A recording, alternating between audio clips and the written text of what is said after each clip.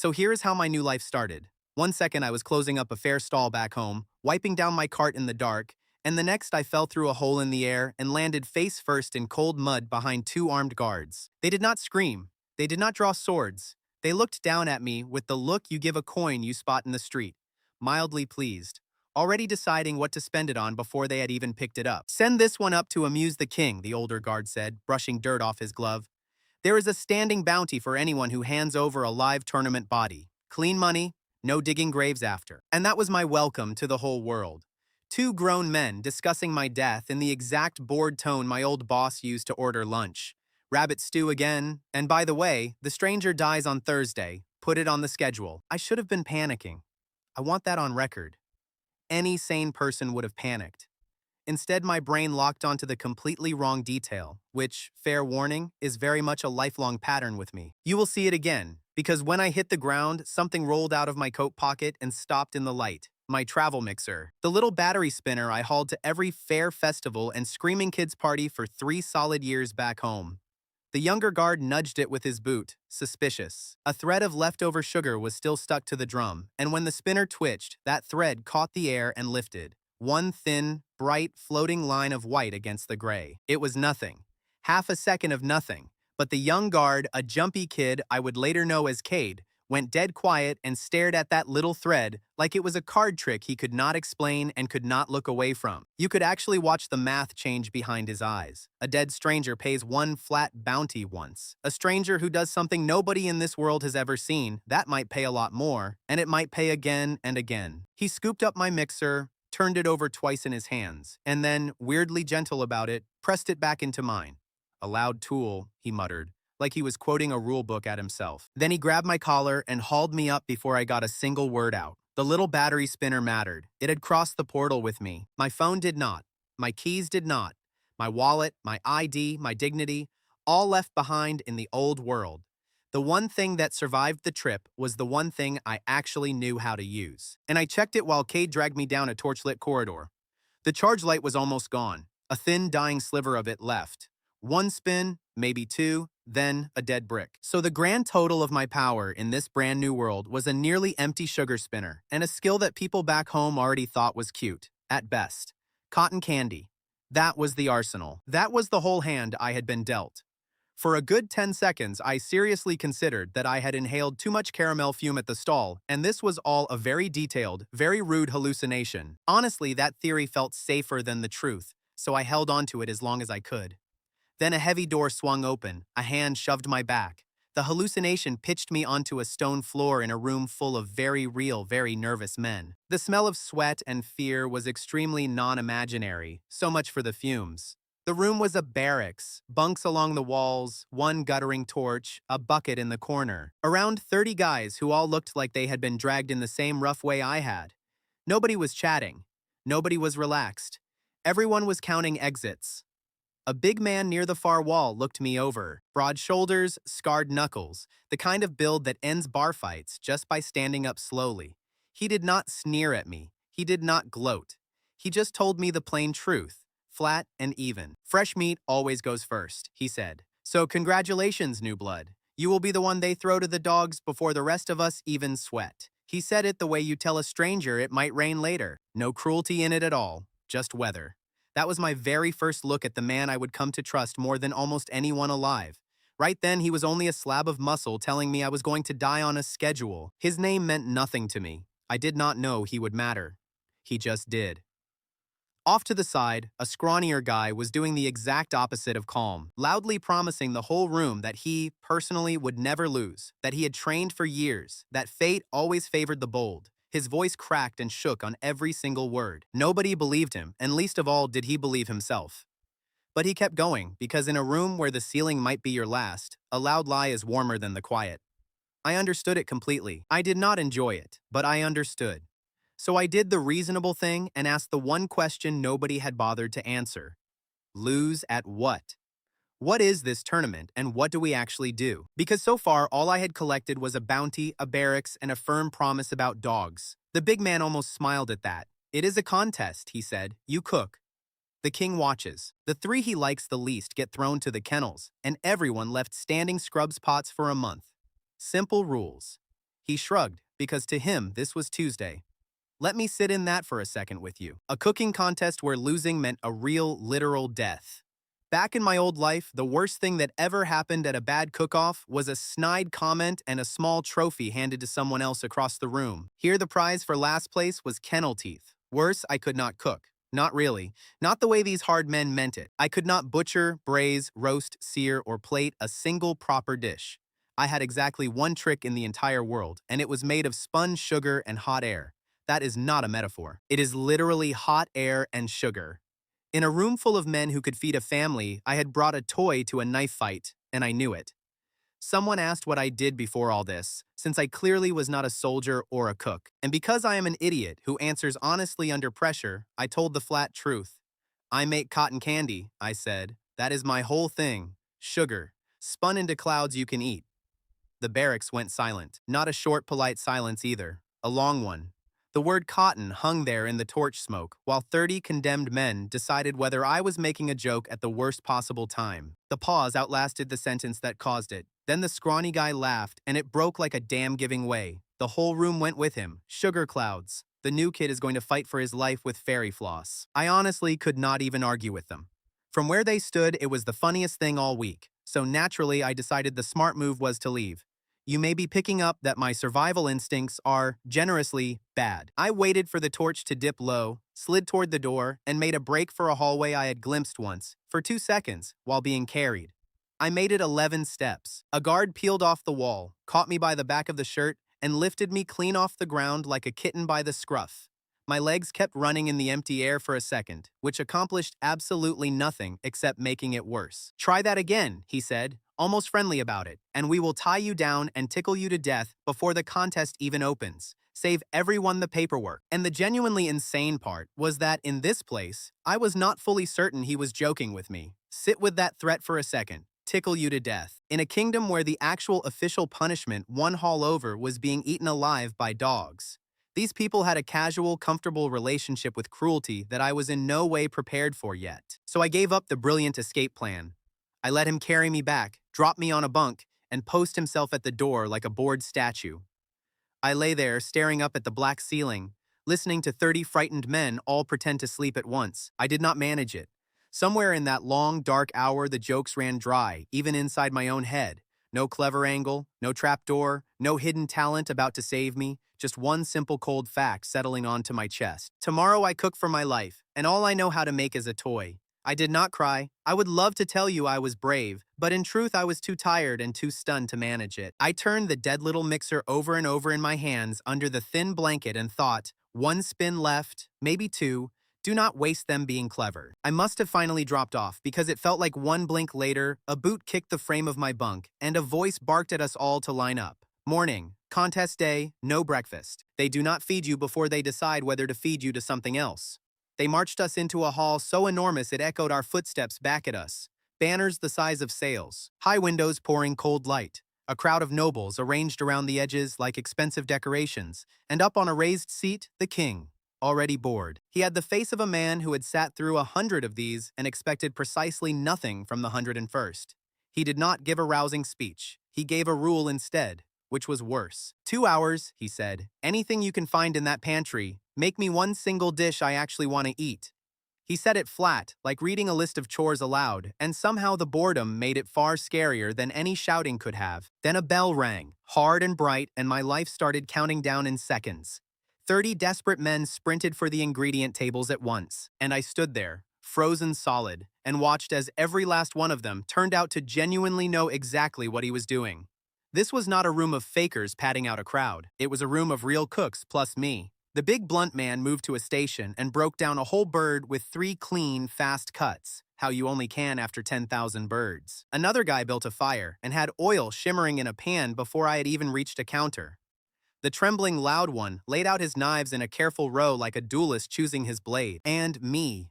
I stood in the dead center of a working kitchen, holding nothing, knowing nothing, while a 2-hour clock quietly ate my life 1 tick at a time.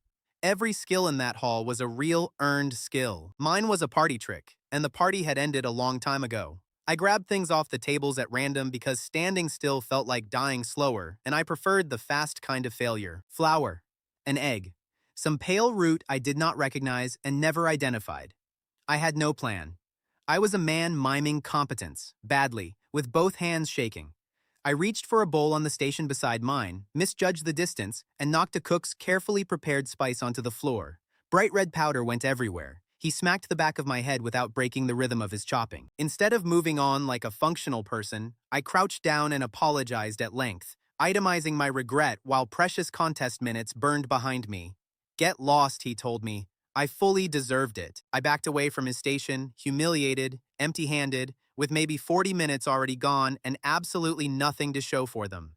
And my hand, doing the thing scared hands do, jammed itself deep into my coat pocket to hide. And in there it closed around the mixer, the dead little spinner with its one charge left. And standing in the middle of that hall, out of ideas and nearly out of clock, I stopped trying to win their game. I could not outcook one single man in that room, so I would quit pretending to. I would do the one thing that was actually only mine. I found the sugar first, a whole barrel of it near the back of the pantry, which in this world was apparently a luxury nobody would dream of wasting on a child's snack. Sugar here was money. I filled a scoop with dry sugar, dragged a small brazier close, and set my near-dead mixer on the table where the high window light could catch it. I warmed the metal head slowly, the way 3 years of fairs had drilled into my hands without me ever noticing it happen. The brazier supplied the heat. The dying battery only had to supply the spin. Too cold, and the crystals would not melt after entering the head. Too hot, and they burned bitter before the threads formed. The warm smell hit the air first, and a few cooks at the nearest stations turned toward it. It was not roasting, it was not baking, it was something sweeter and stranger, and it pulled at people before they even understood they were being pulled. Then I poured the dry crystals into the hot spinner head, said a small prayer to a battery that owed me absolutely nothing, and flicked the switch with a thumb that would not hold still. The mixer coughed. It sputtered. The dying charge light flickered, and then, bless it, it caught and spun. And out of that spinning heat, the threads began. Fine as spider silk, dozens of threads and then hundreds flew from the spinner head and caught on the paper cone in my hand. I turned it slow and even, as I had 10,000 times, while the threads gathered and layered and grew. Nobody in that hall understood how one small scoop of sugar could become a cloud the size of a child's head. The trick was not magic. It was air. You are selling people mostly air, spun so fine it feels like eating a sweet breath, and it looks like you pulled it out of nothing. A cloud, pale and faintly glowing under the tall windows, building on the cone in my hand, bigger than my fist, then bigger than my head. Spun from nothing but cheap precious sugar and a machine on its last breath. Around me the kitchen noise died station by station, like a hand turning down a dial. The trembling loud man from the barracks was closest to me. One day ago, he had laughed the hardest at the fairy floss line. Now he stood there with his knife forgotten in his fist and his jaw hanging open. No sound coming out at all, just watching the white cloud breathe in the light. Up on his board seat, the king moved. He actually moved. He leaned his whole weight forward and reached for the little monocle on a chain at his chest. How a man reaches for a tool when his own eyes suddenly need to be certain of something impossible. "What?" he said. "Is that?" Not a compliment, a demand. I did not get to answer because right at that instant, the 2-hour bell rang out across the hall. Time. Every hand had to go up and off the food at once. So I stood frozen, heart slamming against my ribs, holding a glowing cloud of spun sugar on a stick over a room that had gone completely, dangerously silent. The judging was fast, and it was casual, and it was the single most frightening thing I have ever lived through.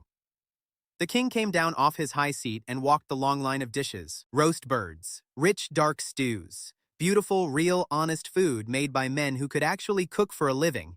He gave each plate one small nod and moved on.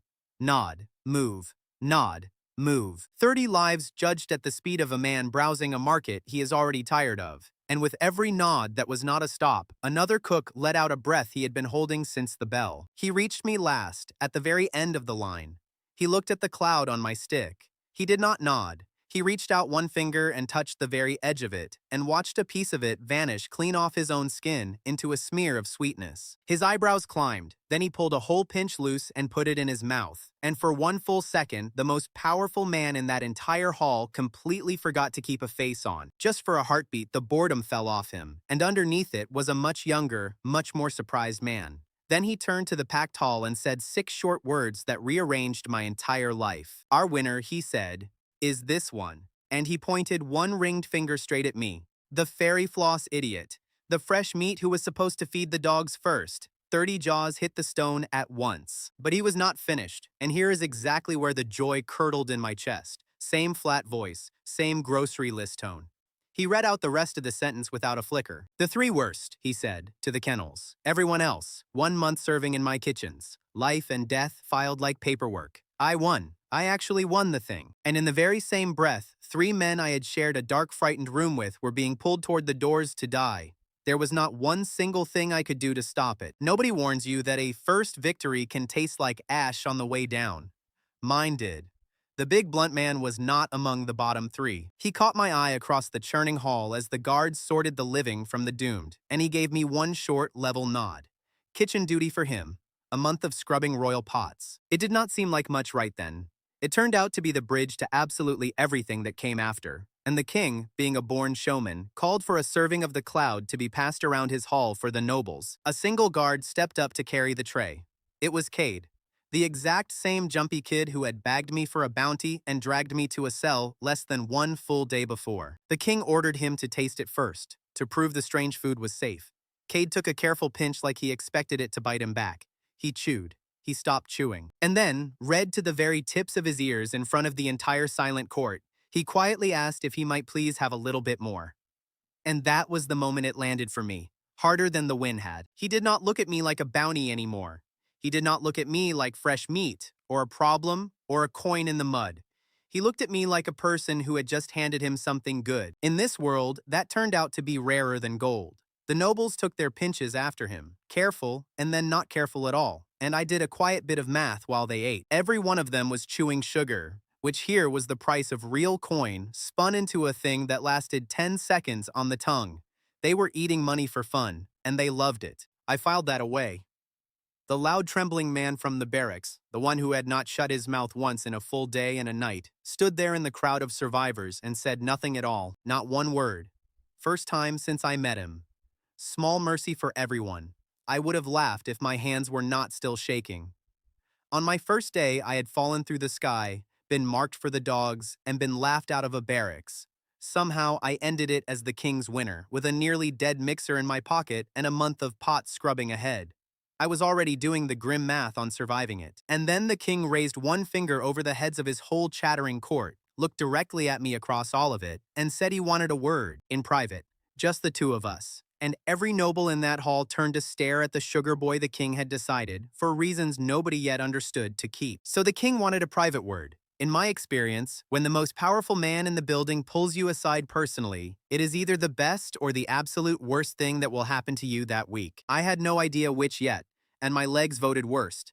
They walked me to the throne room the next morning, and my escort, of all people, was the big blunt guy from the barracks. Gareth, it turned out. On kitchen duty now, hauling trays, looking deeply insulted by every apron in the building. He walked me to the doors and did not wish me luck, because Gareth does not lie for comfort. Inside, the king was waiting on his seat, looking far more awake than he had at the contest. And beside him stood a thin man in fine robes with a stack of documents under one arm and a smile that did not reach any other part of his face. The royal treasurer, a man named Halden. Remember him. I bowed. Then, unsure if once was enough, I bowed again. Then a third time, because now I had built momentum and did not know how to stop. Somewhere around the 4th bow, the king raised a hand and told me kindly that we were past all that. I have never wished harder for a floor to open. Then he told me why I was there, and it was not a punishment. Cotton candy, he said, was to be a royal dessert. Officially, mine. From this day, it carried his name and his protection, and I carried a title to go with it. Court confectioner, or some such words. Temporary, he stressed, but real. Let me translate what that meant for a guy who, 2 days earlier, had been priced out like livestock. I went from expendable tournament stock to a man with an official rank in a royal court in the span of 1 spun cloud. My hands were still stained from the contest. It did not feel real. It was. Around the edges of the room, the nobles who had watched me win were now watching me get a title, and you could see them reassessing the sugar boy. Yesterday, a curiosity. Today, a name on a royal roll. In a court, that shift is worth more than the money, because money you can lose in a night and a name follows you into every room after. But the shiny title did not fix everything, and I knew it even while I was bowing badly. My mixer was running on fumes. The contest had burned most of what little charge was left, and now the light barely flickered. Enough for a short spin or two, maybe, on a good day, before it gave out for good. A royal rank in a craft powered by a battery, counting down to 0. Very on brand for me so far. I barely had time to feel the ground move under me before the treasurer Halden glided forward with his documents. "Just a formality," he murmured. "A standard contract to make everything proper and legal." He set it on a small table, dipped a pen, and held it out to me like a gift. "Sign here, and it is all official. And here is a thing about me you should lock in early. I do not read the fine print, not because I am careless. Because in my old world, the fine print was usually about data cookies and gym memberships, not my soul. I reached for the pen, ready to sign whatever the nice man in the nice robes had written. To rush me along, Halden kept talking. "So sorry to hurry," he said, "but we must not waste the king's precious time on paperwork." Every polite word was another small hand pushing me toward that pen. Even I, dense as I am, felt the push. I did not understand it yet. A word about Gareth on kitchen duty, since it matters. The man had survived a death tournament and was now, by royal sentence, peeling vegetables for a month. He hated it with his whole soul. He carried trays like they had personally wronged him and treated every cook in that kitchen like a suspicious officer. A warrior, undone by soup. That is when Gareth, who was supposed to be standing quietly by the door doing kitchen escort duty, decided he had opinions. He stepped closer, and he was still holding a long carving knife from the kitchens. Because nobody had told him to put it down, and Gareth does not volunteer to be unarmed. He did not threaten anyone. He genuinely did not mean to. He stood near the little contract table holding a knife the length of my forearm, looming like a wardrobe. Halden the treasurer went a shade paler and lost his rhythm for once. In that half-second of quiet, my eyes drifted down to the page. I do not know what made me read it. Maybe the pause. Maybe Halden's smile finally slipping. But a line near the bottom caught my eye, and something in it felt wrong the way a step feels wrong in the dark. So I did the one thing Halden clearly did not want. I read it out loud. Slowly. "Full and eternal transfer of the recipe and method to the crown," I read. "With no right of transfer to any third party, including the author and the author's heirs." I stopped. I read it again, because surely I had that wrong. I did not have it wrong. In plain words, I would be signing away the right to ever make my own cotton candy again. I learned something in that throne room, and it shaped everything after. In this world, the dangerous weapon in the room was not Gareth's knife. It was a sentence, a clause, buried in polite language, that could take everything I had while I smiled and thanked the man holding the pen. Words here cut deeper than steel, and I had almost walked right onto the blade. And think about what that clause actually stole. Not money, not the title, my craft itself, the one skill that had carried me across a portal and out of a kennel sentence. If I had signed, I would have kept the name court confectioner and lost the ability to ever spin a single cloud again. A confectioner who is legally forbidden to confect. They would have owned the only thing that made me worth keeping alive. I looked up at Halden. Halden looked at me with the face of a man recalculating very fast. "That is a strange clause," I said. "It reads like I give you everything and keep nothing, even the part where I cannot use my own craft." He reached out smoothly to take the document back. "Let me just clarify the wording," he said, "for accuracy." Gareth, who does not do subtlety, said the quiet part at full volume. "Sounds like a lie," he told the treasurer, flatly, to his face, in the throne room. I nearly swallowed my own tongue. You do not call a royal official a liar in front of the king. Gareth did not know that rule, or knew it and did not care, and honestly, both are very him. Halden recovered his smile like a man snapping a bone back into place. "This is standard," he said smoothly, "for all royal masters. Every craftsman who serves the crown signs the very same terms." It was said with total confidence. It was also, I would learn within the hour, a complete and deliberate lie. And up on his seat, the king, who had been letting all this play out with the bored patience of a man watching a card game, slowly lifted his head. "Standard," he repeated. "Not a question. More like a man tasting a word to see if it had gone off." His eyes moved from Halden to the document to me, and the whole room got colder. Halden pressed anyway, because he was committed now. He pushed the pen closer to my hand and reminded me warmly of how generous the king was being. How ungrateful hesitation might look, how simple it all was if I would just sign. And I was tired, bone tired. 2 days of near death does that. For 1 weak second, I nearly signed just to make the pressure stop. That is when Gareth saved me, and he did it in the least heroic way imaginable. He turned to set his tray down, and, entirely by accident on purpose, dropped the whole thing. Cups, a jug, a plate, all of it crashing across the stone between me and the table. The pen jerked out of my reach. The moment broke. Everyone flinched. It bought me maybe 3 seconds, and that was enough. The king was on his feet now, and he was not bored anymore. "Bring me the document," he said. Not to Halden, to me. "Show me the exact clause," the boy read aloud. And the temperature of Halden's entire future dropped about 40 degrees in one sentence. Gareth, meanwhile, was down on one knee gathering broken cups and apologizing with the theatrical sincerity of a man who has never been sorry for anything in his life. "So clumsy of me," he said. Dusting his enormous hands like dropping a loaded tray had been strenuous labor. I owe him for that one. I owed him for a lot of things, and we were only on day 2. The king read the clause himself. Then he read it twice more. Then he looked at his own treasurer with an expression I would not want aimed at me for all the sugar in the pantry. "Standard for all royal masters," he said. "Show me one other contract with this line in it. Just one." Halden opened his mouth and produced no contracts and no words. "A scribe's error," Halden tried at last. "A copying mistake, nothing more. It will be corrected at once." And the whole court, which had been drifting in to watch, heard a royal treasurer explain away theft as a typo. It did not land. You could feel it not landing. His voice got thinner with every word, and the silence after it was worse than any shout. And the court saw it. That was the part Halden could not undo. 24 nobles had watched the royal treasurer try to rob the king's new confectioner in the king's own room and get caught doing it by the boy he was robbing. Whispers moved along the walls. A man like Halden lives on being trusted with the numbers, and in one morning a piece of that trust cracked in public where everyone could hear it. The king did not shout either. He did something far better. He called for a fresh pen, and he crossed out the poison clause himself in his own hand, in front of everyone. Then he wrote in a new line, and as he wrote it, he named the law behind it out loud. Almost offhand, how you cite something everyone is supposed to already know. "By the old craft decree," he said, "of the year 342, a maker keeps the right to his own method even when the crown holds the license to sell it. That is the law. That is what this contract will say." It was a dusty footnote, a piece of ancient bookkeeping nobody had thought about in years. He said it like it was nothing. "Hold on to it. It comes back." And like that, the trap flipped. I signed a contract that gave the crown the right to sell my cotton candy. It gave me the permanent right to keep making it. My craft still mine by a law older than the treasurer's grudge.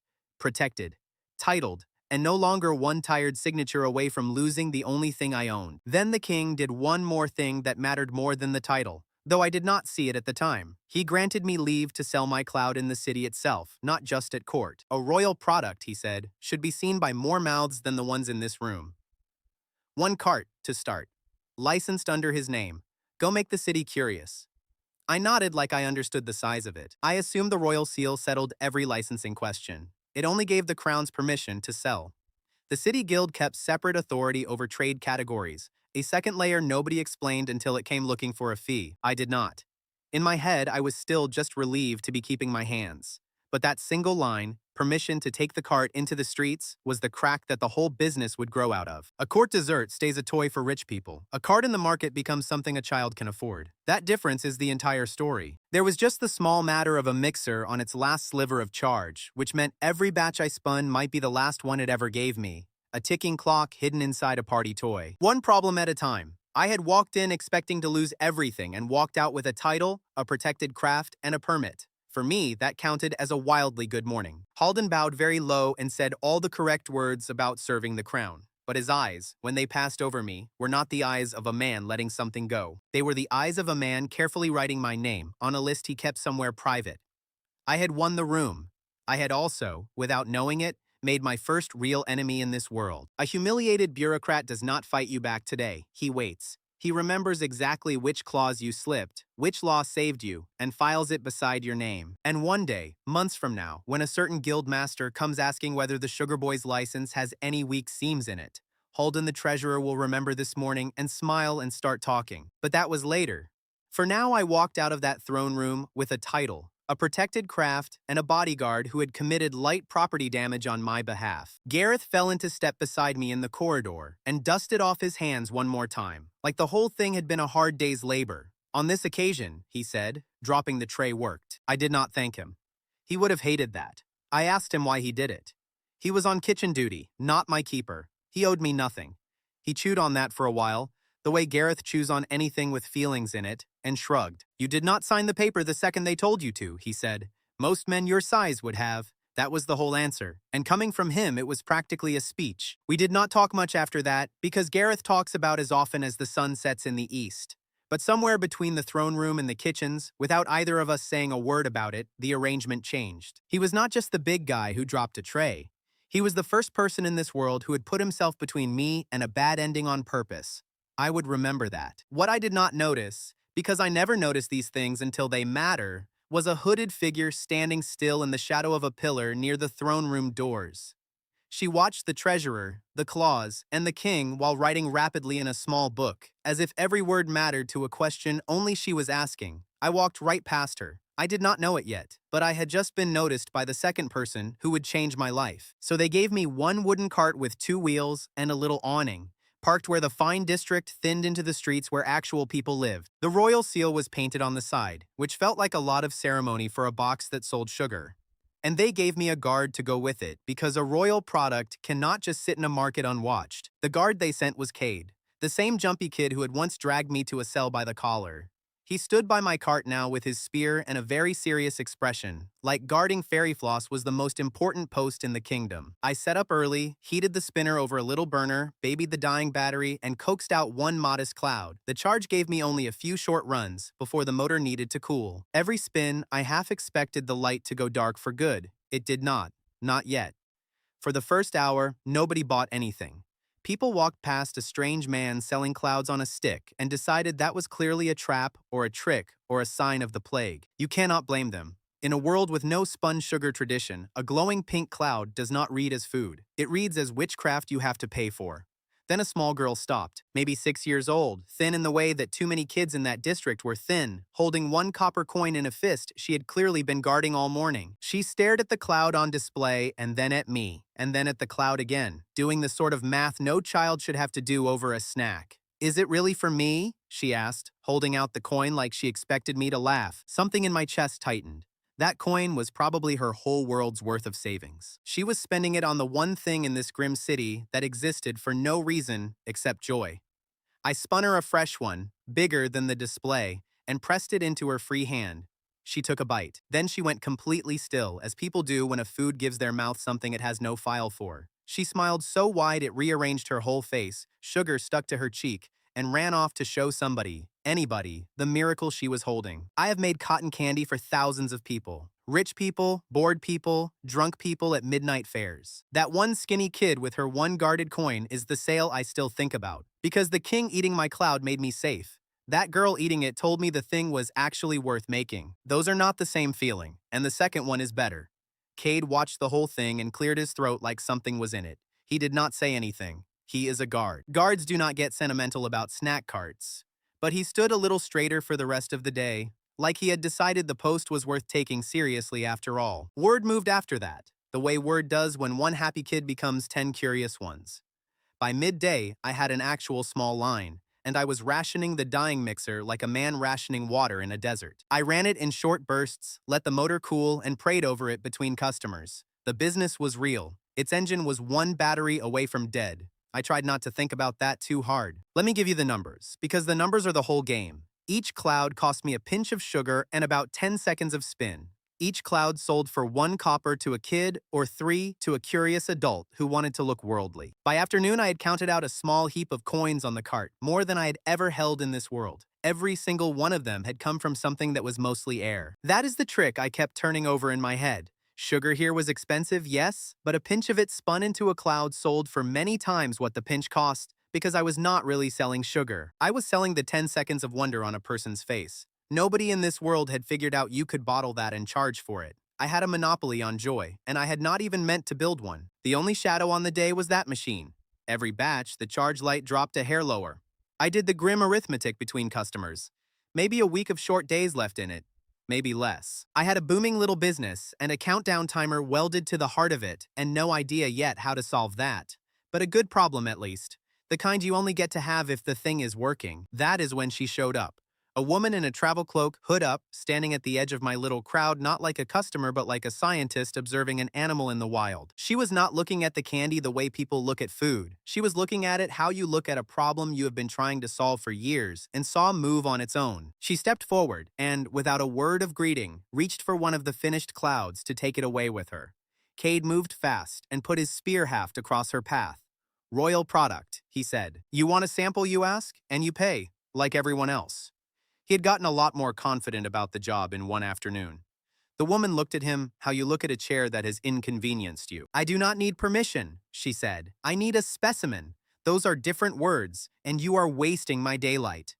And she said it with such total, blank certainty that Cade actually glanced at me, unsure whether the normal rules applied to whatever this was. I did the thing I always do, which is skip the standoff entirely. "Just let her in," I told him. "She can have one." And I handed a cloud straight to the strange hooded woman, mostly because I wanted to see what a person that intense would do with a snack. What she did was pull out a small glass rod, poke the cloud with it, sniff it, and frown at it like it had lied to her. She lowered her hood, and I got my first real look at her. Sharp eyes, ink stains on her fingers, a face that clearly had not slept much, and did not consider that a problem. She looked at me and asked, flatly, how I made a sugar hold that structure without any binding agent or spell. And when I opened my mouth to answer, she was already writing, not waiting for me. Then, before I could get a sentence out, she stepped in close. Very close. She grabbed my wrist, pressed 2 fingers to my pulse, and told me to hold my breath. "This is for science," she added, as if that explained why a woman I had met 90 seconds ago was now standing chest to chest with me taking my heartbeat in the middle of a public market. Neither one of us found the situation strange. She was measuring a variable. I was being measured. 2 people locked in what looked, from the outside, like an extremely forward romantic moment. Inside our heads, it was a lab reading, and a guy wondering if he was about to be diagnosed with something. The crowd, meanwhile, absolutely found it strange. Cade found it strange. I caught a couple of market women exchanging a look, the kind of look that starts rumors, and I understood none of it. Her fingers were cold and precise on my wrist. She smelled like ink and old parchment, and faintly like smoke. "Your pulse," she announced, "is boring." Good. So the effect is in the sugar, not the man. She finally let go of my wrist, made a note, and stepped back to a normal distance, at which point the whole market seemed to exhale. And I want to be plain about my own genius here. A sharp, striking woman had held me by the wrist and stood closer to me than anyone had in months. My entire internal reaction was, I wonder what she means by effect. If you are waiting for me to be smooth about women, you will be waiting the whole story. To be fair to me, she was exactly as oblivious. To her, I was not a man. I was a sugar delivery system that happened to have a heartbeat, and the heartbeat was disappointingly ordinary.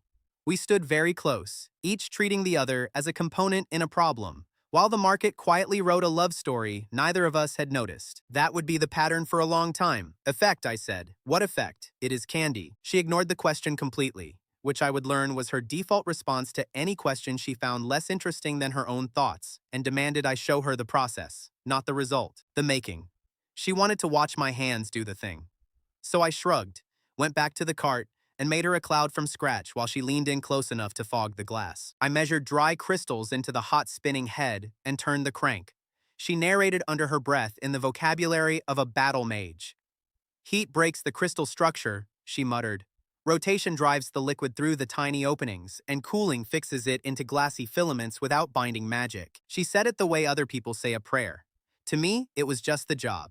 Listen to the crank, keep the heat below the burn point, watch the first threads for yellowing, and adjust until they came out pale and even. 3 years of muscle memory doing a thing my hands could do half asleep. But watching her watch it, I started to see my own boring craft as the strange miracle everyone else saw. She kept stopping me to ask why, and half the time my only honest answer was because that is how you do it, which drove her up a wall. Because something was eating at her, and she said it plainly while the cloud grew on the cone. In her world, everything held its shape through magic, or it fell apart. That was the law. And here was a substance holding a wildly complex structure through no magic at all, just heat and spin and stubbornness. To her, that was not a snack. It was a crack in a rule she had spent her career being told was unbreakable. She did not know yet how deep that crack went. Neither did I. She was mid-mutter, glass rod hovering near the drum, when a voice cut across the market like a slap. There were 3 of them, robed, official, the kind of men who moved through a crowd expecting it to part. The one in front looked at the hooded woman with open disgust. Exiled for heresy, he said, and here you are, experimenting again without sanction.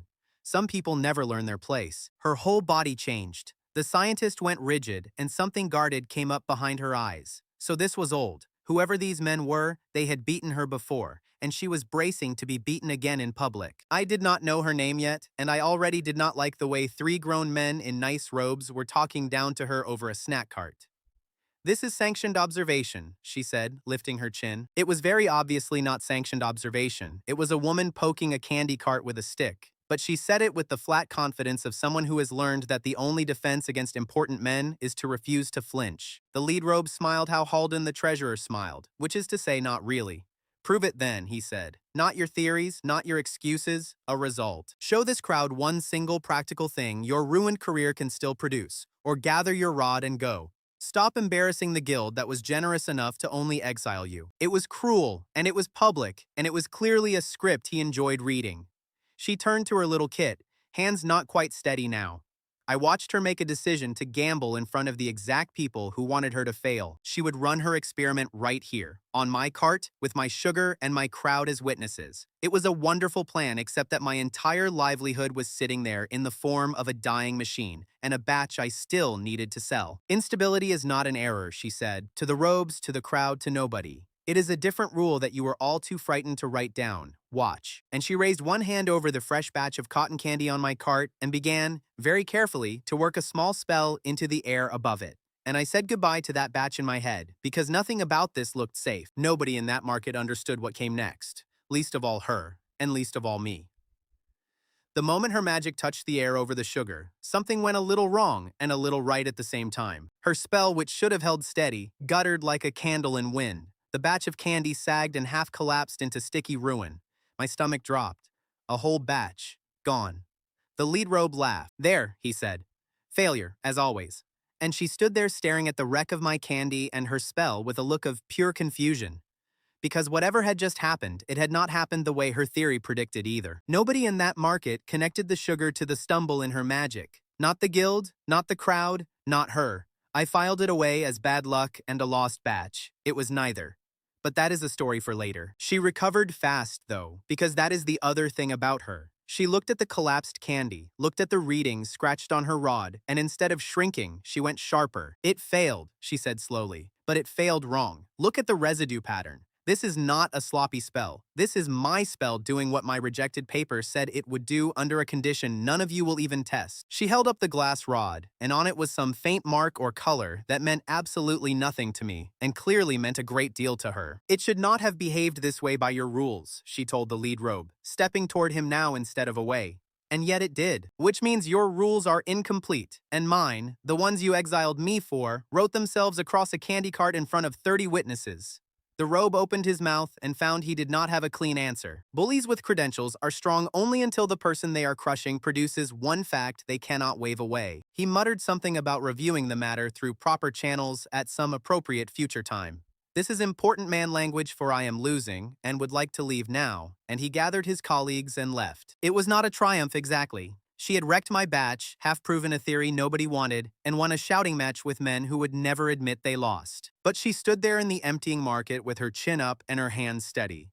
For once since the hood came down, she looked less like a hunted person and more like herself. I should have been furious about the candy. Instead, I handed her a fresh cloud, the last good one on the cart, and asked her name. She looked at it, and at me, like generosity was another variable she did not have data for. Celine, she said at last.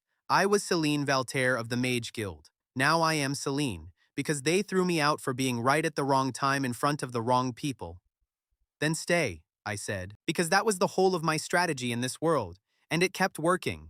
If a person is useful and honest and everyone else has thrown them away, I keep them. She narrowed her eyes, searching hard for the catch, the trick, the hidden clause, the way I had learned to search a contract. She did not find one, because there was not one. So she stayed. Team member number 1, more or less recruited by accident over a ruined batch of sugar. And do not mistake this for charity on my part. Celine was, on day 1, worth 10 of me at the parts of this world I was worst at. She could read a law, argue a magister into a corner, and understand why things worked instead of just that they did. I could spin a cloud. She could tell me what the cloud was. In a kingdom where words and rules were the real weapons, I had just hired someone fluent in both. She started earning it before the sun even set. She looked at my dying mixer, asked 3 sharp questions about how it moved the sugar, and told me the machine was replaceable, but the motion was not. Whatever spun the sugar fast enough and evenly enough would do the job, she said, whether magic, muscle, or a well-built wheel. She did not have the answer yet,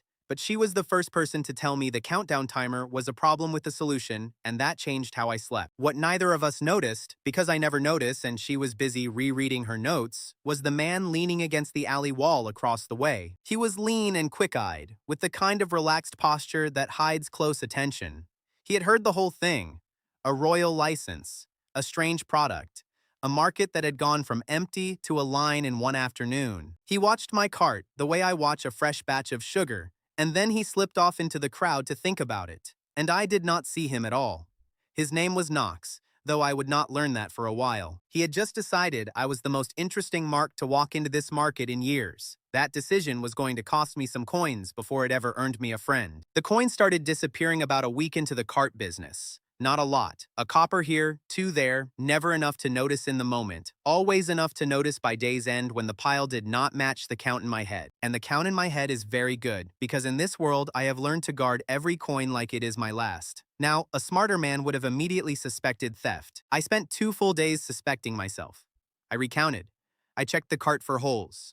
I wondered if I had miscounted change for the morning rush, or dropped coins in the gutter, or was simply losing my mind. This honestly felt on the table given everything else that had happened to me lately. Celine, when I mentioned it, did not even look up from her notes. "Someone is stealing from you," she said, in the tone of a person stating that water is wet. "You are being robbed a little every day by somebody clever enough to keep it small." And she was right, of course, because she is annoyingly right about almost everything, and I hated that I had not seen it first. Gareth solved it the way Gareth solves most things, which is by being enormous and paying attention. Although still on kitchen duty, Gareth spent most days at the cart, glowering at the crowd like a guard dog with opinions about everyone. And on the 3rd day, mid-afternoon, his hand shot into the crowd and closed around a wrist. "Gotcha," he said, hauling out a lean, quick-eyed young man with clever hands and the easy smile of someone who has talked his way out of worse. I recognized him a beat later. He was the one who had been lurking around the market for days, and in his palm, plain as anything, were 2 of my coppers. The young man did not panic. That was the first interesting thing about him. He looked at the huge hand crushing his wrist, looked at the coins, looked at me, and immediately produced 3 separate explanations at once. He was returning them. He had found them on the ground. He was testing my security as a professional courtesy. All 3 delivered in about 4 seconds, none of them compatible with the others. That is a talent, honestly. Most people caught red-handed give you 1 bad lie. This guy gave me a whole menu of bad lies and let me pick my favorite. Later I would learn they called him 2-coin, because his little cons always left the mark exactly 2 coins, enough to walk home on. So nobody ever hated him quite enough to chase him down. Efficient, almost polite, still theft. There was something else under the smile, though, that I only saw because I was looking. When Gareth said the word guards, the kid flinched, not at the grip, at the word. Whatever this cheerful thief was running from, it was bigger than 2 of my coppers. The idea of official hands on him scared him in a way petty theft should not. I did not push it. But I noticed and I remembered, and much later, that flinch would turn out to be the loose thread the whole team nearly came apart on. For now, he was just a caught pickpocket doing the math on how badly this was about to go. And you could see him assume the worst, because in his experience, the worst was the only option ever on the table. People like Knox do not get offered anything soft. They get a beating, a sell, or a missing hand, and they plan their whole lives around avoiding all 3. Gareth wanted to hand him to the guards on the spot. That is the correct move. That is what you do with a thief. And I looked at this quick, clever, entirely unrepentant young man. I did the thing I keep doing in this world that makes no sense to anyone around me. I told Gareth to let him go. Then I made him an offer instead. "Return what you can," I said, "and we will call the matter closed. No guards, no hands cut off, or whatever it is they do here. You give back what is in your pockets, and we start clean." The young man stared at me like I had started speaking a language he had never heard, which, in a way, I had. Fairness was not a dialect he got offered much. He kept looking for the trick. I watched him do it. He turned my offer over from every angle, searching for the hidden clause, the catch, the moment I would laugh and call the guards anyway. It was the exact same search Celine and I had made when kindness looked like a setup. He did not find a catch because there was not one. It is just how I do things. It confuses everybody. Celine, watching the whole thing over the top of her notebook, offered her professional opinion, which was, of course, no help at all. Statistically, he will steal from you again, she said. Reformed thieves relapse at a rate I could cite if you owned any books. Then she went back to writing, having contributed pure discouragement and zero solutions, which is peak Celine. I told her I was aware of the statistics and choosing to ignore them. She wrote that down too. Gareth was not confused. Gareth was furious. "This is a mistake," he said, loud enough for the thief to hear, which was the point. A thief is a thief. He will smile and take your deal and rob you blind the second your back is turned. And I want it on record that from this day, every single time this man is near our coin, I am checking his pockets. Every time. And he meant it. And look, they were not wrong. That is the uncomfortable part. Every sensible person in that market would have handed Knox to the guards, and every one of them could have justified it. I was the only one betting the other way, on a hunch that a man who has only ever been treated like a criminal has never once had the chance to be anything else. It was a gamble.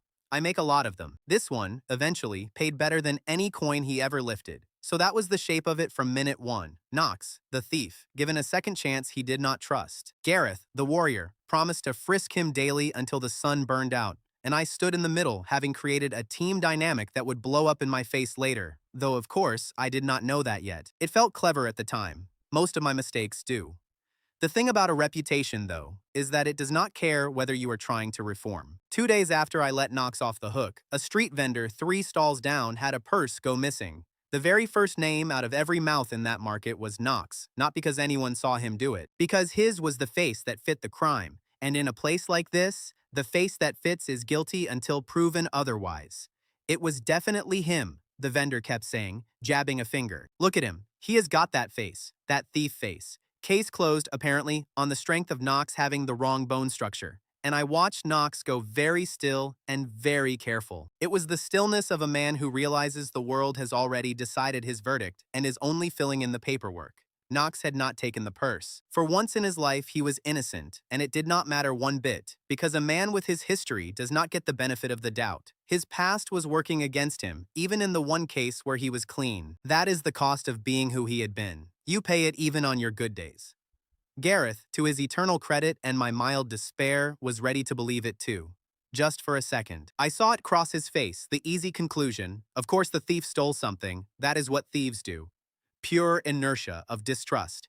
He caught himself, but Knox saw it too, and something in the kid's expression closed like a door. Even the people giving him a chance were half a breath from writing him off. So Knox made a decision. He was not going to argue his innocence because arguing never works when your face is the evidence. He was going to prove it. He was going to find the actual thief himself and drag the truth into the light where even that loud vendor could not miss it. And to do that, he was going to use every dirty skill his old life had ever taught him for the first time in the service of the truth. Watching Knox work was genuinely something. He read the market like I read a batch of sugar. He knew which alleys a cut purse would run, which fences would be buying today, how a guilty man moves differently through a crowd than an honest one. He picked a target out of the swarm within an hour, a nervous type edging toward the back lanes. He shadowed him with a grin I can only describe as deeply, criminally delighted. He explained his craft to me as he tracked, low and fast, because apparently a thief loves an audience as much as a chef does.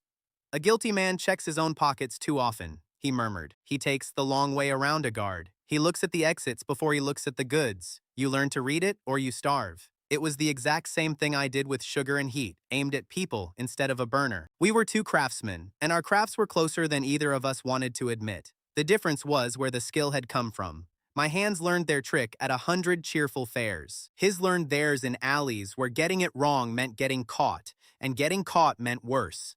Same precision, very different classrooms. And for the very first time in who knows how long, he was pointing that hard-won precision at something that would make people glad, instead of something that would make them poorer. He told me about it later, still gleeful. Do you know how good it feels, he said, to use all of this for something clean for once? My whole life these hands got me chased. Today they are going to get me believed. And there was something under the joke, something raw, that I filed away without comment. He had spent years being the villain of every story he was in. He had found out he could be the one who solves it. The reveal was a piece of theater, and Knox knew how to stage it.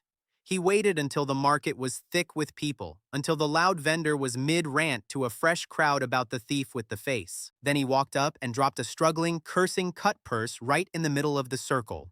The stolen purse still tucked in the man's own belt where anyone could see it. "Here is your thief," Knox announced, to the whole market, loud and clear and enjoying every second. "And while you were all busy admiring my face, I was busy catching him. You are welcome." The real cut purse squirmed, and the vendor turned an interesting shade of red, and the crowd did that slow turn from one villain to another. Knox stood in the center of it, arms crossed, vindicated and radiant. It was a proper comeuppance, the small public kind. The vendor who had been so certain now had to eat every word in front of the same crowd he had performed for. And the man he had condemned on sight was the one who had done his job for him. Nobody apologized to Knox, of course. Nobody ever quite apologizes to a man like Knox. But the market saw. In this world, being seen is most of the battle. Knox did not expect a few of the same people who had been ready to hang him an hour earlier to look at him differently. Because a man who catches thieves is useful to have around a market. He had walked in as the usual suspect and walked out as the guy who found your purse. That is not nothing. In a place that had only ever handed him suspicion, he had just traded a little of it for something rarer.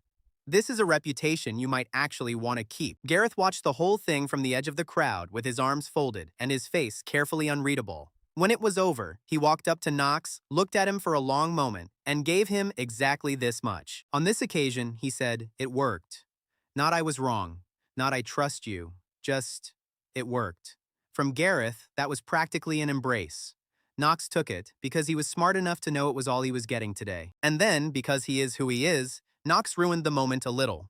As the real thief was hauled off, Knox slipped one small trinket out of the man's pocket, quick as breathing, and made it vanish into his own sleeve. "A little something," he said when he caught me watching, "for my trouble." Even while proving he was more than a thief, his hands kept the old habit. Old habits do not die because you had a good day. That was Knox. Alley number 2, recruited the same way I recruit everyone, by refusing to throw away a person the world had already discarded. He had skills none of the rest of us had. He could move unseen, read a crowd, find what was hidden, and talk his way into or out of anything. In a story that was going to get very dangerous very soon, those hands were going to save all our lives more than once.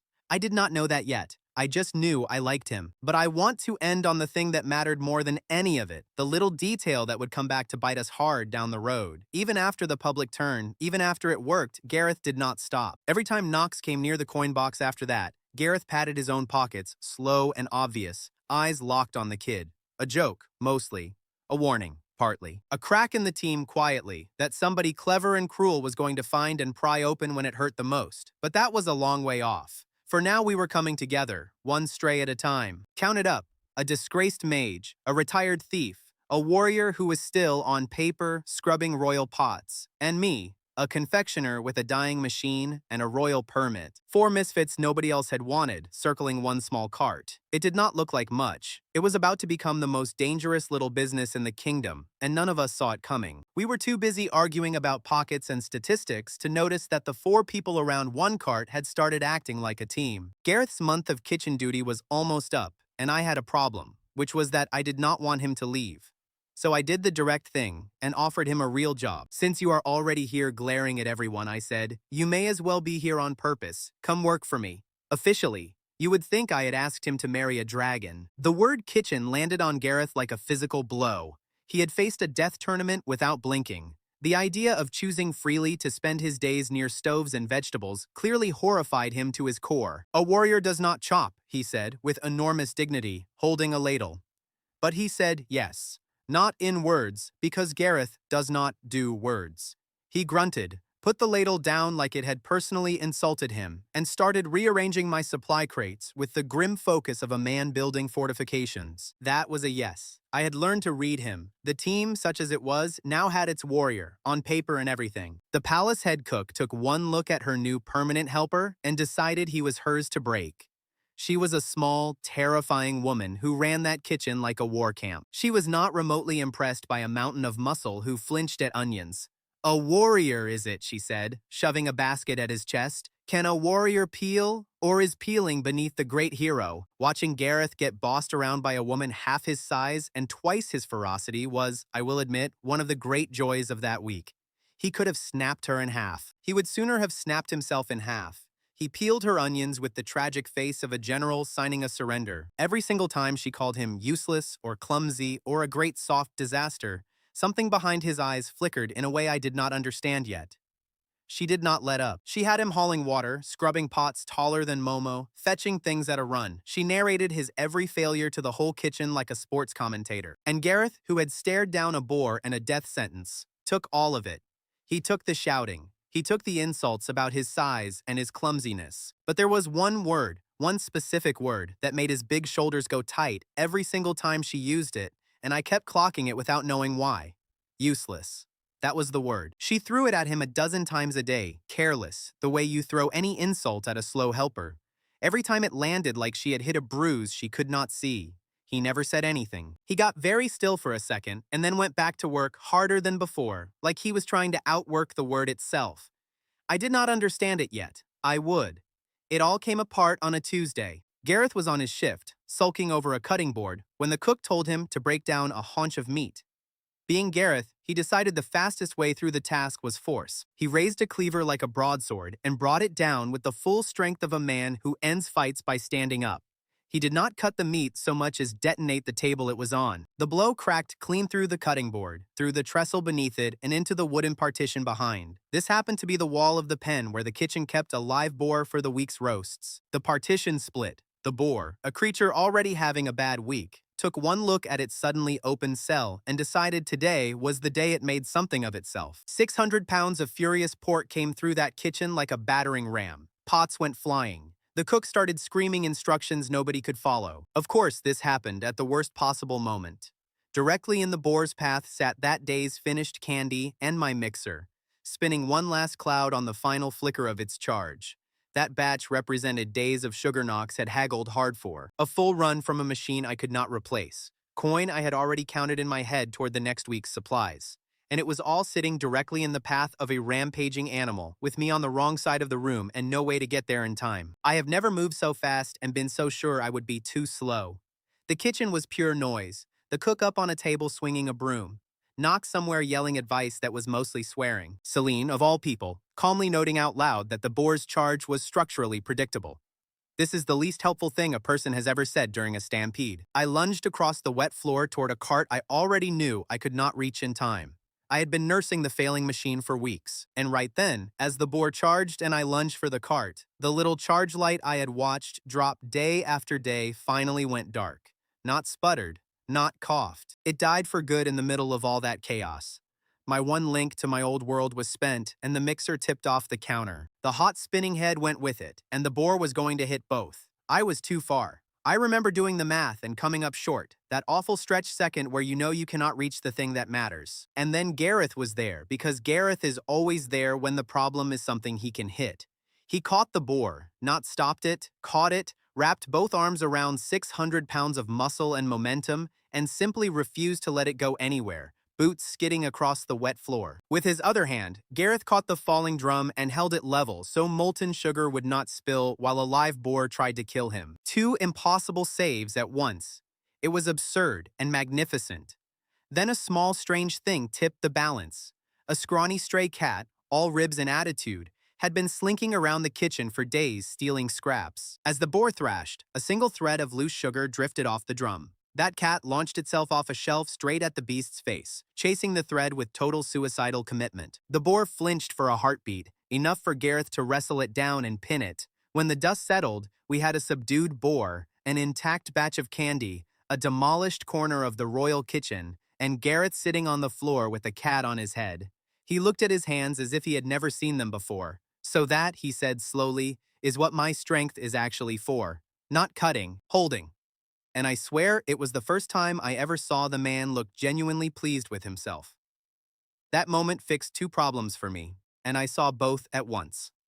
The first was the boar, obviously. The second was bigger. My mixer was dead. Truly, finally dead. The thing that made everything possible was gone, and there was no replacement in this world. Except I had watched the dead spinner head continue to rotate freely from momentum after the battery stopped, held safely in Gareth's hand, and something clicked. The motor supplied rotation. Nothing about that rotation required electricity. Celine had told me that weeks ago at the cart, and now I understood. Whatever turned the head fast and evenly would work. Magic, muscle, or a well-built wheel.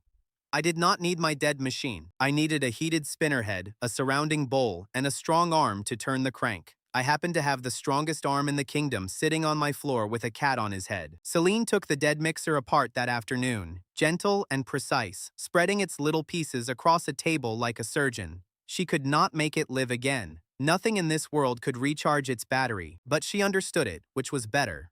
The burner already gives us heat, she said, tapping the drum.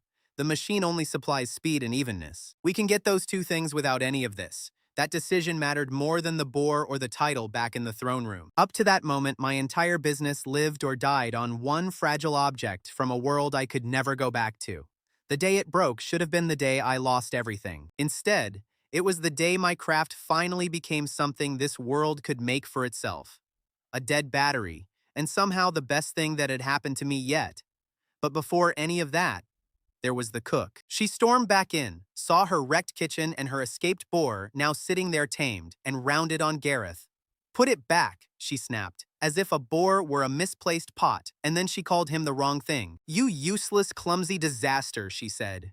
And the whole warm moment froze, because Gareth stood up, gently set the cat down, and looked at that small, furious woman with an expression that had gone somewhere far away and old. "Do not," he said quietly, "call me useless." His voice was not loud, it was worse than loud. Everyone in the kitchen went still. "Just do not call me that. The rest, whatever it is, I will explain some other day, not today." And then he would not say another word about it. I caught Knox looking at me, eyebrows up, and I gave the smallest shake of my head. Whatever that was, whatever old wound the word useless pressed on, it was not mine to dig at, so I let it lie. Knox, bless him, broke the awful silence with a joke about the boar filing a complaint, and the moment passed. But I filed it away. Gareth had a crack in him shaped exactly like that word, and one day I would learn why. For now I fell back on the one move I know how to do with a hard day, which is feed people. That night, for once, the four of us sat down together with no crisis in the room. No contract, no thief hunt, no boar, just a table, a warm meal, and the strangest little family a portal ever assembled. I looked around at them and said the truest thing I had. "Thank you," I said, "for staying. None of you had to." Celine, unable to accept a simple feeling without dissecting it, began explaining texture and dissolution rates until Knox told her to say, "It tastes good like a normal person." She said tastes good as if it physically pained her, and Gareth laughed, a short, rusty sound. It was, honestly, perfect. The cat stayed too. It had wandered in after Gareth, curled up near the fire like it owned the place. When it stole a piece of candy straight off Celine's plate, nobody had the heart to throw it out. Knox named it Momo, for no reason he could explain, and the name stuck, and that was that. Momo was ours, our fifth and furriest member. A cat with excellent taste in snacks and, it would turn out, a few secrets of his own. There was one odd thing that night, so small I almost missed it. When Momo swallowed his stolen bite of candy, a faint spark ran through his fur for half a second, gone before I could be sure I saw it. Just the firelight, I told myself. Celine did not even look up. Nobody thought a thing of it. Why would we? It was a cat, and a sweet and a warm fire. We had no idea we were looking at a clue, and it would be a long time before we understood. The next morning we got to work, properly, as a real team for the first time. The palace smith and I built the answer to the dead mixer, an iron spinner head and bowl on a wooden frame, driven by a hand crank instead of a battery from another world. Gareth took the crank like he was born for it. And the best part, the part that changed everything, was that we could build more of them. My craft was no longer trapped inside one irreplaceable machine. It was ours now, reproducible, local, free. Everyone found their place in it that morning. Gareth turned the crank steady and tireless, a warrior with a purpose that did not involve peeling. Celine worked out how to store the finished clouds against the damp so they lasted the day. Knox, using his powers for good again, tracked down surplus sugar at honest prices from sellers who did not know they were undercutting the market. Momo appointed himself guardian of the sugar sacks, murdering mice with the same commitment he brought to stealing candy. The scale of our leap was clearest in the numbers. 1 week ago, 1 cart, 1 dyeing machine, a few dozen sales a day between long, nervous pauses to let the battery cool. Now, 3 carts, 3 spinners any strong arm could turn, and a supply of cheap, honest sugar knocks kept flowing. We had gone from a business that could end with one dead battery to one that could grow. By the end of that week, we had 3 carts built, stocked, and ready to roll out at dawn. A week earlier, I had been rationing one dying machine between customers. Now we had a craft we could reproduce and scale with local parts and the people at that table. I went to sleep feeling, for once since I fell through the sky, that I was building something that would last. Across the city, a guildmaster named Doran was already asking questions at court. He was well-dressed and soft-spoken, the kind of powerful man who never raises his voice because he has never had to. He stood among the courtiers and asked, with mild, poisonous curiosity, exactly who had licensed a common street vendor to supply the crown. Whether anyone had really thought that through, nobody at that court knew to warn me. I was 3 carts and a warm dinner into thinking I had finally won, and Doran, who had noticed that a nobody with a sugar cart was making the kind of money that guilds consider their sacred birthright. He smiled his soft, patient smile and began a plan that would take us months to survive. I had no name for him yet. Soon I would know it far too well. 3 carts change everything. 1 cart is a curiosity. 2 carts are a lucky run. 3 carts rolling through the market every morning with 3 lines of happy customers are a business. 3 little rivers of copper flowing into my box instead of into anyone else's. That is a business. And a business that size does not go unnoticed by the people who think they own all the business in the city. For a while, those 3 carts were flying. Kids saved their coppers for us. Grown adults invented reasons to walk past the fine district into our streets. On a strong day, the 3 carts together moved more clouds than I could count without Celine's help. The coin box actually got heavy enough that I started thinking about a 4th cart, a real shop, a future. For about a week, I let myself believe it was going to be simple. It is never simple. The bigger you get, the more you show up on the maps of people who draw maps of who to crush. Somewhere in a guild hall, a ledger had noted that an unlicensed nobody was pulling real money out of a market the guild considered its private garden. Gardens in this world have high walls and sharp men to guard them, so I should not have been surprised when a man in guild colors marched up to my main cart, unrolled a scroll with great ceremony, and read a complaint against me. I was surprised anyway. Optimism is a disease, and I have it bad. Street trade without a guild license, he read in the flat drone of a man who has read 1,000 of these, is a direct violation of the merchant's charter. Subsection this, appendix that, as amended in some year before I was born. The statute he was quoting was so old and so long that he actually lost his place twice reading it and had to start a sentence over. That should have told me something, because I did not know one thing yet. That specific dusty clause, that exact obscure subsection, had not been dug up by accident. Someone had handed it to the guild, gift-wrapped, someone who had spent a few weeks nursing a grudge and waiting for his moment. Halden the treasurer, the man I had humiliated in the throne room, had found a use for me. He had whispered my weak spot to a guildmaster named Doran, and the machine had started to turn. I did not connect any of that at the time. All I saw was a bored official telling me I had a set number of days to answer the complaint or lose the carts. The royal seal authorized the sale, but the guild charter separately governed trade categories inside the city. That deadline was short. Everything in this world moves quickly when it is trying to ruin you, and slowly when it is trying to help. We took the notice back to the base and did what any sensible small business does when the paperwork comes for it. We panicked, briefly, and then we tried to just pay whatever we owed. Knox was actually optimistic about it. There is always a fee, he said, with the confidence of a man who has bribed his way out of everything. Bureaucracy always has a price. We find the price, we pay the price, we go back to selling clouds. Easy. So Knox marched down to the guild hall with a fat, honest, beautifully counted bag of coins to pay for a license. He came back 2 hours later, looking like a man who had argued with a wall and lost. They would not take the money. Not would not, he said, bewildered. Could not. He kept saying it. They physically could not take my money, and I have never been so insulted in my life. The clerk had told him something, and it is the most this world thing I ever heard. A fee, the clerk explained, can only be accepted once a product is assigned a license category. And cotton candy, being a thing that had never existed here before, had no category. It was not a confection under their rules. It was not a baked good. It was not a preserve or a drink or a medicine. It fit no box on any form. With no box to tick, there was no fee to charge, and without a guild fee, they could not register the trade. Knox acted the whole thing out for us at the table, and honestly, it belonged on a stage. He had offered the coins. The clerk had recoiled from them. He had offered more coins, thinking maybe it was a bribe negotiation, which he understood, which he was good at. The clerk had recoiled harder. At one point, Knox swore he had left the money on the counter and walked away. The clerk chased him down the hall to return it, defeating a thief by refusing to be paid. "They will take your money for anything," Knox said, still stunned. "Anything. I have bribed guards, judges, a priest once.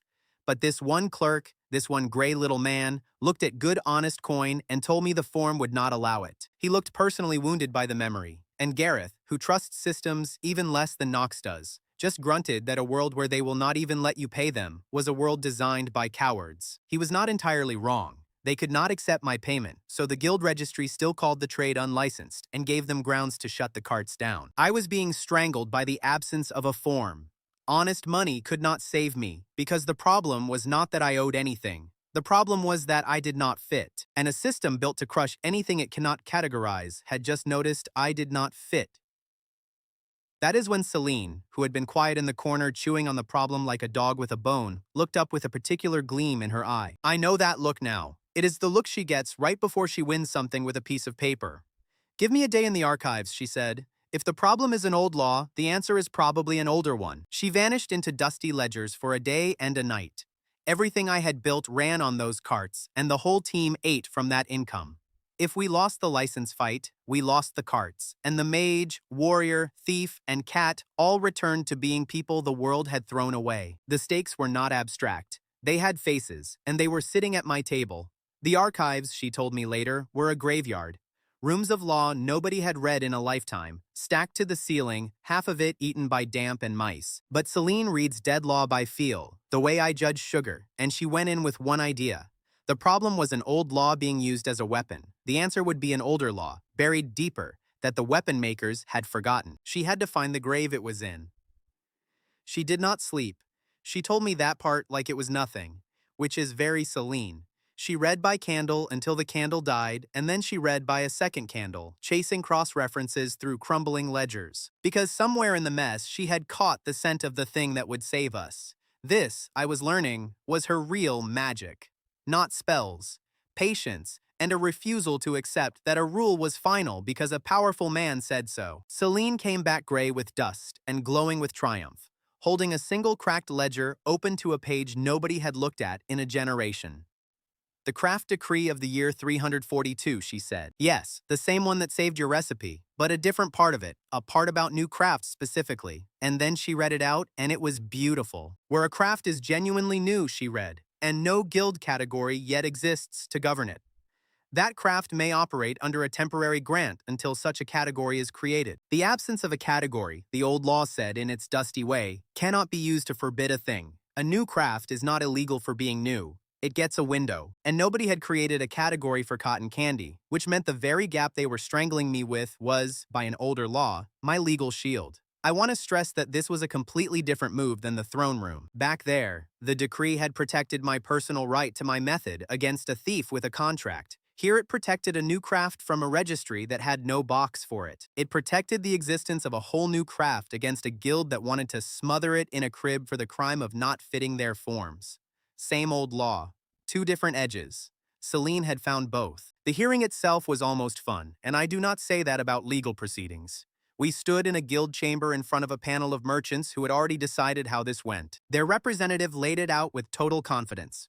"Show us," he said, "the clause that says a new product is free from license." "You cannot, because it does not exist. The law is the law." And he smiled, because he thought he had already won. Gareth stood beside me the whole time, trying to intimidate a room full of bureaucrats through sheer presence. Arms folded, glaring, radiating the promise of violence at a hearing about paperwork. It did not help legally in any way. It did make me feel better. And somewhere at the back of the chamber, half in shadow, a well-dressed man I did not know watched the whole thing with calm, patient eyes. Doran, come to enjoy the show he had arranged. I did not know his face yet. Their representative pressed his case hard, because he thought it was already won. He talked about tradition, about order, about the danger of letting any street peddler decide he was above the guilds. He was good at it. He painted me as a threat to the whole natural order of commerce, a crack in the dam, and half the panel was nodding along before he even finished. For a few minutes there, watching those merchant faces harden against me, I genuinely thought we were going to lose the carts. What he did not count on was that his entire argument rested on one word: The word illegal. That Celine was about to prove that word did not apply. He had built a tall, confident tower on a foundation of a single missing category, and she was not going to argue with the tower. She was going to walk over and quietly remove the one stone at the bottom and let the whole thing fall on its own. Then Celine stepped forward and read her clause. Decree of 342, she said, clear and even. Where no category exists, a new craft cannot be closed for the lack of one.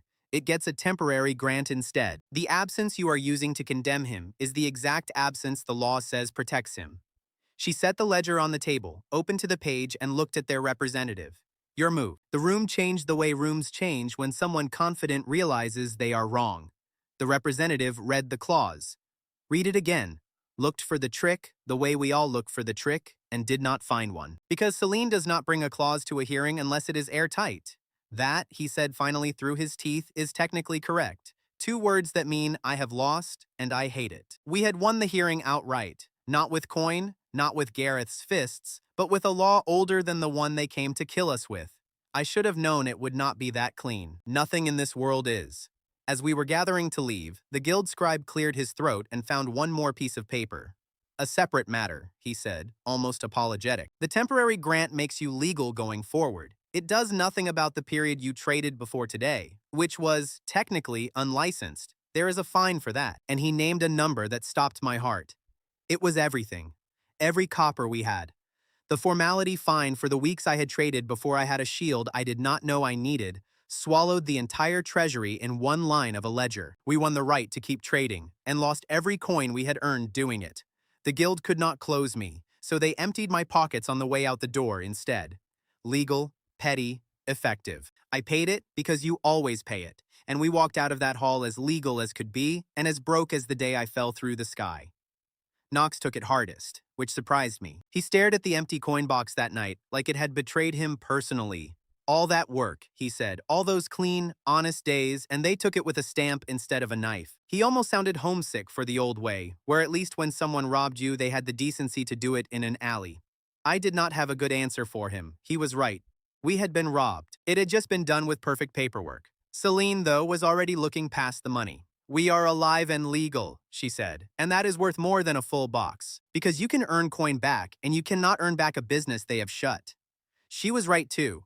We had lost the treasury and kept the thing that made treasuries. Standing in front of that empty box did not feel like a win, but our defense had knocked something else loose. Word of the hearing reached the crown, and the king's advisors drew a conclusion I never would have. If the sugar craft was important enough to fight over in a guild court, it was important enough to show off, a royal product that foreign courts had never seen. And so the crown decided to hold a grand reception, an international one, with the envoys from other kingdoms invited to witness the marvel the king had discovered. My clouds, on the biggest stage in the land. I did not fully grasp what that meant. To me, it sounded like a very fancy version of the cart. More mouths to feed, more people to make happy. Maybe a chance to earn back the coins the guild had just taken. Celine understood better, and she went quiet in a way I did not like. Envoys, she said slowly, from everywhere, including Ashrain. And she said the name Ashrain, how you say the name of a storm you can see building on the horizon, but cannot yet do anything about. I asked her what was so bad about Ashrain. She did not fully answer, because she did not fully know yet, only that Ashrain was the kind of kingdom that did not attend a reception to be charmed. They attend, she said, to measure, to weigh what you have, and decide whether it is worth taking. We were about to lay everything we had, my whole strange miracle, on a table in front of those eyes, gift wrapped under bright lights with a smile. Money makes you a target for guilds, she said, but wonder makes you a target for kingdoms. And you, Yuto, are about to show a room full of kingdoms something none of them have ever seen. I told her that sounded like a good problem, the kind you only get to have if you have already won a little. She did not laugh. That was the first time I felt the ground under this whole thing shift from small and local to something much larger and much less safe. There was also the small matter that we were broke. The guild fine had cleaned us out, and a royal reception is not a place you show up to empty-handed. We needed sugar, and good sugar, and a lot of it, to make a showing worthy of the king's name in front of foreign courts. So the reception was not just a stage, it was a gamble we could not afford to lose, right when we had the least to lose it with. Knox went hunting for credit. Gareth built more spinners. Celine planned the display like a battle. The invitations went out. The court began preparing for a spectacle. And I threw myself into the work of it, Because work is what I do when the world gets too big to think about, still not understanding that I'd been handed the stage on which my little sugar business would stop being local and start being something whole kingdoms would want to own. And Doran, our patient shadow at the back of the hearing, did not look like a man who had lost. That was the part that should have scared me if I had known to look. He had filed a complaint, watched it fail in court, and walked away smiling.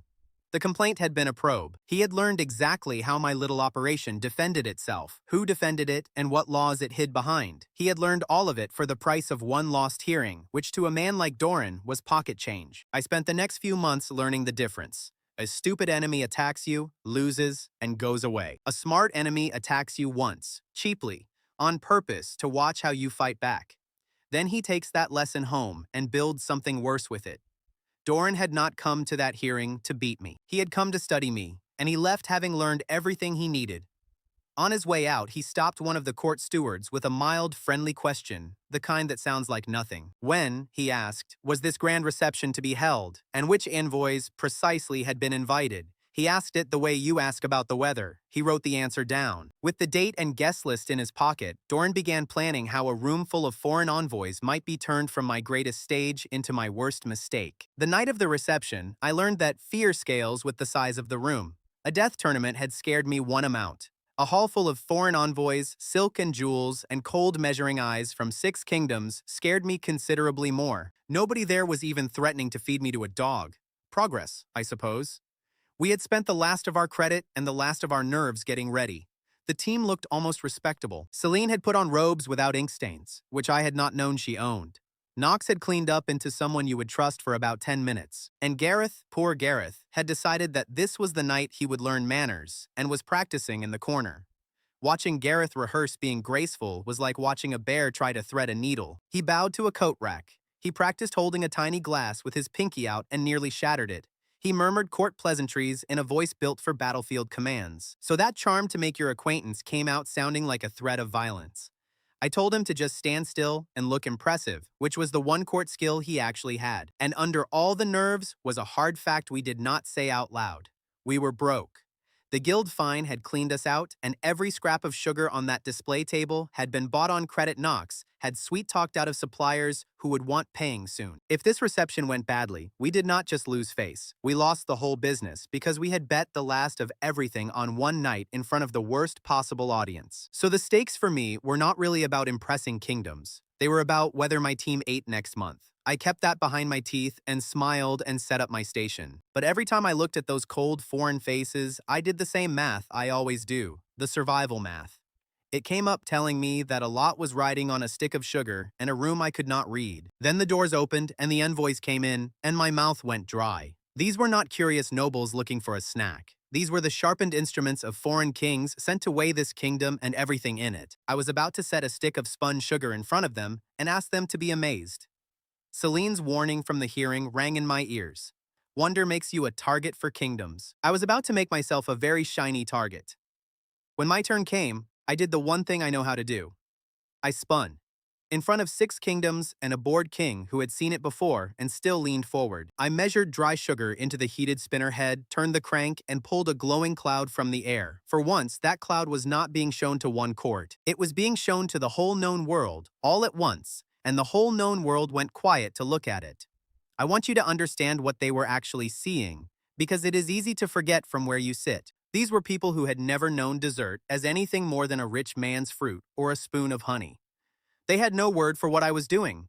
Sugar was climbing into the air, becoming light and structured enough to hold. To them, it looked very close to a small controlled miracle on a stick. And I leaned into it, because if there is one thing 3 years of fairs taught me, it is that the show is half the sale.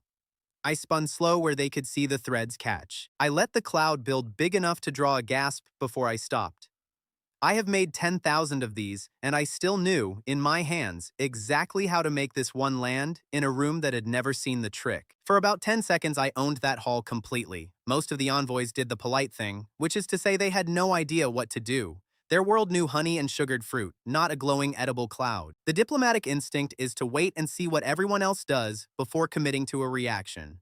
So they hovered. They studied me studying them. Nobody wanted to be the first to either praise or dismiss a thing they did not understand, in case it turned out to be beneath them or above them. And then one man decided to be first, and he decided to be cruel about it. The envoy from Ashrain, a lean, elegant man named Cyril, with a voice like poured oil, looked at my cloud, and then at the assembled court, and let out a small, caring laugh. A child's treat, he said, loud enough for every kingdom to hear, at a table meant for the business of adults. How charming that this court measures its triumphs in candy. It was a beautiful piece of cruelty, and it landed. You could feel the room recalculate. A moment ago, they had been intrigued. Now, the most confident man present had labeled my life's work a toy. Half of them shifted to follow his lead, because that is what people do at these things. They do not have opinions. They rent them from whoever seems surest. And Cyril seemed very sure. In one sentence, he had turned my grand debut into an embarrassment, and he had done it with a smile. Gareth beside me went a dangerous shade of red. I could see him deciding whether diplomacy or the envoy's jaw was more important, and I put a hand on his arm before he could weigh in with his fists. Trying to help, Gareth attempted a smooth, courtly wave toward the display and knocked a full tray of sample cups from a servant's hands. The crash echoed through the silent hall. Perfect, just perfect. I did what I always do when a room turns against me. I ignored the temperature of it entirely and went back to the work. I did not argue with Sorrel.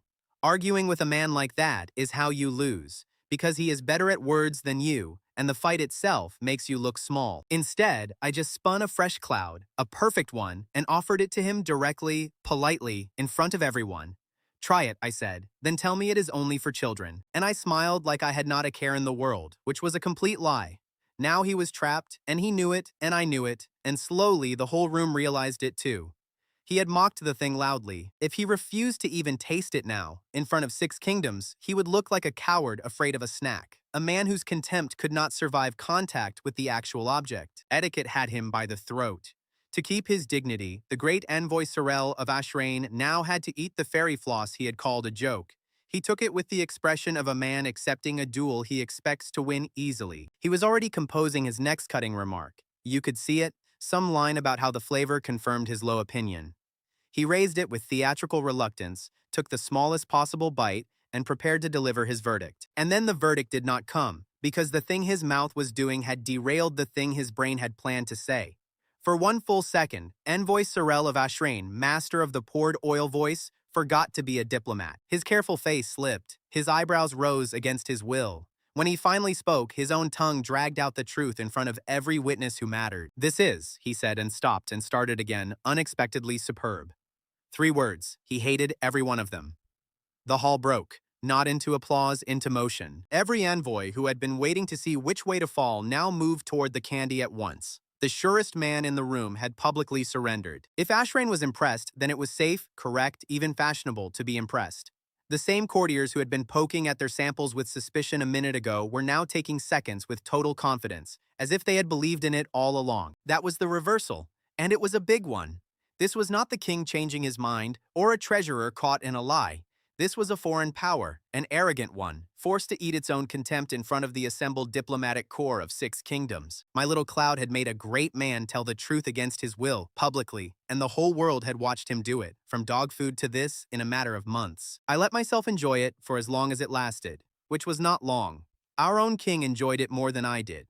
He had watched a rival kingdom's sharpest envoy come into his hall to look down on him and leave having publicly praised the king's own discovery. That is worth more to a monarch than any treaty. He caught my eye across the room and gave me the smallest nod. I understood that whatever else happened, the crown's protection over me had just gotten a great deal stronger. My candy had made the king look good in front of the world. Kings remember that. And the orders, right then, were suddenly very good for us. Envoys who would not have looked twice at a street sweet were now asking, through their aides, whether arrangements might be made to bring some of this marvel home. In the space of one evening, my broke little business had gone from begging credit to fielding interest from foreign courts. If the night had ended there, it would have been the best of my life. It did not. I failed to notice that Sorel stayed behind after tasting the candy. Envoy Sorel did not leave after he tasted it. He lingered. And his lingering was not the happy loitering of a man who found a snack he liked. It was the careful attention of a man who had just seen something valuable and was now quietly figuring out how it worked and where it came from and what it might be worth to the right buyer. He came back to me, all charm now, and asked questions. Such an interesting method, he said. Wherever did you learn it? Is it difficult to reproduce? Could it be made at scale, do you think? In quantity? What exactly is in it, beyond the sugar? Each question sounded like polite reception chatter. Each one was a hand patting me down for something to steal. Delighted that even prickly Ashrain had come around, I answered warmly and told him more than I should have. I thought I was talking about candy with a new admirer. Nox saw it. Of course Nox saw it. A thief knows the shape of another man casing a target. He watched the envoy's polite interrogation with a slowly darkening face from across the room. He started working his way toward me through the crowd to pull me aside, to tell me to shut my honest mouth. But the hall was thick with bodies, and the envoy was already bowing his elegant goodbye by the time Nox reached my elbow. Too late. He gave me a look that said we would be talking later. We would. He explained it to me afterward, slow, like I was a child, because to him I was being one. That man, Nox said, did not ask you a single question a customer asks. Customers ask if it is sweet. Customers ask the price. He asked how it is made, whether it scales, what is in it besides the sugar. Those are not the questions of a man who wants to buy your cloud. Those are the questions of a man who wants to make it himself and never pay you again. And I had answered all of them, cheerfully. Someone had admired the thing I made, and my dumb, grateful heart had opened right up. Nox was not angry. He looked tired, like a man who has spent his life reading danger and landed among people who cannot read it at all. You are going to get us robbed one day, he said, by being nice to the wrong person. He was righter than either of us knew. The reception wound down. Cyril took his leave with a bow so correct and cold it was almost an insult, thanked the king for a most educational evening, and swept into the night with whatever he had collected already tucked behind his eyes. I waved him off like a fool, waving at a departing friend. I had shown my whole hand to a professional, and I would not understand that for weeks. And there was another set of eyes on the whole exchange that I noticed even less, because they belonged to a man I still did not know to fear. Doran, the patient guildmaster, had come to the reception too, because of course he had, and he had watched the entire arc of it. He had seen his rival humiliate Ashrain and win the room, and where a lesser enemy would have seethed at my triumph, Doran saw an opportunity glittering inside it. Because Doran had watched Sorel's face during those probing questions. Doran, who reads greed the way Celine reads law, understood exactly what the envoy really wanted. Not candy. The secret of the candy. And a foreign power that hungers for something you have is not a threat to your enemy. It is a tool. All it needs is a little push in the right direction, and a whisper of the right poison to point it where you want it aimed. So Doran did what Doran does. He drifted over to the departing envoy with a warm, conspiratorial smile. Two powerful men finding each other at a party, and offered a small diplomatic courtesy. A word of friendly advice, he murmured, from someone who knows the local situation better than the court will admit. It was all delivered as helpfulness. It was a knife wrapped in silk. Impressive, is it not? Doran said, nodding toward my display. A shame the court omitted the guild report. The first public batch coincided with an unexplained spell failure, and the method is said to be unstable in the wrong hands. He let the documented incident carry the lie. Sorel now had one real anomaly to attach to Doran's suggestion that the candy concealed uncontrolled power. Then he bowed and left the envoy to think about it. And it worked, which was the terrible part. I watched from across the room, understanding none of it, as Cyril's expression shifted. Before Doran's whisper, the envoy had wanted my product. After it, he wanted something far more dangerous. To a man like Cyril, unstable and unsafe were advertisements. They mean powerful and uncontrolled, and a kingdom like Ashrain does not fear power it cannot control. It covets it. Doran had turned my greatest night into the first spark of a war, and none of us had the faintest idea. I went home that night on top of the world. I told the team we had won, that even Ashrain had bowed, that this was the night everything changed. And I was right, just not in how I meant. Everything did change that night. It just did not change in my favor, and it would be a long time before I understood that the applause and the danger had been the exact same sound. But the last thing that happened that night belonged to Celine, and it was quiet, and it was the most important thing of all. She had been near my station during the demonstration, and she had felt something, a small wrongness. The low background hum of her magic had stuttered when she stood close to the spun sugar. She had felt it once before, months earlier at the cart, when her spell guttered and a batch collapsed. Everyone, including her, had blamed sloppy casting. It mattered because her ruined career rested on one argument. Celine's whole ruined career had been one argument, that magical instability was not a flaw to be stamped out, but a rule nobody had bothered to read. They had thrown her out for it. And now, twice, She had watched her magic do something impossible in the presence of one ordinary substance. No one, not the guild, not the court, not even her, had thought to ask why. She stood in the emptying hall, turning a scrap of leftover sugar over in her fingers, her own magic reaching out to it and flinching back in that same odd way. I watched something click behind her eyes that had nothing to do with the party. "Wait," she said softly, to no one, to herself. That was not just a coincidence. Once is an accident. Twice, in the exact same conditions, is a rule. And she closed her hand around the sugar and said nothing to any of us. I did not even notice her doing it, which is almost funny. The first clear glimpse of the secret that would drag two kingdoms into war appeared quietly in the corner of a party while I waved goodbye to the man who would use it against us. He tucked a scrap of sugar into his sleeve and left. She decided, right there, to test it herself, alone, before she breathed a word. Because if she was right, if a common street sweet did to magic what she thought it had done twice, then this was not a discovery she could afford to be wrong about, or to hand carelessly to a world already circling us like wolves. She slipped the sugar into her sleeve and she began in secret to chase the thread that would eventually pull the whole world down on our heads. She did not tell me. She did not tell anyone. And for once, keeping a secret was the right call, because the thing she was about to find was the kind of truth that gets people killed. But that, as always, is a story for later. Celine kept her secret for about a week before it got too big to hold. Then one night, she sat us all down at the table, spread her notes out with the seriousness of a woman confessing a crime, and said, "I need to test a hypothesis. It is going to sound insane." Knox assumed it was about money, because every thought Knox has ever had eventually arrives there. "Is it a way to make more clouds cheaper?" he asked, already leaning in. Celine gave him a flat look and said no. It was about the fundamental relationship between sugar and magic. Knox lost interest so visibly it was almost rude. Gareth waited. Momo sat on the notes.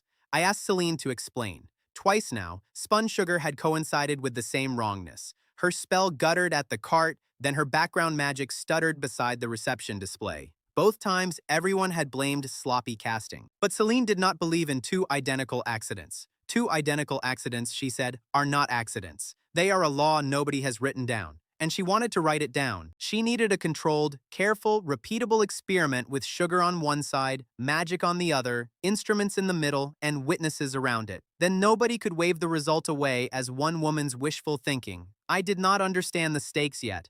I thought we were doing a fun science project. I said yes immediately because I always say yes to Celine, and because I had no idea I was agreeing to light the fuse on a war. Gareth had one question, and it was a good one. "If this is real," he asked slowly, "if your sugar can do things to magic, does that make Yuto's candy a weapon?" Celine did not answer right away, which was itself an answer. She said she did not know yet whether it was a weapon or a shield, or just a curiosity. That this was exactly why she wanted to find out, with control, before anyone else did it loudly without any. It was the wisest thing anyone said that whole week. We should have listened harder. The court leased us a workshop in the service quarter behind the palace kitchens, outside the inner grounds, but close enough for approved witnesses to attend. And there was one thing I only understood much later. One of those approved observers was not what he seemed. A new court scribe had joined the staff recently, a quiet, forgettable man who sat in corners and wrote things down. He had quietly gotten himself onto the list of allowed witnesses for the experiment. He was Ashrain's man, the envoy's assistant, planted after the reception, wearing the perfect disguise of a boring clerk. And Gareth, whose instincts are better than his manners, did not like him. He kept watching the scribe with narrow eyes, because something about the man's diligence felt off. But every time Gareth looked, the scribe was just writing down the most harmless things imaginable. The weather, the furniture, the number of chairs, pure innocent tedium. This was of course the cover a good spy would choose. He could see the show. He could not see the science. And that distinction was about to matter more than any of us knew. Gareth even said something to me about it, low, while Celine sat up. "That one," he muttered, "watches like a soldier and writes like a clerk, and men are usually only one or the other." I told him the palace had approved the witness list, and there was nothing to be done. And anyway, the man was writing down furniture. Which was true. That was the genius of it. The spy in the room was not stealing a formula. He was confirming, for a foreign king, that the miracle was real, and you cannot arrest a man for writing down that a thing exists. I think about that a lot. We were so worried about protecting the method and the numbers that it never occurred to me how dangerous simple confirmation could be. That it was real. That sugar could tame magic. A kingdom does not need your recipe to want your head. It only needs to believe the prize is worth the war. And that belief walked out of our lab that day tucked inside a clerk's boring little notebook. We were nearly ready to begin when the door opened and my least favorite kind of person walked in. Celine went stiff beside me. He was old, immaculate, robed in the colors of the Mage Guild, and he looked at her the look you give a stain you thought you had already cleaned. Professor Merrick, her old mentor, the man who had trained her and then led the charge to have her exiled when her theories embarrassed him, and he had come to watch her fail again. He did not even pretend to be neutral. Your little demonstration at the cart, he said, loud enough for every witness to hear, was a single result, which any first year knows is worthless. A coincidence in a market. If you want anyone serious to believe your heresy, girl, you will have to show reproducibility, under observation, right now. Prove it happens twice on command, or admit it never happened at all. It was cruel, and it was also, annoyingly, correct science, which is the worst kind of cruel. Celine answered him in the exact same tone he used on her, ice for ice, and it was a thing to behold. Reproducibility, she said, is precisely what I intend to demonstrate. I am glad you came, Professor. I would hate for you to hear about this secondhand. Watching the two of them talk was like watching two blades measure each other, all cold courtesy over a decade of buried fury. He had wounded her badly once. She was about to make him watch her be right. She told me their history later, in pieces, the way she tells anything that hurts. He had been her teacher, the one who saw her talent first. When her ideas grew past his and threatened the theories that had made his name, he had not celebrated her. He had buried her, led the vote to exile her, called her a danger, took the safe path of destroying the student rather than admitting the teacher might be wrong. So when I say she wanted to be right in front of him, understand it was not petty. It was a decade of being told she was mad, about to be answered in one clean blast. She began the experiment, and I found myself pulled into helping. Because a good demonstration needs steady hands, and mine are the steadiest in the room when sugar is involved. She would work the magic, I would manage the sugar. And we bent together over the small setup on the table, her measuring her spell. Me feeding in the spun sample at the exact moment she called for it, close, focused, the whole room holding its breath around us. And then it happened. The small, stupid human thing that I still remember more clearly than the science. She called for the sample, and we both reached for it at the same instant, and my hand landed on hers on the little glass dish, just for a second. Her fingers were cold, mine were warm, and for one heartbeat, neither of us moved. Then we both yanked back and mumbled something about nerves, about the tension of the experiment. Both of us instantly and firmly deciding that the jolt we had just felt was scientific anxiety and absolutely nothing else.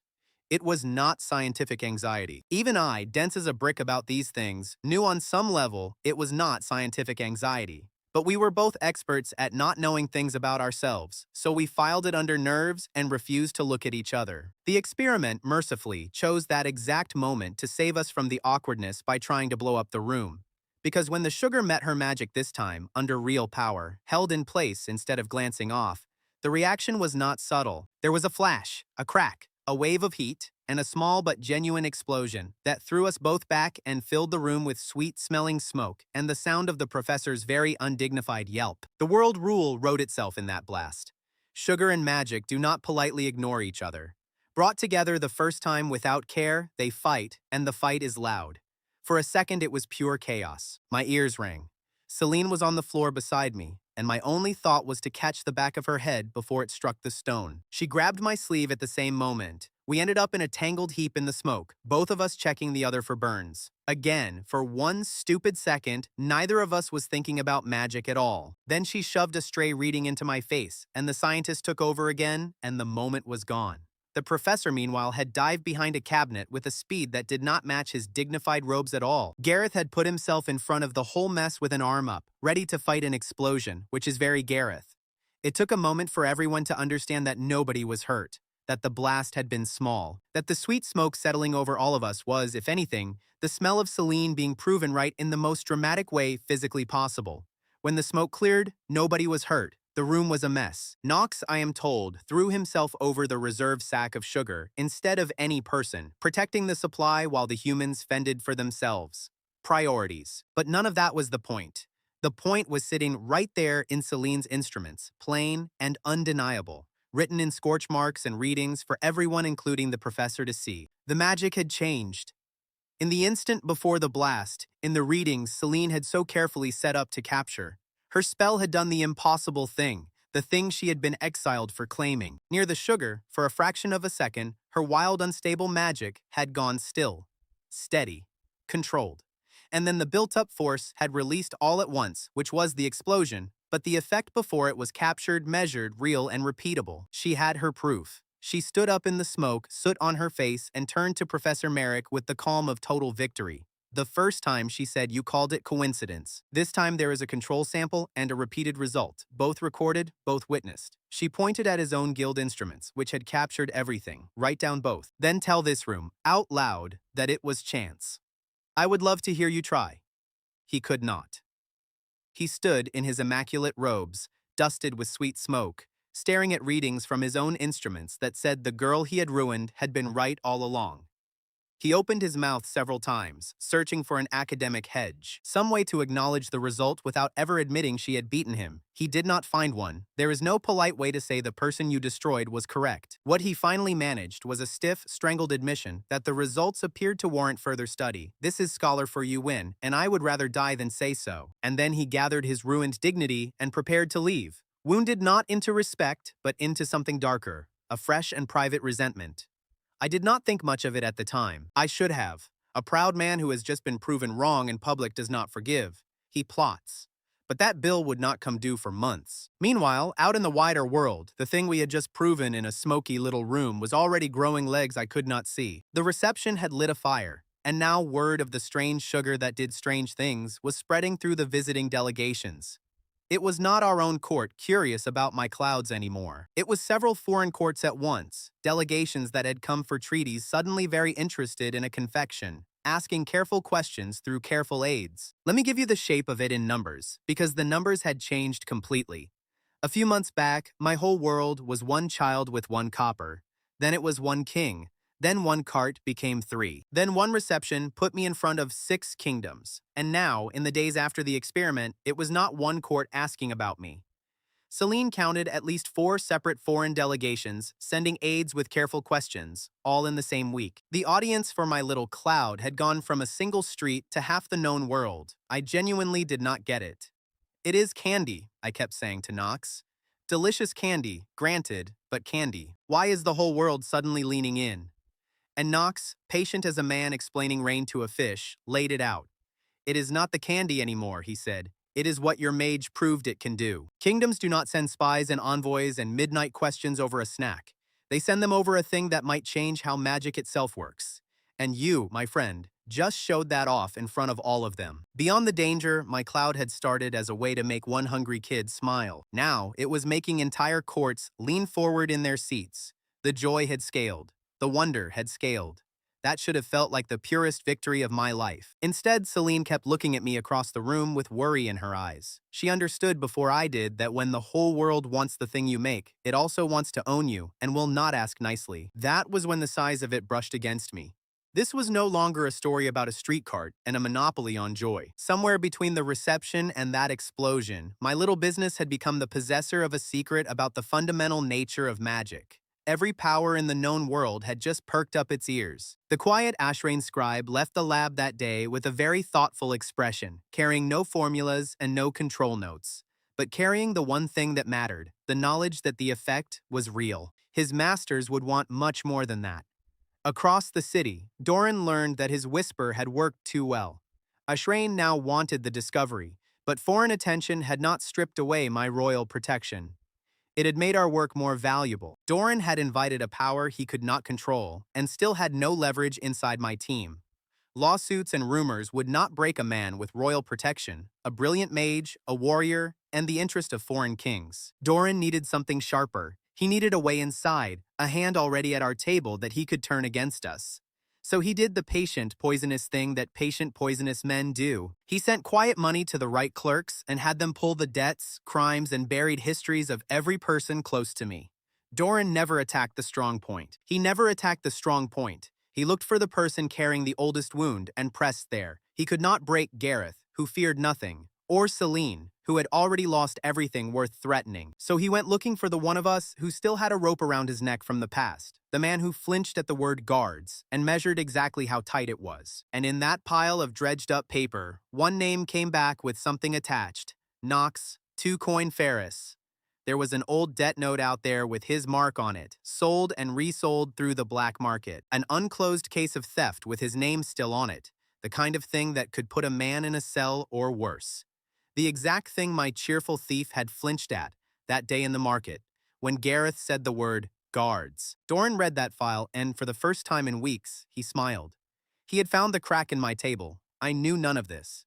That is the horror of those months looking back. While I was celebrating a scientific triumph and a booming business, two separate powers were quietly closing in, one foreign and one local. The man I trusted to watch our backs was carrying a secret that could be used to pry him away from us. The board was being set for a disaster, and I was passing out candy, delighted, blind, on top of the world. The last thing that happened that day is the thing that haunted me most because it named the next horror before I even knew to fear it. Professor Merrick, gathering his things to leave, paused at the door. He looked back at Celine's smoking instruments, at the proof of a magic that could be tamed by sugar. He said something, more to himself than to us, but pitched loud enough that the whole room heard it clearly. This sort of thing, he murmured, is usually of great interest to the Inquisition. And then he left. And the word hung in the air behind him like the smoke. Inquisition. None of us knew exactly what it meant yet, only the cold that came with it, the sense that we had stumbled onto something that men with far more power than a guildmaster would want to control. Celine had wanted the truth. She had gotten it. And the truth, it turned out, was the most dangerous thing any of us had ever held in our hands. That night, for the very first time, our victory did not taste like sugar at all.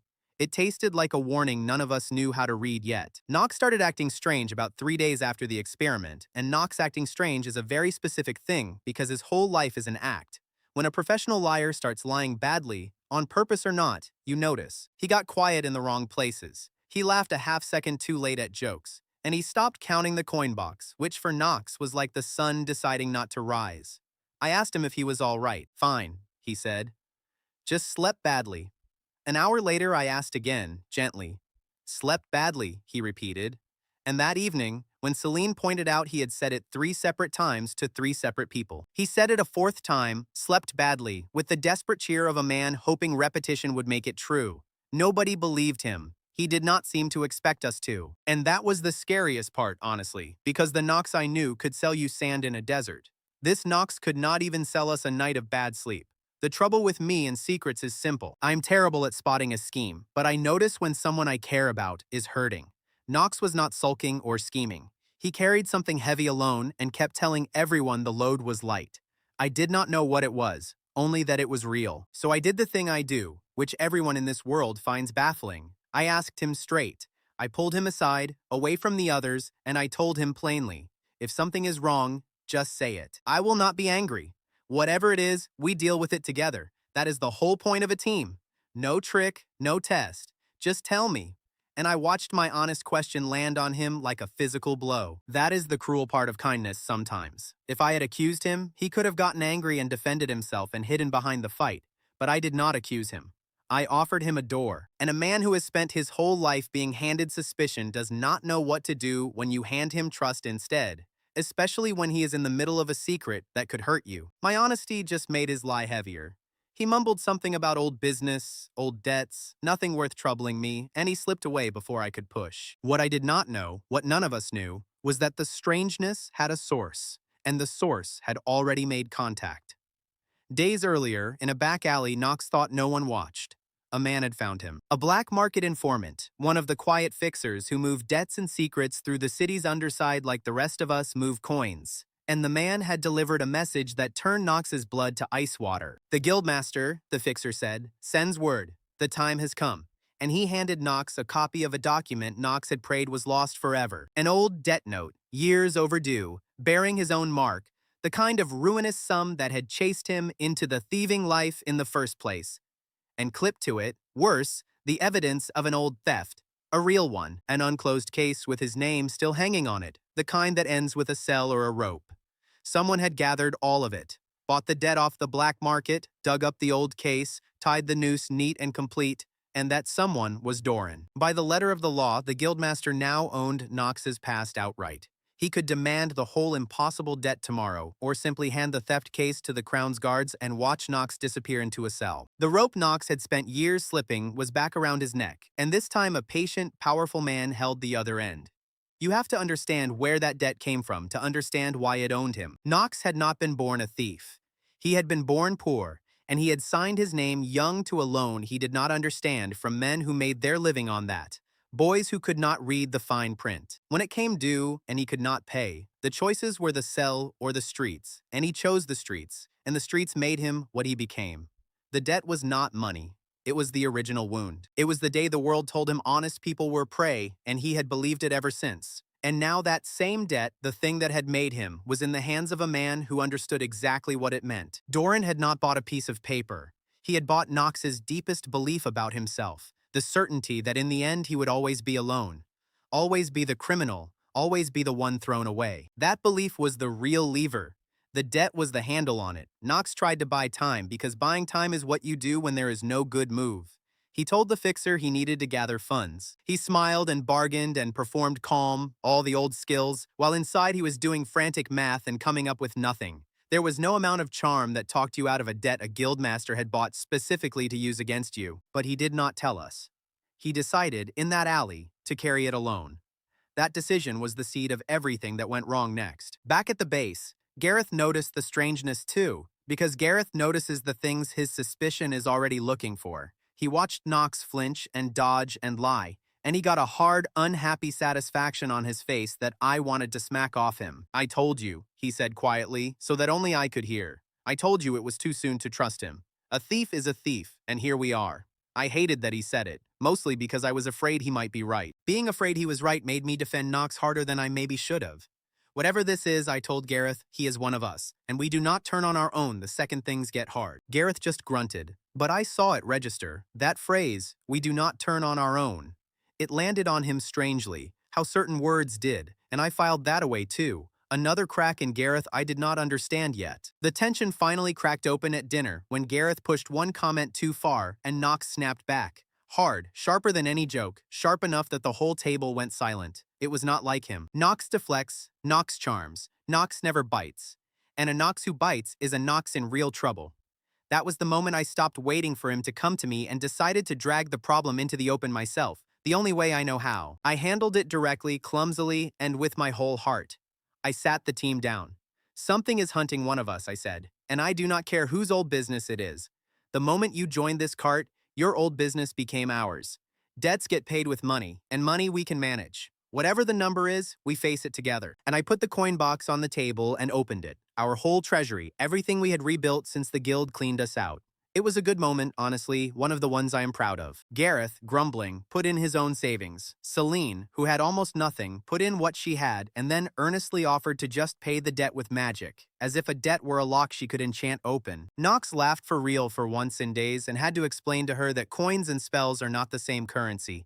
For a minute, we were just a family emptying our pockets for one of our own, and it felt like it might be enough. I want to mark what that pile of coins actually cost us, because it was not nothing. That was our growth money, the fourth cart we had been saving toward, the real shop, the buffer against the next disaster. We poured all of it onto the table for Knox without a real vote, because when I asked who was in, every hand went in, even Gareth's. For once, the team chose a person over the business. We chose one of our own over the thing we were building. I did not know yet that it would not be enough. I would have done it anyway. And Knox watched us do it. The timing gutted me later. Knox watched a mage with nothing and a warrior who distrusted him empty their pockets, knowing it could not work and unable to say what was really being demanded of him. Their kindness landed on him like blows. Every coin on that table made it harder for him to confess and made the eventual truth more painful. It was not enough, not close. When we counted it against the number on that old note, the number Knox shamefully let us see, our whole treasury did not even scratch it. The debt Doran had bought was a mountain, deliberately chosen to be a sum no honest cart could ever pay. As the totals failed to meet, Knox understood before the rest of us that the size was the point. We were never meant to pay it. The next message came for him alone. When he went back to the fixer with what we had scraped together, a genuine offer, real coin toward the debt, the man did not take it. He pushed it back across the table. "It is not about the money," the fixer said. And Knox, who had been braced for a number, felt the floor drop out from under a different door entirely. "Then what is it about?" he asked, going cold all over.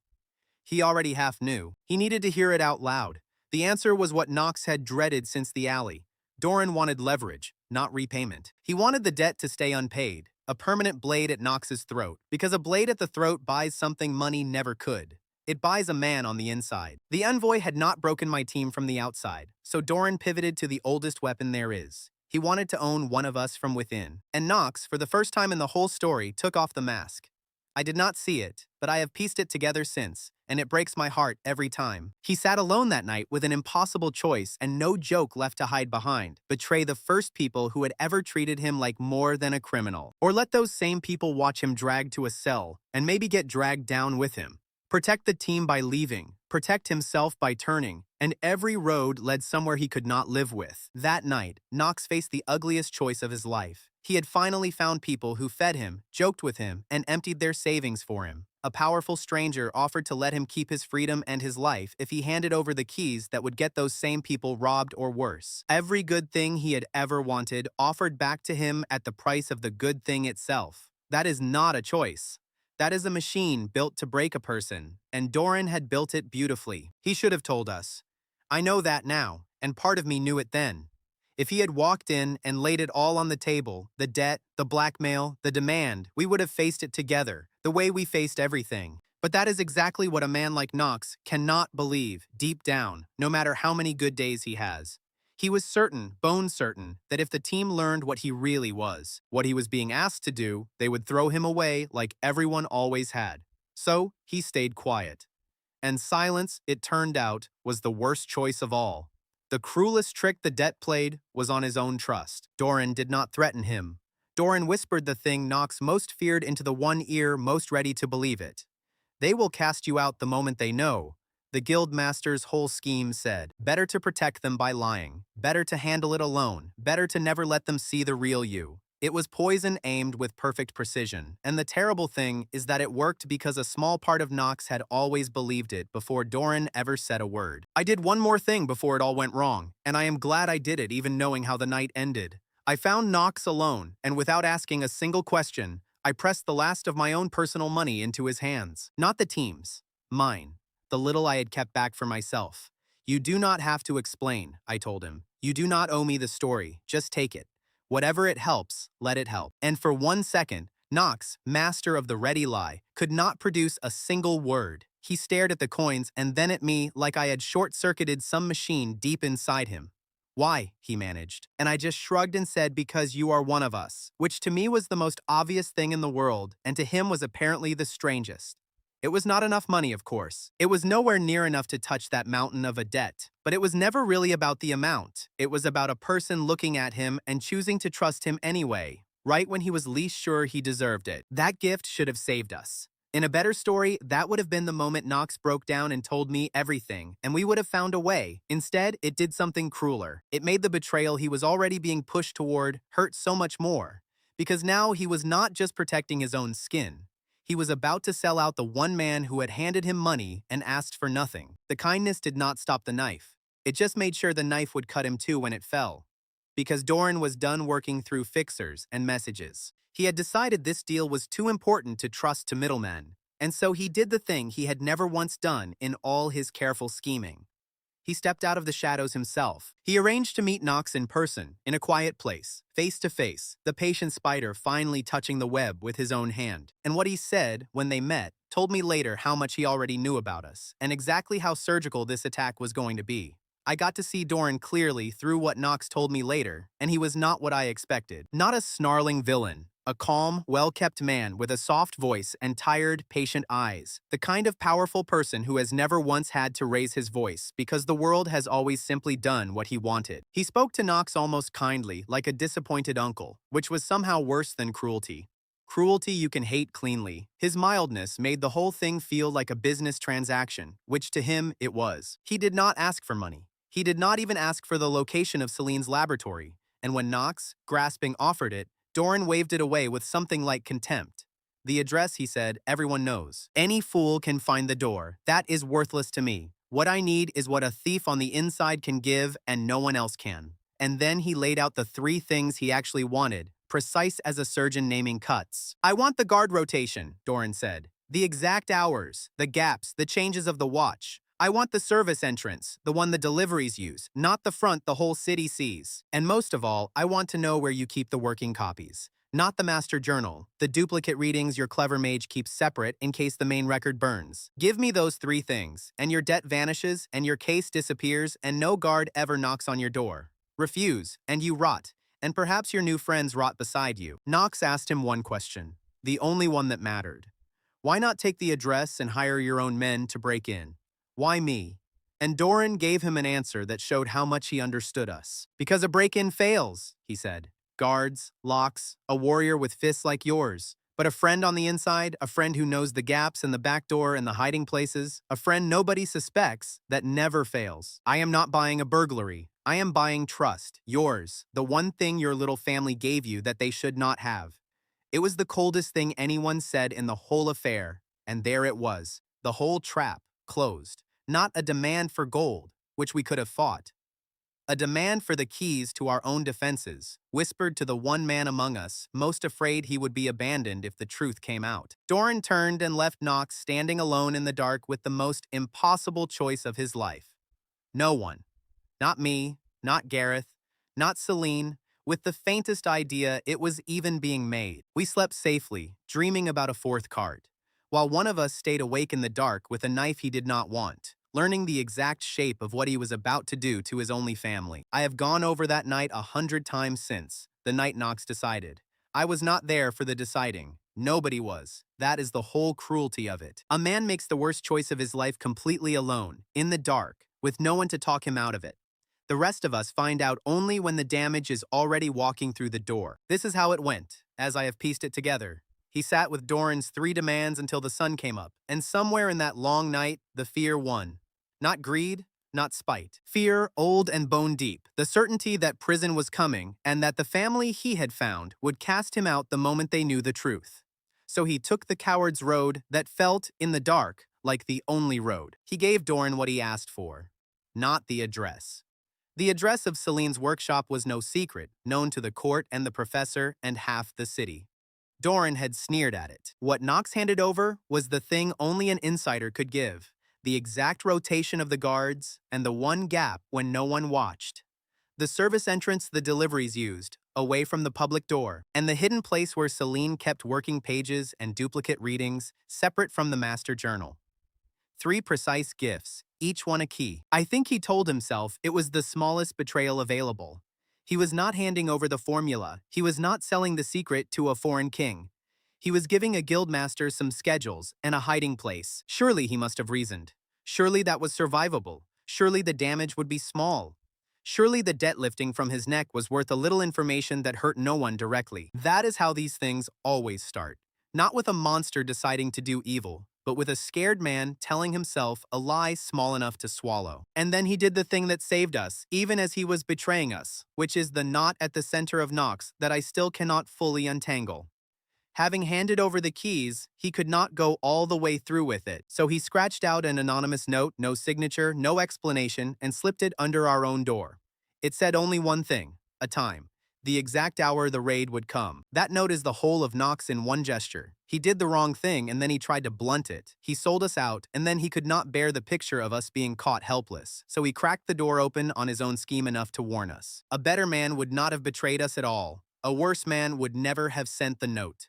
Knox lived in the miserable middle, and that middle was about to cost him everything he cared about and save all our lives in the same breath. The next morning, we had no idea any of that had happened. We had a completely ordinary day, and the ordinariness of it is what makes it hurt to remember.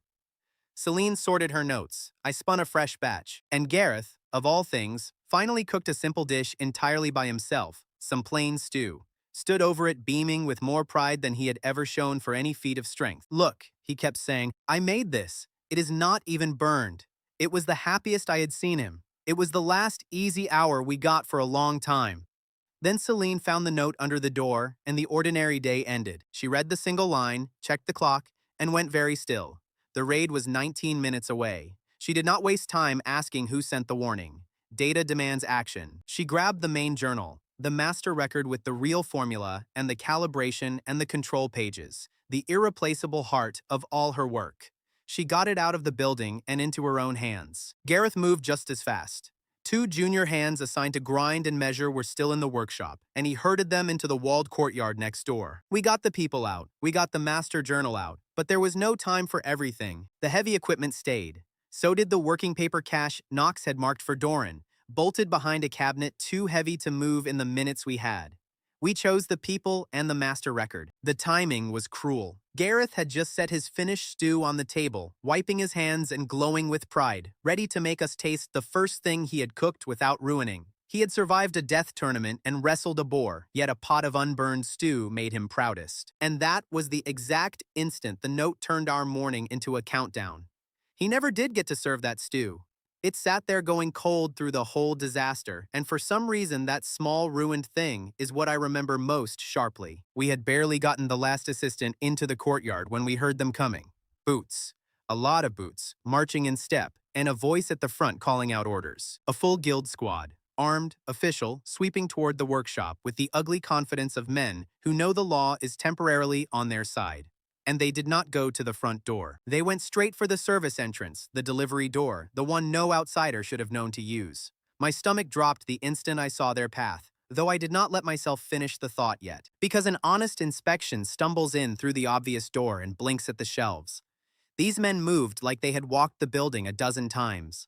No hesitation, no searching, no confusion. Straight line, service door, and then a hard turn toward the exact wall where the cash was hidden. You do not move like that unless someone has drawn you the map. I knew that. I just did not want to know who had drawn it. Their commander held up a writ and read it at us across the courtyard wall. Emergency inspection, he announced, following a registered explosion at this location. By order, we are to examine the premises for hazardous materials. Do not interfere with the execution of a lawful writ. And on paper, it was almost clean. There had been an explosion, Celine's experiment, registered by the very witnesses who watched it. Doran had taken our proudest moment of discovery and turned it into his legal pretext. But an inspection reads documents and checks shelves. It does not do what these men did. They did not wander in looking for hazards. They went through the service door and straight to the hidden working paper cache as if they had a map, because they did. No honest inspection knows where a private cache is hidden. This was not men searching. This was men who had been told exactly where to go, hitting the one unguarded window. Through the one private door, aimed straight at the one secret spot. It was Knox's information, walking on legs, wearing a badge, and we could not stop it. That was the part that made me sick, standing there. A formal writ, however abused, is a formal writ. You do not lay hands on the Crown's guild inspectors in the middle of executing one, not unless you want to hand them the excuse to call you criminals and take everything. Gareth's fists were useless here. My cleverness was useless. We had to stand in that courtyard and watch, because the only move that did not make it worse was to do nothing at all.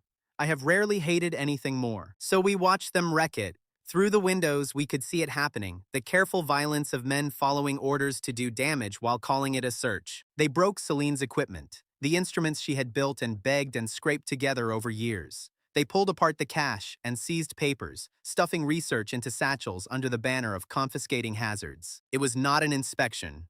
It was a robbery with a stamp on it, and we could only stand and count the losses as they mounted.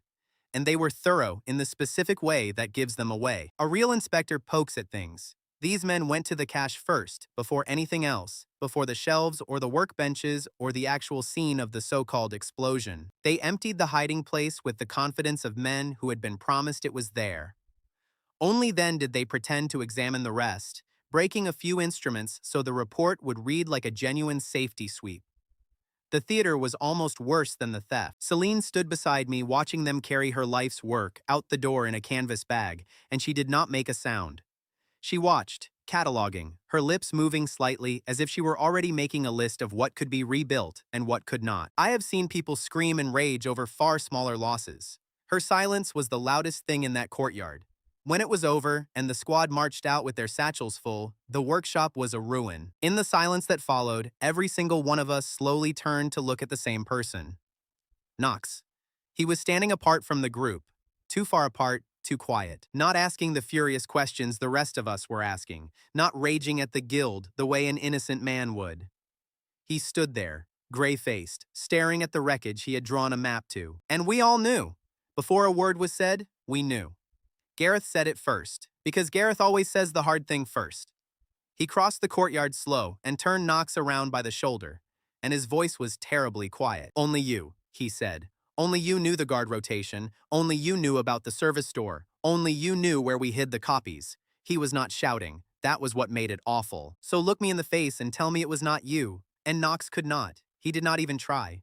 That was the moment the mask came all how off. The mask I had watched him wear since the day Gareth caught his wrist in the market. No joke. No 3 quick lies. No charming deflection. Just a man standing in the ruins of his friend's work, out of tricks. Yes, he said. It was me. His voice cracked on it. I want you to know I hated saying it as much as you hate hearing it, but the words came out clean and true for once in his life. And then he told us the rest, the whole thing, in a flat, exhausted rush. Because once the first true thing is out, the rest follows. Doran bought my old debt, he said, and an old theft case with my name on it. Real ones. He could put me in a cell tomorrow or ruin me forever. I was terrified, and I am a coward, and I stalled as long as I could, and then I gave him what he wanted. He told the truth about the blackmail, about the fear, about all of it. It was not an excuse, and he did not offer it as one. It was just, finally, the truth. I want you to understand something Gareth in that moment could not yet feel. Knox was not gloating. He was not a spy who had enjoyed his work. He was a frightened man who had been handed an impossible choice by a master manipulator and made the wrong call. Now he stood in front of the people he had wronged and told them so when running would have been easier. There is a kind of courage even in a confession like that. It does not undo the harm, but it is not nothing. Gareth's hand curled into a fist the size of a ham. For one bad second, I thought this was going to get physical, that the warrior was going to put the thief through a wall, and I would not entirely blame him. Knox did not flinch or dodge or raise his hands. He just stood there and took it, waiting for the blow. And that, more than anything, is what stopped it. You cannot hit a man who has stopped defending himself. Gareth stood there shaking with it and did not swing, and somehow his mercy looked more painful than a punch would have. And there was more, the part that mattered most, the part he said quietest. I could not go through with all of it, he said, so I sent the warning. The note under the door, the time of the raid, that was me. I could not stop myself giving them the keys, but I could not let them catch you unready either. He looked at Celine when he said it. That is why you got the main journal out. That is why the assistants were in the courtyard and not inside when it happened. I did that too. The courtyard went silent while everyone did the same terrible arithmetic. If Knox had not betrayed us, there would have been no raid. But if Knox had not warned us, the raid would have taken everything, the master journal, the formula, maybe hurt one of the kids who worked the grinding tables. He had lit the fire and then quietly moved the children away from it. No one knew what to do with a man like that. You cannot cleanly hate him, and you cannot cleanly forgive him. You can only stand there holding both, which is where he left us.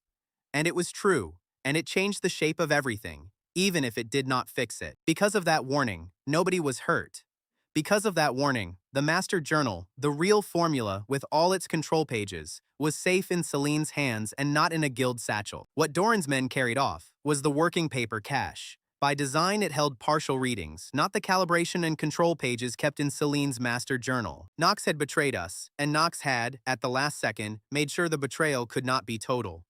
Both things were true at once. That is just who he is. It did not melt Gareth's anger, and it should not have. Trust does not come back because a man explains why he broke it.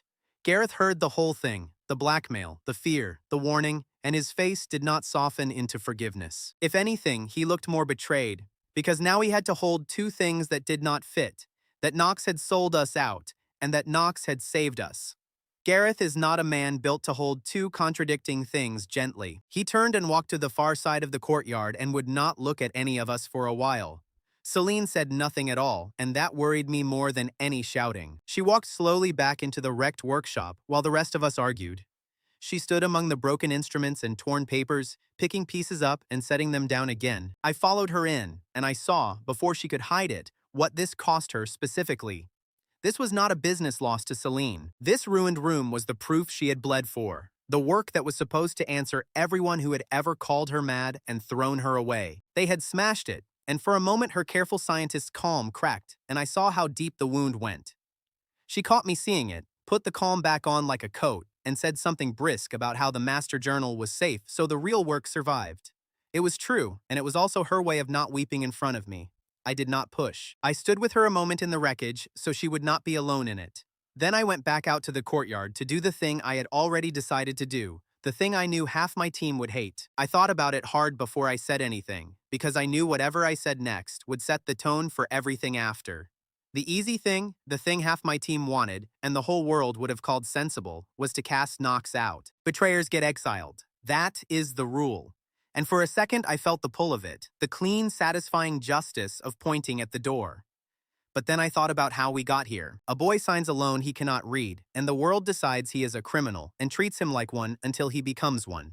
Then a powerful man uses that old wound to force him into a corner with no good way out. Every step of it was the world doing to Nox exactly what it does to people it has decided are disposable. And if I threw him out now, I would just be the last link in that same chain, proving him right, that in the end, everyone leaves. I did not want to be another person who proved him right. I looked at Nox, who was standing braced for it, certain he was about to be thrown out. Because being thrown out was the ending he had believed in his whole life, and I did not throw him out. You stay, I told him. Everyone heard me say it. You lied to us and you hurt us, and that is real, and it does not vanish. But you were blackmailed and you warned us, and you are still one of ours. So you stay, and you are going to earn back every scrap of trust you just spent, starting now. It will not be quick, but you do not get to leave. Gareth made a sound of pure disagreement from across the courtyard, sharp and wordless. He did not argue with me out loud, not in front of everyone, because he respects me enough not to split the team down the middle in a crisis.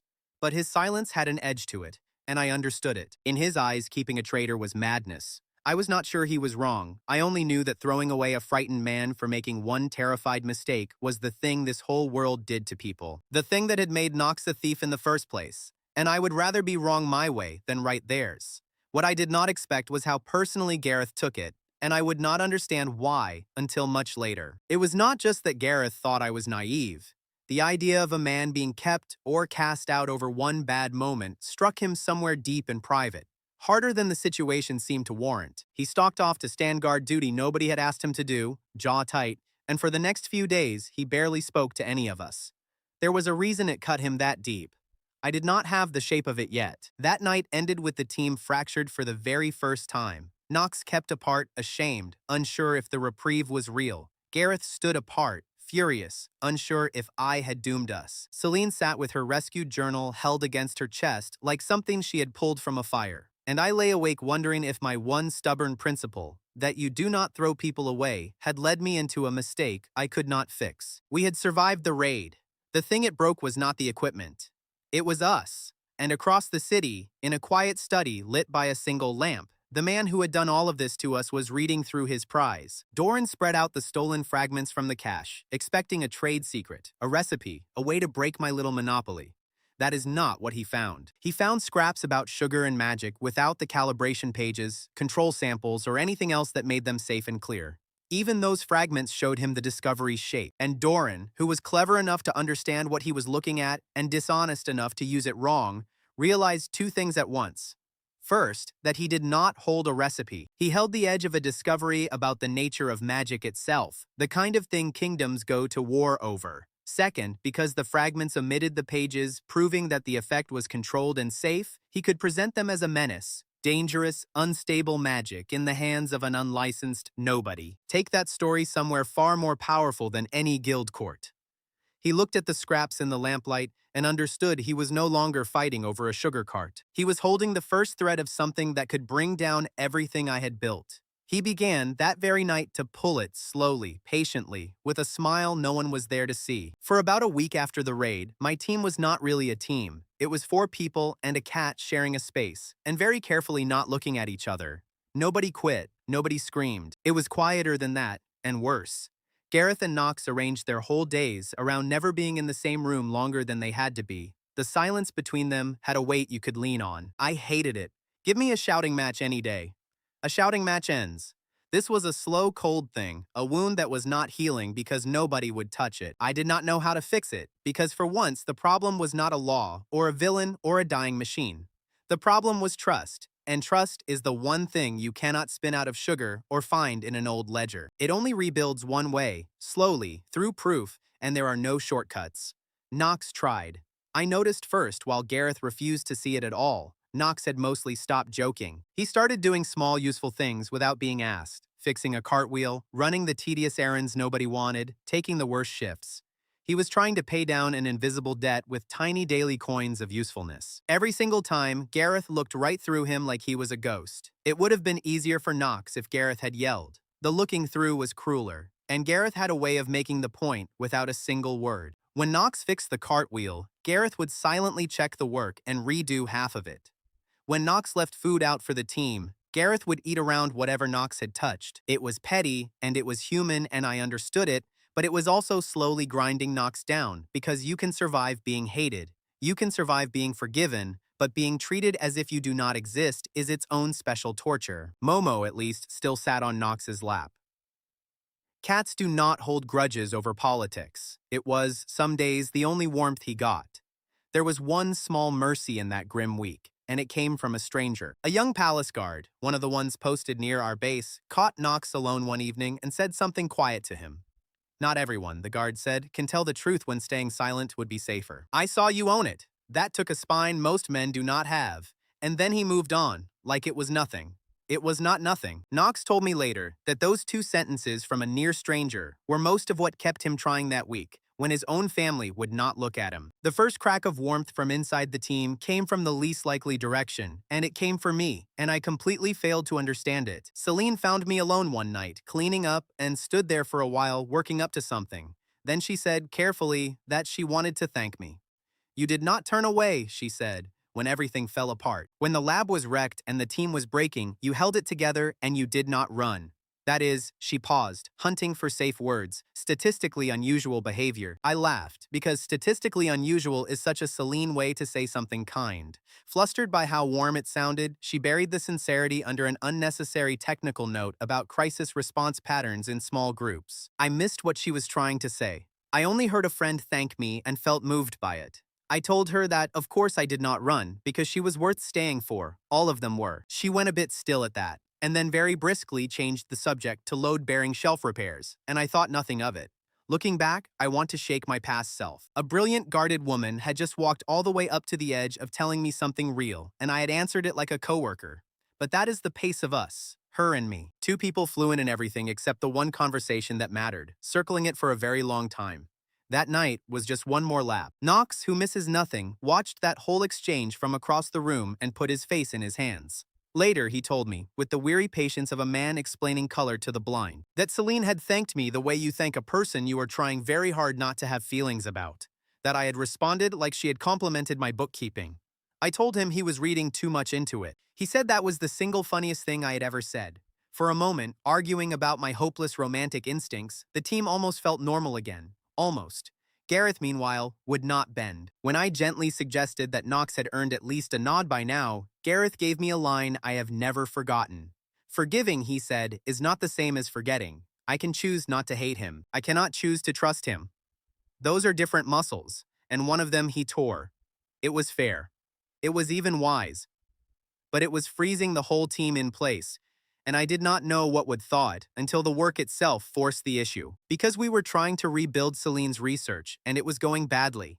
The raid had taken more than equipment. It had taken the physical results of months of work, and while the master journal held the formula, a formula is not the same as the proof. Celine needed to reconstruct experiments, recover readings, rebuild the evidence that would stand up when Doran inevitably came at us again.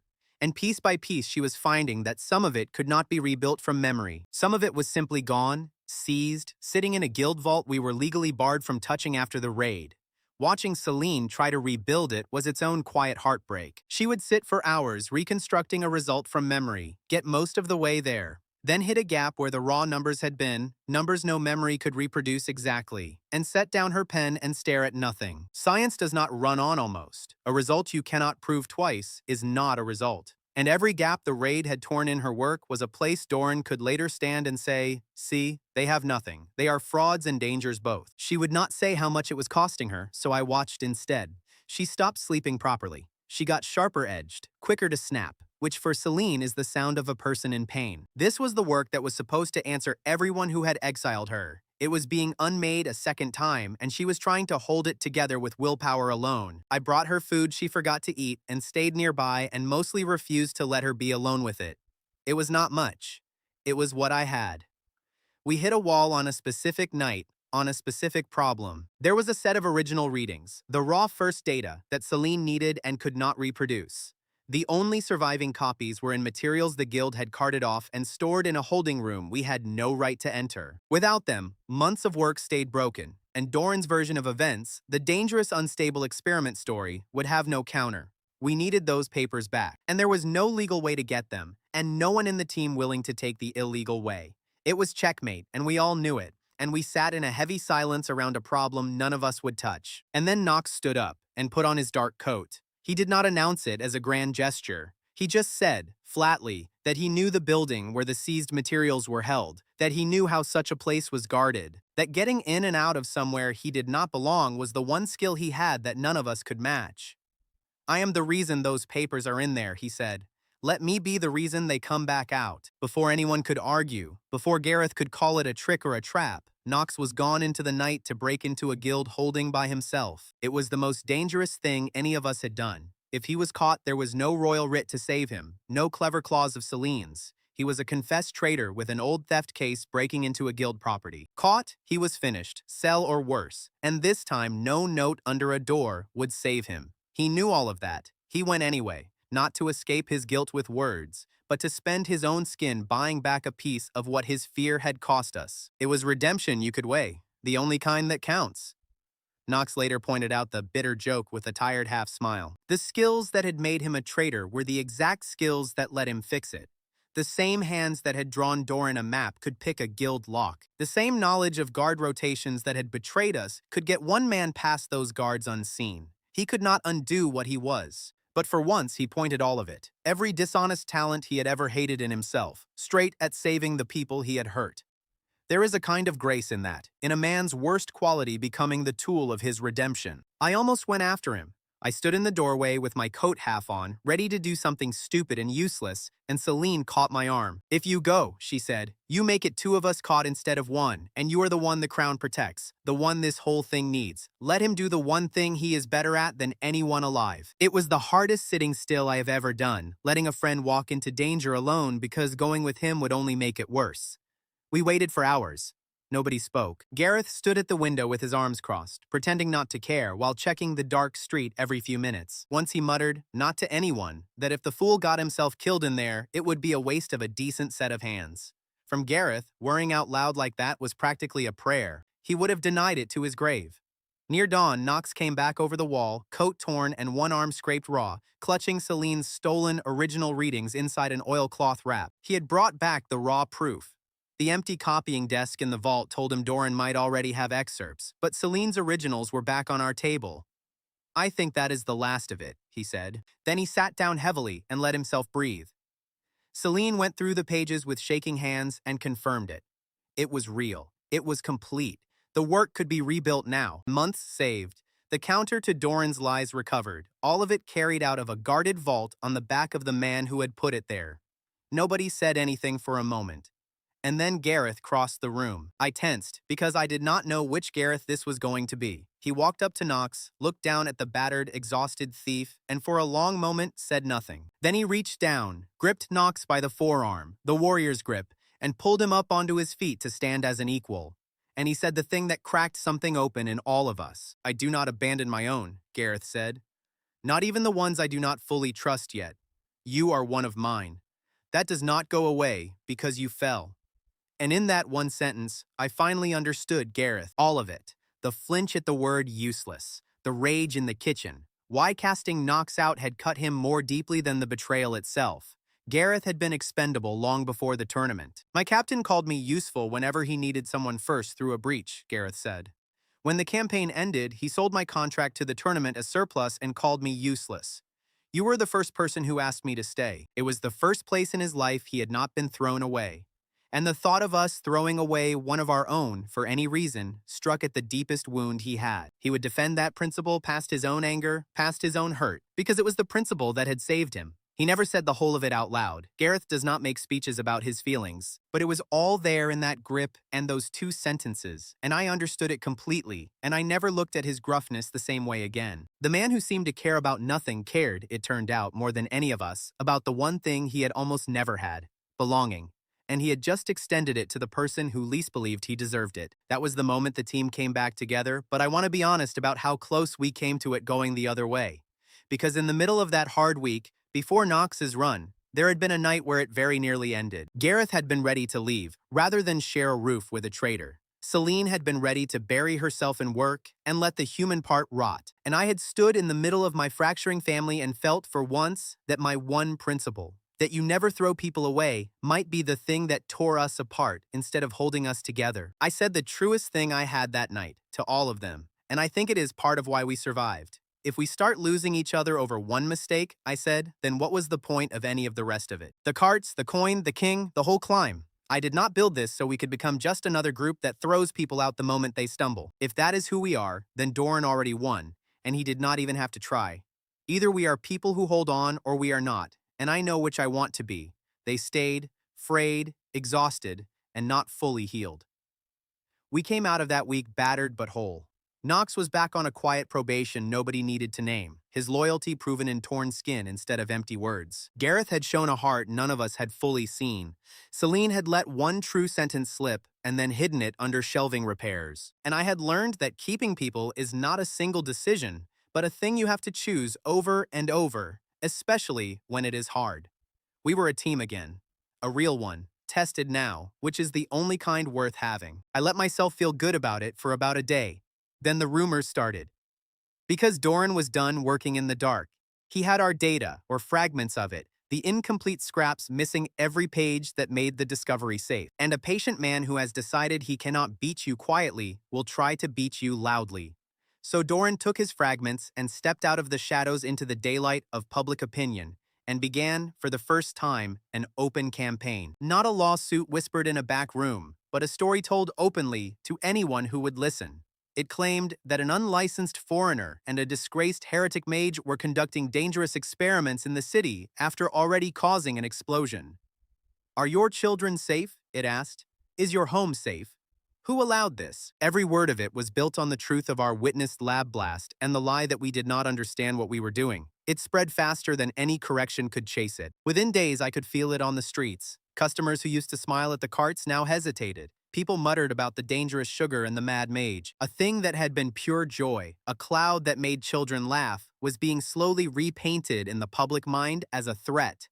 Doran had found the one weapon that could hurt us more than any raid. He could not take the discovery, so he was going to make the whole city afraid of it and afraid of us. I realized with a cold drop in my stomach that we had traded a fight we understood, laws and coins and raids, for a new one we did not. The court of public fear. And that was a room where clever clauses could not save us at all. I did the numbers that week, the way I always do, and for once in a long time they pointed down instead of up. Sales at all 3 carts dropped. Not to nothing, but enough to feel. Enough to see the fear turning into coin lost. A mother who used to buy her kid a cloud now steered him past with a hand on his shoulder. The joy business runs entirely on trust, on people believing the thing you hand their children is safe and good. Doran had figured out that he did not need to break my carts. He only needed to make people afraid of them, and fear is cheaper than any lawsuit. And the worst of it was how little I could do. You cannot spin a cloud that argues a rumor. You cannot hand a frightened parent a clause from an old forgotten statute. Every tool that had saved us before was useless against a whisper campaign, and Doran knew it, and that was why he had chosen it. For once since I fell through the sky, I went to bed genuinely unsure how I was going to win. The team was whole again, but the ground under all of us had started to move. Doran's whisper campaign got him what he wanted. Enough fear, spread wide enough, becomes a thing the crown cannot ignore, and so his poison hardened into paper. A formal complaint, read aloud at court, with my name on it and the word threat all over it. A commoner, it said, conducting uncontrolled magical experiments inside the capital is a direct danger to the safety of the crown. Attached as evidence were copied excerpts from the working paper cache seized in the raid. That was the cleverest and ugliest part. Doran submitted incomplete readings stripped of their context, deliberately missing the calibration and the control samples, missing every single page that proved the work was careful and safe. He handed the crown a picture of a reckless explosion with all the parts that showed control quietly removed. On the strength of that, the king ordered a full official investigation. We were going on trial, more or less, in front of the whole court. I want to be honest about how scared I was walking into that hearing. This was not a guild court about licenses and fees. This was the crown asking whether we were a danger to the realm, and the punishment for yes was not a fine. It was the end of everything. The project seized, the team scattered. Celine's work confiscated as a hazard, maybe worse for a heretic mage and a thief with a record. Doran had finally found a battlefield where losing meant we did not close. We disappeared. I felt that weight on every step into the hall. The investigation opened with a royal investigator, a thorough, humorless man who took notes on everything and understood almost none of it. He wanted the magical process described in plain words. This is a reasonable request unless the person answering is Celine, who does not own plain words. She explained the sugar effect in her precise technical vocabulary. I watched the investigator write down a version of what she said that was somehow both wrong and terrifying.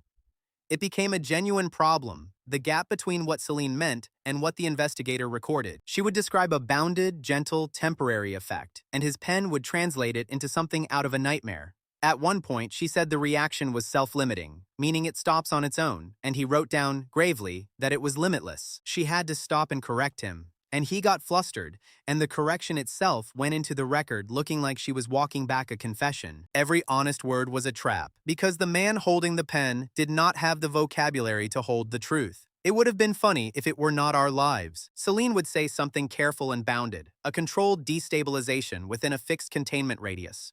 The investigator would frown and write down something like destabilizes everything nearby and read it back with total seriousness. Every accurate thing she said got flattened, in his notes, into something that sounded like we were brewing catastrophes in a shed. The record of the hearing was becoming scarier than anything we had ever actually done, one honest misunderstanding at a time. And then I made it worse because I am incapable of not making a hearing worse. The investigator asked directly whether there had ever been an explosion. Being constitutionally unable to shade the truth even when it would save my life, I said, well, yes, there was one, but it was small. Just a little one. Simple, honest, true. The entire team flinched in perfect unison, because to the room, to that scribbling investigator, I had just cheerfully confessed to the exact thing we were accused of. My honesty is usually my best weapon. It is the whole reason people trust me, the whole reason the team formed at all. But in that room, on that day, it was a liability, and I felt it turn in my hand. The investigator brightened up considerably because his difficult case had just gotten easier, the accused having helpfully admitted to the charge. Yes, small, I kept trying to add, controlled, nobody hurt. But the damage was done. The word explosion was now in the record in my own guileless voice, and it did not sound small at all. Knox put his face in his hands. Gareth closed his eyes like a man watching a cart roll off a cliff in slow motion, and Celine shot me a look that could have curdled milk. The specific look of a scientist watching a layman describe her life's work in the worst possible words at the worst possible moment. Later, she told me, not unkindly, that I had the single most dangerous mouth she had ever met, because I would tell the truth to a man holding a noose and genuinely expect him to appreciate my honesty. She was not entirely wrong, but my particular curse has a flip side, and I will defend it to the end. Yes, my bluntness handed the investigator a bad quote, but it also meant that every single thing I said in that room was true, and truth has a way of holding together under pressure that lies do not. Doran's whole case was built on careful editing and clever omission. Mine was built on a guy cheerfully admitting everything, including the parts that made me look bad. By the end of the day, one of those foundations was going to crack, and it was not going to be mine. The next witness did not help me feel better, though it turned out to be more complicated than I understood at the time. They called Professor Merrick, Celine's old mentor, the man she had bested in the smoke. He took the stand and gave testimony that was, on its face, scrupulously fair. The effect is real, he said. I have seen the data. And then, dryly, he added the knife. But safety cannot be judged from these particular sheets. There are no control pages here. Without them, no honest scholar could call this proven safe. At the time, I heard it as caution, even fairness. He was not lying. Doran's fragments genuinely lacked the control pages. As the appointed expert, Merrick received a certified copy of those submitted excerpts for review. None of us objected. The sheets were incomplete and already part of the court record. Celine noticed him holding them, and an old hurt flickered across her face, but there was no time to dwell on it. None of us understood that we were looking at a man building a reputation for objectivity that he would cash in much later. For the worst reasons. For now, he just looked like a careful academic and moved on. But there is a flaw in attacking us with stolen incomplete evidence. It only works if the complete evidence is gone. And thanks to Knox, thanks to a note slipped under a door and a warning that let Celine carry the master journal out of a burning situation, the complete evidence was not gone. It was sitting in Celine's bag, and when it was her turn, she stood up and set the full safety journal on the table in front of the investigator. The whole shape of the day began to turn. Watching Celine dismantle Doran's case was one of the most satisfying things I have ever seen. And I have seen an envoy eat his own words. She did not argue or get emotional. She simply took Doran's submitted fragments and laid them beside her complete journal page by page and showed exactly what had been removed. These torn sheets, she said, show an event. The full record shows the dose, the protective circle, the control sample, and the count of people harmed, which is 0. She held up the missing pages. He did not lose these. He removed these, because they prove the very safety he claims does not exist. Then she matched Doran's excerpts to her journal by sample numbers, page references, and the copied ink marks from her working sheets. Each excerpt stopped before a cited control table and resumed after it. The omissions repeated too precisely to be damage or accident. Anyone in that room could see that the accuser had copied only the alarming readings and removed every linked page that explained the containment. And she did the one thing I could never have done. Where I had blurted explosion and made it sound like chaos, she took that same event and set it in its true frame. One controlled test, she said. One small release inside a containment circle, recorded and measured, with no one so much as singed. That is not a danger to the crown. That is a laboratory doing exactly what a careful laboratory does. She took my clumsy, honest word and gave it back its context, and suddenly the explosion the whole room had been afraid of sounded like what it was. A footnote.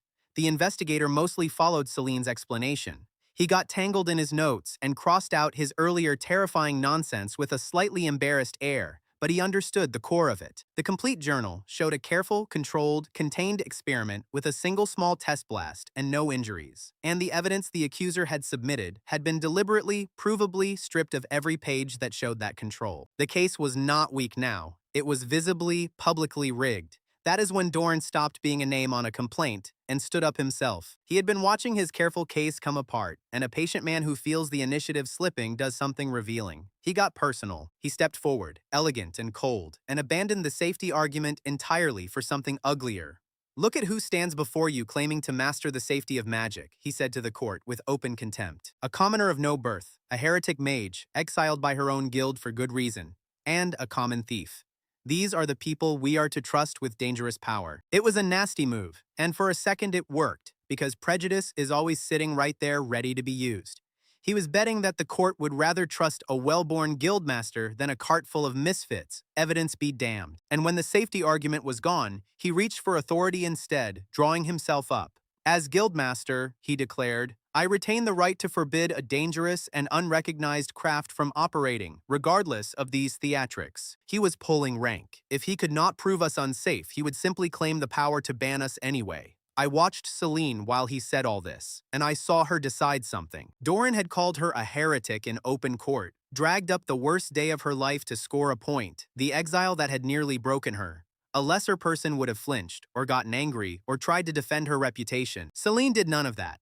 She went very still and very focused, the way she does right before she wins, because Doran had just made a specific legal claim. A specific legal claim is a door, and Celine never met a door she could not open with the right old piece of paper. That is the difference between them, and it is why she beat him. Doran fought with contempt and status and fear, the weapons of a man who has always had power. Celine fought with the actual rules, the fine print, the buried precedent, the weapons of a person who has only ever survived by being right when nobody wanted her to be. He insulted her to win the room. She was about to end him with a document, and she was not even angry about it. She was almost grateful he had given her the opening. And that was the exact mistake Celine had been waiting for. She had let him climb all the way out onto that branch, the claim of oversight authority, before she cut it off. She stepped forward with a single old document in her hand, and her voice was very calm and very clear, and she addressed the whole court. "Safety," she said, "is already settled by the journal. As for your right to forbid our craft, Guildmaster, you lost that right yourself, 20 years ago, with your own hand." And she held up the document. 2 decades passed. When you registered your own guild's monopoly, you did it under the craft decree of the year 342, specifically to establish your trade as a separate craft, exempt from the oversight of any other guild. You use this exact law to place yourself beyond another man's authority. By your own precedent, you cannot now claim authority over a separate craft that stands outside yours. The very law you built your monopoly on forbids you from touching ours. The room went silent in that particular way. Rooms go silent when everyone realizes the powerful man just lost. It was beautiful. The same decree that had protected my recipe in the throne room and later protected our uncategorized craft had now become a mirror. Doran had spent 20 years standing on that law. Celine made him watch his own precedent strangle his claim. Doran opened his mouth and found nothing. For once, there was no smooth reply and no pivot. He stood in the middle of a court he had spent decades commanding, and the answer simply was not there, because there was no answer. His own history had closed the trap on him, and everyone in that room watched him fail to escape it. The investigator, who an hour ago had been happily writing down that we brewed disasters, now visibly enjoyed Doran's discomfort the way petty officials enjoy watching a powerful man they secretly resent slip. He asked formally whether the guildmaster wished to proceed with a complaint built on doctored evidence and a legal claim he did not possess. For the first time since he had begun pulling threads to destroy me, Doran said the words through his teeth. The complaint, he said, is withdrawn. It was our largest victory yet. The man who had bought my friend's debt, wrecked our lab, poisoned the city against us, and dragged us to the edge of ruin now stood in the highest court in the land and admitted he had lost. To us. To a cart full of the exact people he had sneered at. The commoner, the heretic, and the thief had beaten the guildmaster on his own ground, in front of everyone who mattered, with nothing but the truth and a very old law. And the investigator was not quite done with him. Before the court, he noted coldly that the evidence Doran had submitted was stolen property, taken in a raid whose legality was now itself in question, that the origin of those fragments would have to be formally established. In one sentence, the hunter became the hunted. Doran had walked into that room to destroy us, and was walking out with an investigation opening into his own conduct. The whole thing had turned completely around. The team reacted about how you would expect. Gareth allowed himself a single grim nod of satisfaction. Celine permitted herself the smallest, sharpest smile. Knox, who had risked his life to recover the journal that won us the day, could not stop himself from saying a little too loudly, "That is what happens." He addressed no one in particular, though everyone knew exactly whom he meant. I should have hushed him. I did not. And there was a quieter thing happening between Gareth and Knox that mattered more than the win. Knox's warning had saved the master journal, and his vault run had restored the raw readings it cited. The trader's redemption run in the raided vault had produced the exact document that turned the entire hearing. Gareth saw that. Everyone saw it. Without Knox's warning, torn coat, and stolen night of courage, we would have walked into court empty-handed, and Doran's lie would have stood. The thief had earned his place back. He had bought the whole team's victory with his own skin. Gareth did not say anything, but afterward he clapped Knox once on the shoulder, hard, and for those two, that was an entire treaty. I looked around at my ridiculous family standing vindicated in the grandest room in the kingdom. The disgraced mage who had out-argued a guildmaster, the warrior who guarded the door, the thief who turned a crime toward good, and the sugar boy who had been meant for the dogs. Every one of us had been thrown away by this world, and every one of us had stood in its highest court and won. If the story had ended there, it would have been enough. More than a win, that day changed our standing entirely. The king, watching his court's new favorite marvel survive a dirty attack and come out vindicated, made it official. The project was no longer a private business, barely clinging to a license. It was placed under formal royal protection, named a matter of interest to the crown itself. In one hearing, we went from a cart fighting for permission to exist to a protected project of the kingdom. The status jump was enormous. We had walked in as the accused. We walked out as an asset of the realm. The climb still amazes me. A boy who was supposed to be fed to dogs became a tournament winner, then a court confectioner with one cart, then 3, then a name 6 kingdoms knew, then a discovery. And now, a project the crown itself had reached out a hand to shield. Every rung of that ladder had been fought for, and paid for, and nearly lost. Here we were at the top of a height I could not have imagined the day I fell through the sky with a dying machine in my pocket. And the rumors, Doran's poison in the streets, began to die almost overnight. Because the crown's protection was a public statement, the same city that had started muttering about dangerous sugar now heard that the king himself had judged it safe and worthy. Fear had cost us customers. Royal blessing brought them back and then some.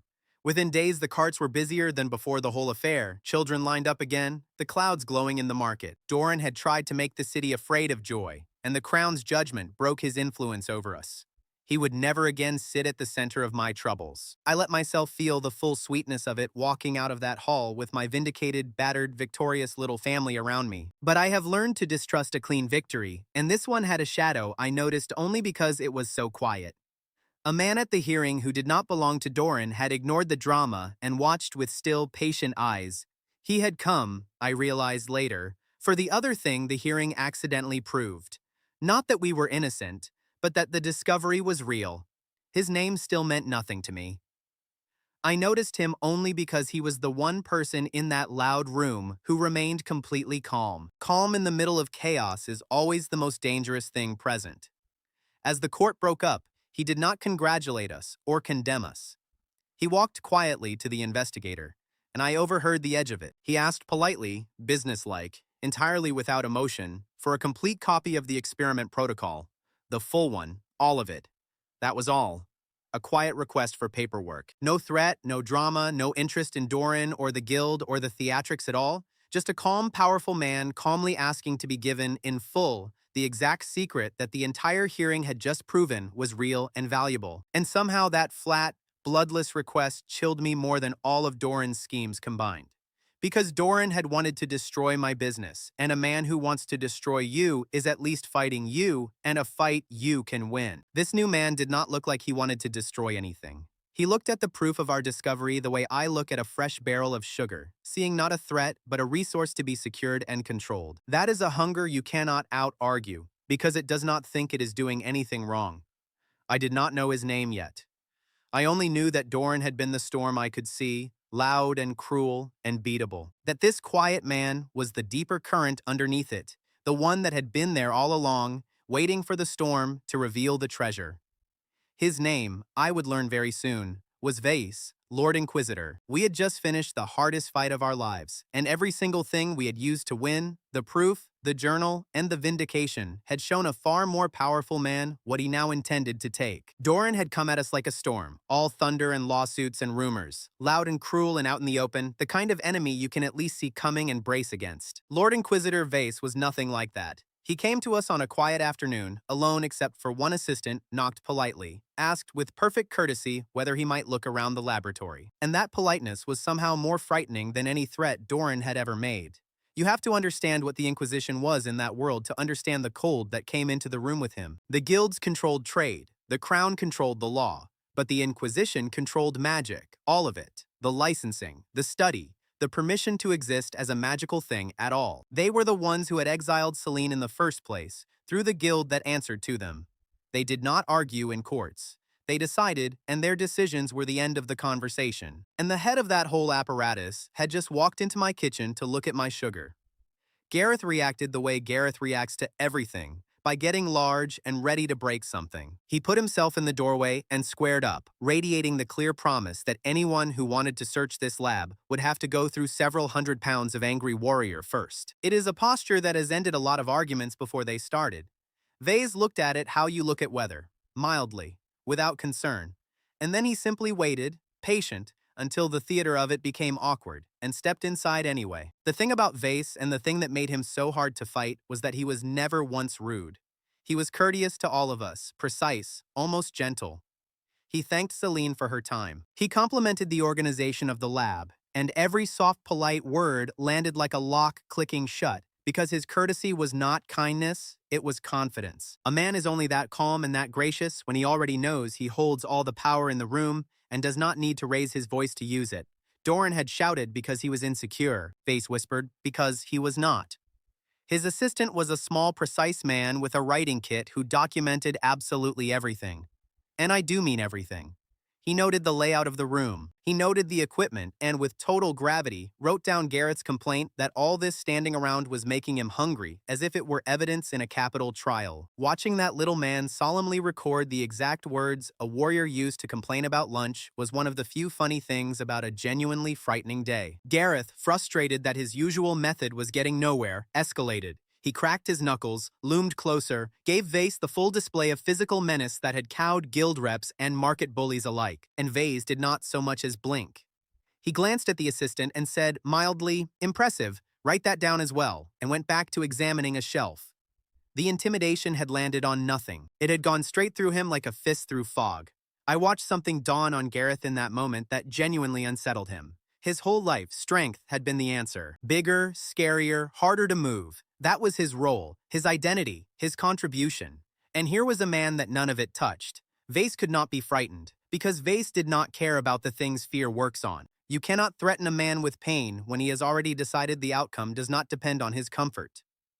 Gareth had finally met an enemy his fists were completely useless against, and I saw him not know for once what to do with himself. The assistant, meanwhile, kept up his relentless documentation, and it became a strange kind of pressure all its own.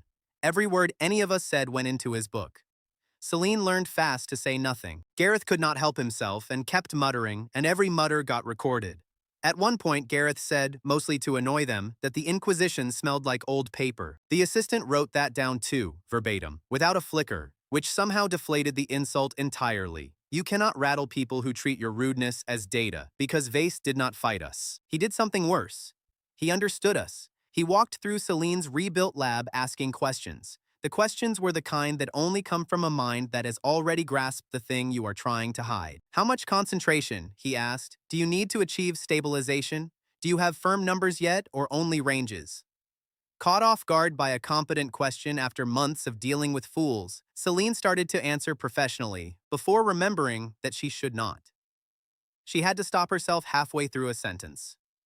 I understood the danger better than any threat could have shown me. Celine had spent her whole life being talked down to by men who did not understand her work, and here, at last, was a powerful man who did understand it, who asked the right questions, who treated her as the serious mind she was. That is a terribly seductive thing for a person starved of it. Vase was not just smart. He knew exactly how serious attention could draw the truth out of the one person best able to give it, simply by being the first important man to take her seriously. That was a weapon too, and he knew it. That was the moment I understood the shape of this new threat. Doran had wanted to destroy something he did not understand. Vase understood it completely. He had read the protocol, he had thought about it. He had arrived already knowing that Celine's discovery was not a curiosity or a hazard, but a fundamental thing about the nature of magic. Quite possibly the most important discovery in the kingdom in a generation. He did not need to be convinced of its value. He had come precisely because he already knew. And then, in the middle of all this careful, bloodless danger, the situation changed because of a cat. Momo, who has never once in his life understood the seriousness of any moment, had chosen that afternoon to fall asleep directly on top of a stack of the investigation's most important documents. He was sprawled across them, boneless, radiating the supreme indifference of a creature who has decided that these papers are now his bed and the humans can work around him. It was, briefly, the most normal thing in the room. Then the assistant, tidy soul that he was, reached down to move the cat off the official records.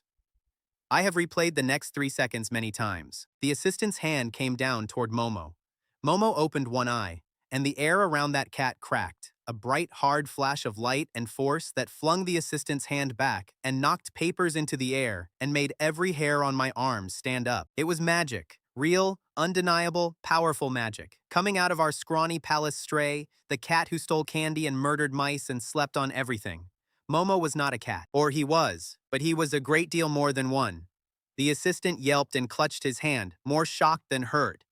Papers drifted down all around the room, and in the middle of it, Momo simply yawned, licked one paw, went back to sleep on the documents, utterly unbothered, as if defending his chosen bed with a burst of raw magic were the most ordinary thing in the world. Which, for him, it apparently was. That was the thing that got me. He was not even trying. Whatever power lived in that cat was so natural to him that lashing out with it cost him no more effort than a hiss would cost an ordinary Tom. The whole team froze.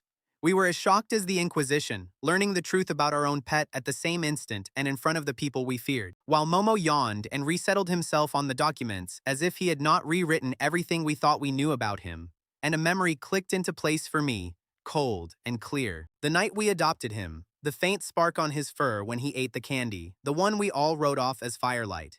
It had never been Firelight. We had been living with a mystery for months and calling it a house cat. Celine looked like a woman being handed an answer and 100 new questions at once. The cat that had sparked after eating candy on the night we adopted him was some rare magical creature. His magic reacted to spun sugar, making him a living example of the effect she had been chasing rather than the cause of it. He had been sleeping on our supplies and stealing our food the entire time. She started reaching for a notebook on pure reflex, and then stopped. Because there was a much bigger problem standing in the room, and it wore the robes of an inquisitor. She whispered it to me later, the shape of what she suspected. Momo was not just any magical creature. His whole nature seemed tangled up with the exact thing sugar did to magic, as if he were a small living example of the very effect she was trying to prove. Somewhere in that cat was a clue that might have taken her years to reach by experiment alone, and he had been purring on our supply sacks the whole time, and none of us had looked twice. Because when a small joy shows up in your life, you do not usually interrogate it, you just feed it and let it stay. We had done the human thing and loved the cat instead of studying him, and I will never be sorry for that, whatever it cost us. Because it cost us plenty, and it cost us fast. Nox had gone gray watching the flash, and not from fear of the magic. I could see him doing the math the rest of us were too stunned to do yet. A magical creature in a private lab, with the Inquisition standing right there. There was no version of the next few minutes where we got to keep him. Vase had not flinched at the magical blast any more than he had flinched at Gareth. He simply watched Momo with a new, sharpened attention, and I could see him filing the cat into some cold, internal ledger. A creature of this nature, he said, almost to himself, and then to us, with terrible formality. A being that produces spontaneous magic of this kind falls squarely under the jurisdiction of the Inquisition. It cannot remain an unregistered pet in a private laboratory.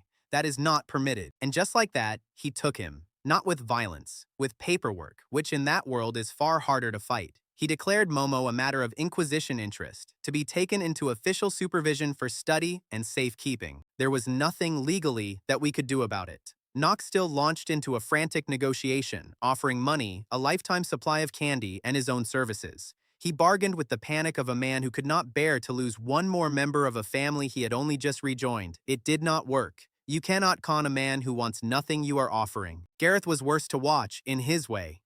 Every instinct in him wanted to simply pick up the warded box and refuse to let go, to make it a fight. Because a fight was a language he spoke, and he could not, because a fight with the Inquisition was not a fight, it was suicide, and even Gareth knew it. I watched him stand there with his enormous hands opening and closing, useless, a warrior with no war to fight. It was one of the few times I have seen him look genuinely lost. His strength, his one true thing, could not save one small cat, and it broke something in him to stand still and allow it. I did the only thing I could, which was promise. I looked Nox and Gareth in the eyes and I said it out loud, so it would be real. We are getting him back. Not today, not by force, but we are getting him back. However long it takes and however we have to do it, Momo comes home. I did not know how. I had no plan. But some promises you make because you need them to be true. And this was one, and I meant every word. I meant the promise, though keeping it was no longer in my hands. Watching them carry Momo away in a warded box was one of the worst moments of that whole stretch. Losing Momo hurt because he was ours, not because he was valuable. To us, he was not a magical asset. He was the one who sat on Nox's lap when nobody else would. The one who had distracted a boar at the exact right second. The one who made a house of misfits feel like a home. And a polite man with the law on his side had reached into our family and removed a member of it, and smiled, and called it jurisdiction. The visit changed our official status, and this time the change was not a victory. We had walked out of Doran's hearing under royal protection, and that had felt like a promotion. Now, on paper, we rose again, to a project under direct Inquisition oversight. It sounded grander and was a loss. Royal protection had been a shield we could stand behind. Inquisition oversight was a hand around our throat, gentle for now, but there. We had more importance and less freedom than ever. We had beaten the guildmaster and been promoted straight into the grip of something far stronger. Celine took the status change hardest, and I understood why. The Inquisition was the same power that had ruined her once already. She had spent years clawing her way out from under their judgment, building a new life on a sugar cart. Now here they were again, standing in her lab, taking her cat, overseeing her work, holding the power to end her a second time. I saw the old fear come back into her, the hunted look I had watched fade over months, and it made me angrier than anything else that day. They had taken enough from her the first time, and now they were back to take more, and I could do nothing about it, which was the true cost of the visit, deeper than losing Momo. For the whole story so far, when someone came for us, there had been a move to make, a clause to find, a truth to tell, a reckoning to land. Against Vase, there was no move. He had done everything by the book, harmed no one, broken no law, and simply politely tightened his grip one notch. You cannot out-clever a man who is not cheating. You cannot expose a man who has nothing to hide. For the first time, I had an enemy I did not know how to beat. And he had not even raised his voice. Climbing had put us within reach of bigger hands. When I was a nobody with a cart, the worst that could happen was a guild fine. Now that I held something the whole world wanted, the people reaching for me were no longer merchants and treasurers. They were inquisitors and kingdoms. The higher the discovery took us, the more dangerous the company we kept, and there was no getting off the ladder now. The discovery was out. Everyone knew. We could only keep climbing and hope we were still standing at the top. Vase left the way he had come, calm and unhurried, his assistant trailing with a satchel full of notes and a box containing our cat. At the door he paused, and he did the one thing all afternoon that truly frightened me, because it was the one thing that was not procedure. He looked back, not quite at us, and said, quietly, almost gently, "You do not yet understand how important the thing you have found really is." And then he was gone before any of us could answer. I stood there in the empty doorway, turning that sentence over, and it would not stop being ominous. Because it was not a threat, and it was not a boast. It was a warning from a man who clearly knew something we did not. We thought we understood our discovery. We thought sugar calmed unstable magic, a fascinating fact, a valuable trick. Vase had just told us, plainly, that we were standing at the edge of something far larger than we had grasped, that he could already see the size of it and we could not. That night, the base felt wrong with Momo gone. Nox did not joke. Celine kept starting to write theories about Momo's nature, and stopping because the subject of her study had just been carried off by the state. Gareth sat by the door like he was guarding a house that had already been robbed, and I lay awake doing the thing I always do, running the numbers, and the numbers scared me. We had won every fight so far by being cleverer or kinder or more honest than the people who came for us. But you cannot out-clever a man who understands your secret better than you do, and you cannot out-kind a man who feels nothing. I did not yet know how you were supposed to beat someone like Vase at all. What I did not know, what none of us knew as we sat in that too-quiet house missing our cat, was that Vase had told us the exact truth. We really did not understand what we had found. Not yet. The discovery we thought was a clever trick with sugar and magic was about to reveal its full and terrible size. When it did, it would stop being a business or even a science and become the thing that whole kingdoms would march to war over. Vase knew that was coming. He had seen it in the protocol. He had walked into our home, taken our cat, and left us a warning wrapped in courtesy. He had done it all without once telling a lie or breaking a rule. And the very next turn of my strange life was going to teach the rest of us, all at once, exactly how right he had been. How much trouble a spoonful of sugar could really cause. Vase did not leave us alone for long. A few days after he took Momo, word came that the Inquisition wanted a full demonstration before a complete panel of the Crown's experts. The summons included non-invasive readings from Momo's first supervised feeding, his resting magic smoothed after a measured strand of candy, which gave Celine a safer lower bound for the demonstration, without making the cat its test subject. "It is time," the message said, "for this to be seen by the right people, all at once." We were summoned to show the exact audience most equipped to understand its size, the thing we had been trying, clumsily, to keep small. Up to that day, the sugar effect had only been seen in pieces, a guttered spell at a cart, a small blast in a lab, fragments in a hearing.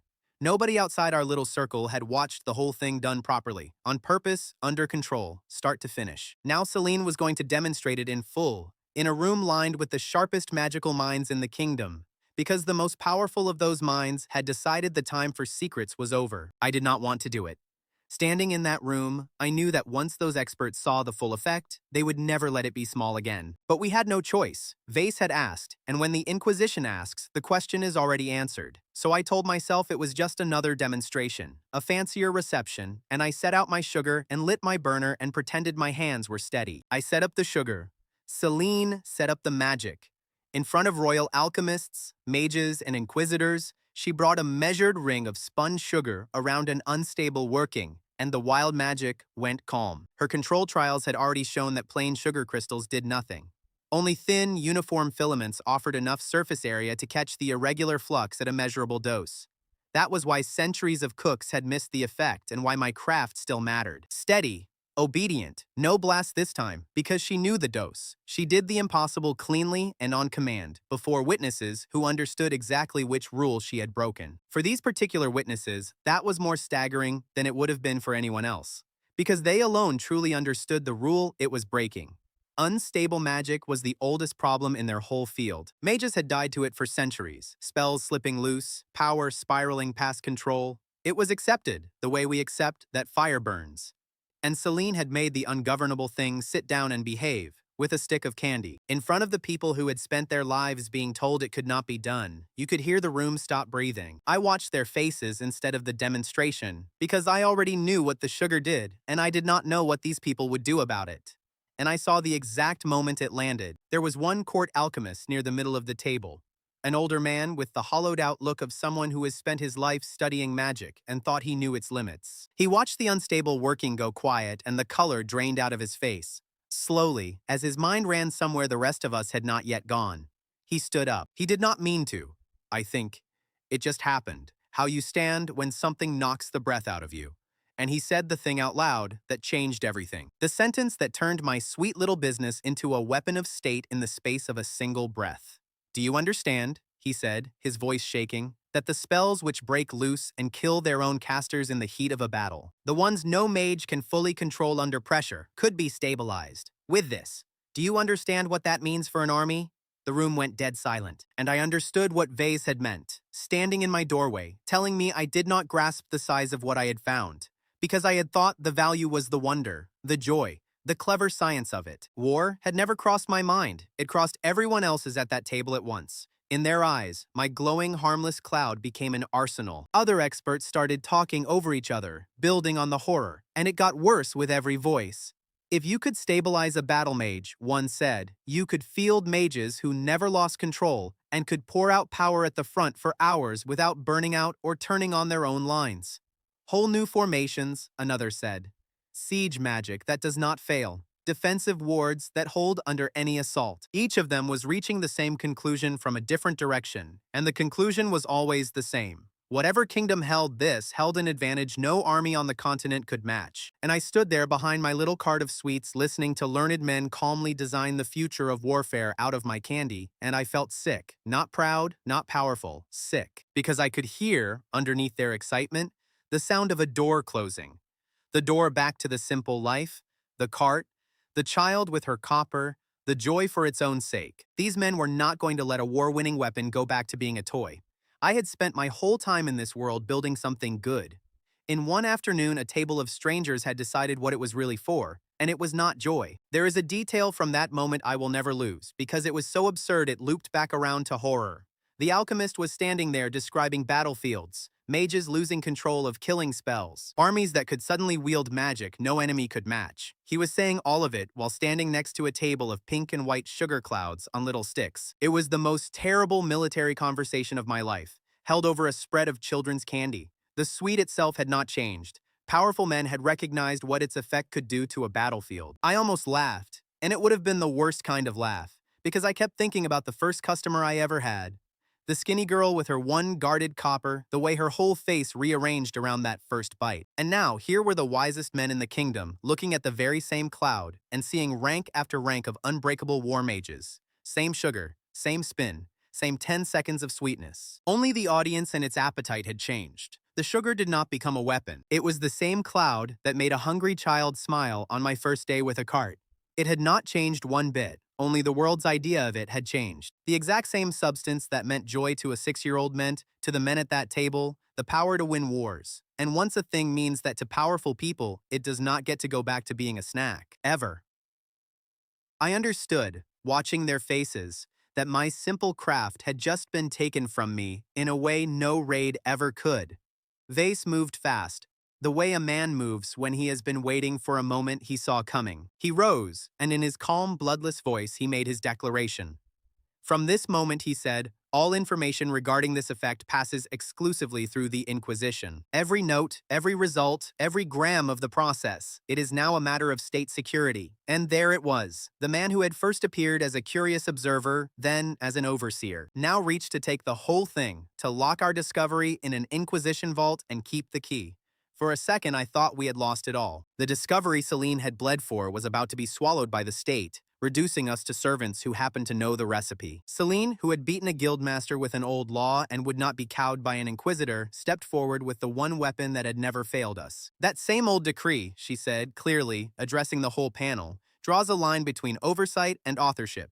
And she laid it out, precise as ever. The Inquisition, she said, has every right to oversee a dangerous application. You may inspect it, you may regulate its use in war, you may guard the kingdom against its misuse, and we will help you do it. But the craft itself, the authorship, the knowledge, that belongs to its makers by the same law, and oversight is not ownership. You may control what is done with it. You cannot simply take it and call it yours. It was the fourth time that old decree had saved us, and each time it had done something completely different. It had protected my recipe from a treasurer. It had won a new craft its right to exist. It had stripped Doran of a stolen authority. And now, in the highest stakes moment of all, it drew the one line that let us survive the discovery of our own weapon. We would accept independent oversight of the dangerous uses. We would not surrender the thing itself. Authorship on one side of the line, safety control on the other, and the law holding them apart. Celine pressed the point while she had him listening because she is nothing if not thorough. Consider what you actually want, she told the panel. You want this to be safe and controlled and never turned against the crown. Good. So do we. The people who understand a thing best are its makers, and you cannot oversee what you do not understand. Seize the craft and you get a locked vault full of notes no inquisitor can safely use. Leave it with us under your watch and you get the thing done right. It was not just a legal argument. It was a practical one, and Vase, being a practical man, heard it. And one thing told me Vase was not Doran, though I did not fully understand it yet. He did not fight the argument. He could have. He had the power to make it ugly. Instead, he listened, considered, and inclined his head, accepting the distinction almost with respect, as if a part of him approved of being held to the law. It was the first tiny crack in my picture of him as a pure threat. A villain would have crushed the clause. Vase honored it. I filed that away, and it would matter enormously much later when everything came apart. I did not trust it then, of course. A man taking slightly less than everything is still taking a great deal. He now controlled how our discovery could be used, oversaw our every step, and held our cat. But there was a principle in him, a genuine respect for the line the law drew, that did not fit the picture of a simple tyrant. Doran would have taken it all and dared us to stop him. Vase took exactly what the law allowed and no more, and somehow that restraint was the most interesting and confusing thing about him. I did not know yet whether it made him better than Doran or far more dangerous. But keeping the rights to our discovery did not keep the discovery safe, and that was the cruel lesson of the days that followed. We had won the legal battle to own it. We had completely lost the battle to contain it, because a room full of the kingdom's experts had watched a demonstration, and knowledge that has been seen cannot be unseen. No decree, no inquisition vault, no security measure could put it back. The idea was loose now. The idea that sugar could tame battle magic, and ideas do not respect walls. Within days, it was everywhere. Not the formula, not the exact method, but the thing that mattered, the that of it. The same dangerous seed the Ashrain spy had carried out of the lab months ago. The rumor spread through the capital and beyond, whispered from expert to noble, servant, merchant, and traveler. There is a sugar that controls magic. There is a candy that could win a war, and every powerful person who heard it began immediately to want it. Vase threw everything he had at containing it, and it did not matter. He classified documents. He restricted access. He put the whole project behind Inquisition seals, and still it leaked because you cannot classify a memory. A dozen experts had watched the demonstration with their own eyes. Each of them had a wife, a colleague, a rival, a debt, a loose tongue on a long night. Secrets held by one careful person can last. Secrets held by 20 important people are already gone. The demonstration Vase had ordered to understand the discovery was the exact thing that spread it beyond saving. I remember Celine's face as she watched the containment fail. She had spent her career being told information should be controlled, hoarded, gatekept by the very institutions that had exiled her. And now she was watching her own greatest discovery escape every cage the most powerful men in the kingdom could build. I think some small part of her understood, bitterly, that knowledge does what it wants. You do not own an idea once other minds have held it. We had learned to own the paper. We had never had a hope of owning the truth. We sat in our base that night, the whole battered team, and the weight of it finally landed on all of us at once. I remember it very clearly. Celine surrounded by notes she was no longer sure she should have written. Gareth cleaning a sword that could not defend us from any of this. Nox unusually quiet, Momo's spot by the fire empty, and me in the middle of it saying the truest and smallest thing I had, almost to myself. We just wanted to make cotton candy, that was all, that was the entire ambition. Make a sweet cloud, make somebody smile. And now we were sitting at the center of a thing that kingdoms would kill for. Knox, trying to lift the mood the only way he knows, said darkly that at least we would never starve now, that a man who holds a war-winning secret always eats well, right up until someone kills him for it. It was a terrible joke, and we all laughed anyway, the tired laugh of people who have run out of other options. The distance between where this started, one spoonful of sugar and a dying machine, and where it now stood, was so vast it did not feel real. Celine said the thing none of us wanted to say. This does not stay a court matter anymore, she said. A discovery that changes armies is not something one kingdom gets to keep quietly. The moment other kingdoms believe it is real, they will not ask to buy it. They will decide whether they can afford to let us have it. And she was right, and we all knew she was right, and the fire seemed a little colder after she said it. We had wanted to be famous for making people happy. We were about to be famous for something else entirely. Gareth, who had been silent, spoke, and it was not comfort. It was a soldier's honesty. I have seen what happens, he said, to small people who end up holding something big armies want. It does not matter how good they are. It matters how well they are defended. And he looked around our modest base, our handful of people, and did not finish the thought, because he did not have to. We were 4 misfits and a sugar cart, and we had just become a target for the war machines of kingdoms. The math of that did not work in our favor, and Gareth, who thought in that kind of math, knew it best of all. But it was real, and elsewhere in the city, other people were doing the opposite of laughing. They were acting, because that same night, the news that the sugar effect was confirmed as a military asset reached the one man who had been waiting for exactly that confirmation, the Ashrain envoy. Cyril from the reception, the one Doran had poisoned with whispers of instability, the one whose spy had watched our very first experiment. He received the word he had been waiting months for. It was real. It was a weapon. And it was sitting, barely guarded, in the capital of a rival kingdom. Sarl had been playing a patient game since the reception. He had tasted the candy, been forced to praise it, and been told by Doran it was unstable and dangerous. He remained in our capital under diplomatic cover for months, waiting for confirmation. Now that suspicion had become certainty, delivered to him through whatever channels a spy keeps warm, and certainty changes everything. A rumor you investigate at leisure. A confirmed weapon in a rival's hands you race to answer before it is aimed at you. I have thought a lot about the difference between how we reacted and how Ashrain reacted, because it says everything about what was coming. We heard the discovery was a weapon, and we grieved, because we had wanted to make joy and had made a war instead. Sorel heard the exact same news, and he packed his bags. To us, it was a tragedy. To Ashrain, it was an opportunity, and opportunities to a kingdom like that are things you seize before your rivals do.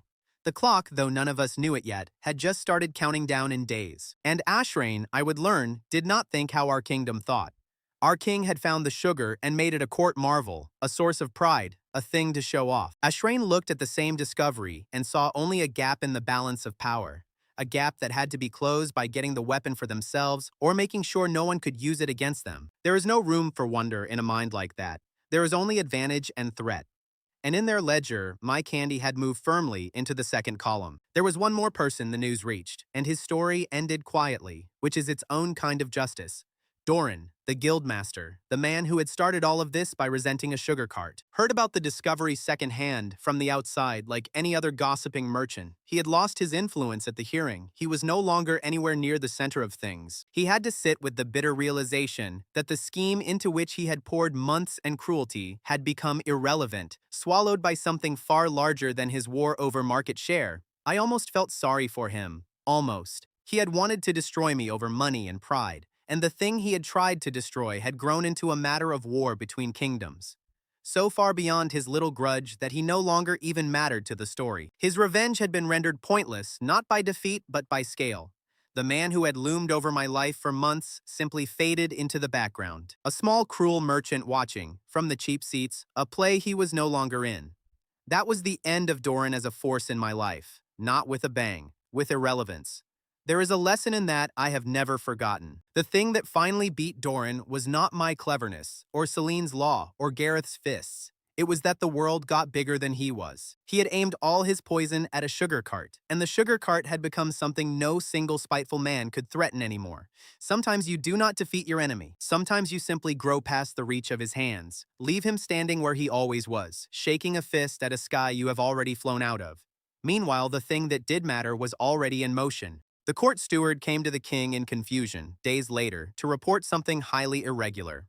The Ashrain envoy, Sorel, had left the capital, not with the usual weeks of formal notice, the ceremonial farewells, the diplomatic courtesies that govern how important men come and go. He had simply gone, fast in the night, abandoning the whole careful dance of diplomacy as if it no longer mattered, as if there were suddenly no time for manners. And that, though none of us in that base could see it yet, was the true beginning of the end of the peace.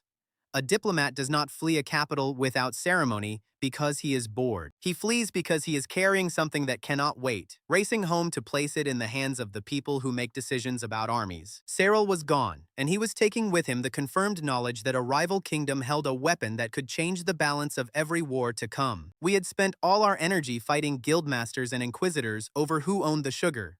And while we fought over ownership, a foreign kingdom had decided it would rather take it. The next enemy was not going to be a man with a lawsuit. It was going to be an army, and it had already started to march. While we sat in our base grieving a cat and a stolen kind of peace, a very different meeting was happening far away, in the war rooms of Ashrain. I was not there, obviously, but I have heard enough since, from enough sources, to tell you how it went. I think you should see it, because it is the moment our sweet little story became a war. Picture a long, dark table, generals down both sides, and at the head of it, Cyril, the envoy who had fled our capital in the night. He was not the smooth diplomat now. He was a man delivering a warning, and he set two things on that table. First, he swore that he had seen our spun sugar at the royal reception, then produced the report of his embedded scribe, who had witnessed the controlled proof before the full panel. Second, Cyril placed a sealed packet of technical papers, calculations, and readings on the table. He said a source with official access to the court evidence had given it to him, but did not name that source. Not to the council, not to anyone, and so I could not name him either for a long time, though the shape of that betrayal was already sitting in that packet like a splinter waiting to fester. Someone with access to Celine's real work had sold Ashrain a set of technical sheets. Enough to start building, not enough to build safely.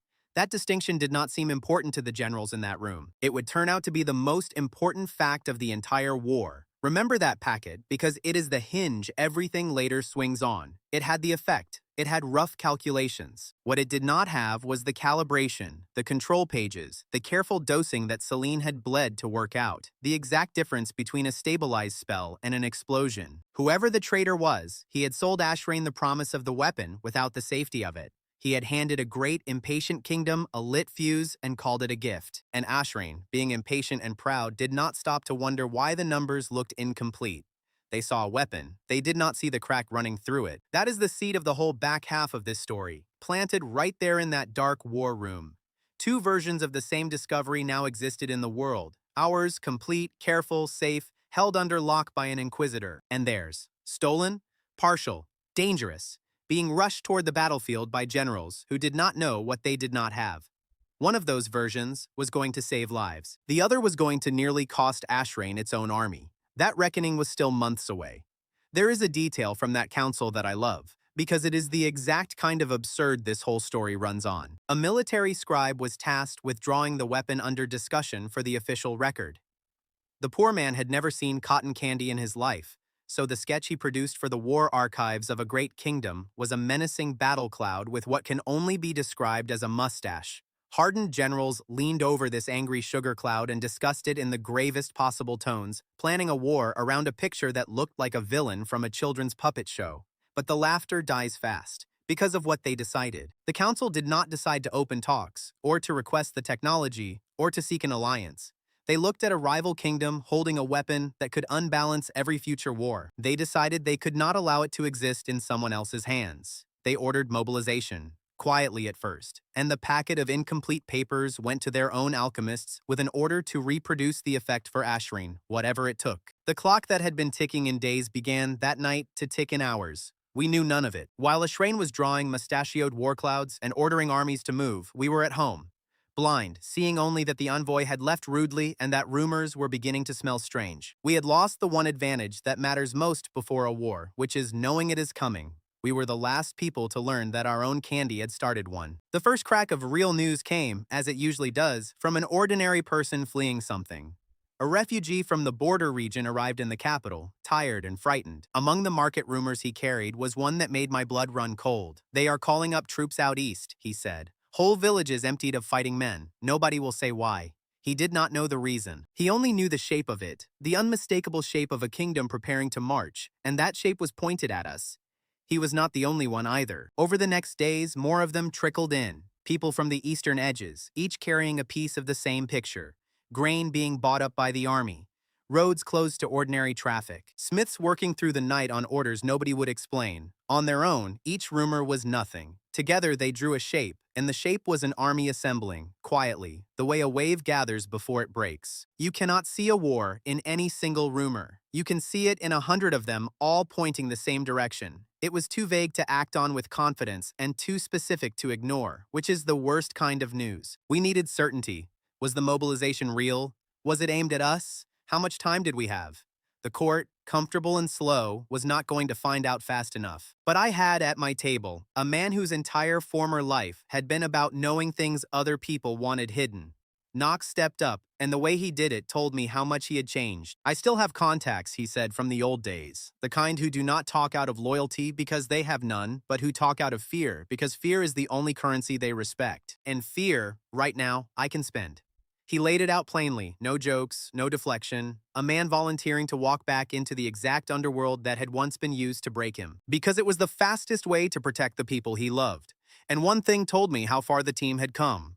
When Knox proposed using his old criminal network, Gareth did not object. No sarcasm, no jab about the thief going back to thieves. He just looked at Knox for a moment and gave a small nod. Do it, he said.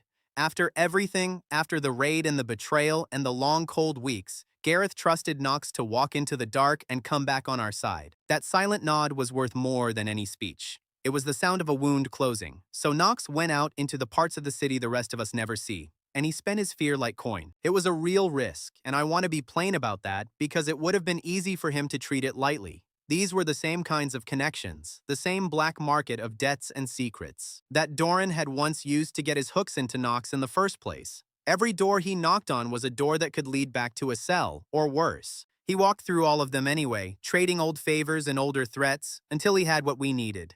He told me a little about how it worked, after, and it was its own kind of craft, as precise as anything Celine or I did. He knew which smugglers moved goods along the eastern roads and would have noticed troops. He knew which fences had suddenly gone quiet, which is its own signal, because criminals go still when armies move. He read the underworld as easily as Celine reads spellwork, or I judge a sugar batch, knowing which small wrongnesses add up to a large truth.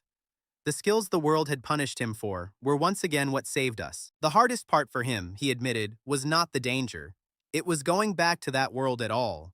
He had spent months building a new life, an honest one, a place at a table where people trusted him. To protect that life, he had to step back into the old one, put on the old face, speak the old language of threats and debts, and hope it did not stick to him on the way out. He went in as our friend and he made himself, for one night, a criminal again on purpose, for us. That is a harder thing than fighting a boar, and he did it without being asked twice. He came back grim, and he told us, and the joking was completely gone from his voice. Ashrain knows, he said. Not rumors.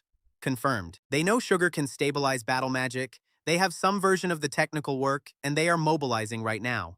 This is not a border scare. This is a kingdom getting ready to come for the thing we made. He laid the confirmation on the table. Solid, sourced, undeniable, and the whole room went cold with it. But that was not the most important thing he said that night, because after he delivered the intelligence, Knox stayed standing. He said something else, something he did not have to say, something that closed a wound that had been open since the raid. I want you to know, he said, looking around at all of us, that I could have done this the old way. I could have taken this information and sold it and vanished the way I always used to and been rich and gone by morning. That was on the table. That is who I was. Instead, I am standing here, telling you first because you are my family. And that is who I am now. Nobody said anything for a second, and then Gareth crossed the room and gripped his shoulder, the warrior's grip, the same one he had given him after the vault. But this time there was nothing held back in it. No reservation, no probation. It was just done. The betrayal of the raid and the long months Knox had spent earning his way back were settled in one wordless grip. Knox had spent months proving with actions what he could not say with words, and now he had said it too, and the team believed him completely. His redemption was not a plot point anymore. It was the truth. He was one of us, fully, and everyone in that room finally knew it, including him. What healed the breach was not a speech. Nobody forgave Knox with a speech. Gareth did not sit him down and say all is well. The trust came back the way trust always comes back, which is slowly through a stack of proven actions, each one a small deposit against the debt. The warning under the door, the break-in at the vault, the night in the underworld, the choice, said out loud at last, to tell us first. You do not rebuild a broken thing by talking about it. You rebuild it by showing up again and again, until the showing up becomes the new truth. Knox had shown up. That was the whole of it. Celine, watching the two men, said something dry and perfect, as she does. Statistically, she noted, reformed traders who take repeated personal risks for their group show the lowest rates of future betrayal of anyone. Then she paused and added, more, without the science, that she was glad he had stayed. For Celine, admitting a feeling without hiding behind a formula was practically a hug. Knox pretended it did not affect him. It did. I let that land because it mattered, and then I did the responsible thing and tried to warn the crown.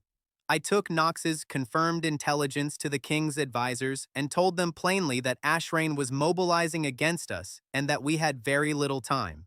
Then I ran headfirst into an old problem. Comfortable, powerful people do not want to believe in a war until it is already at the gate.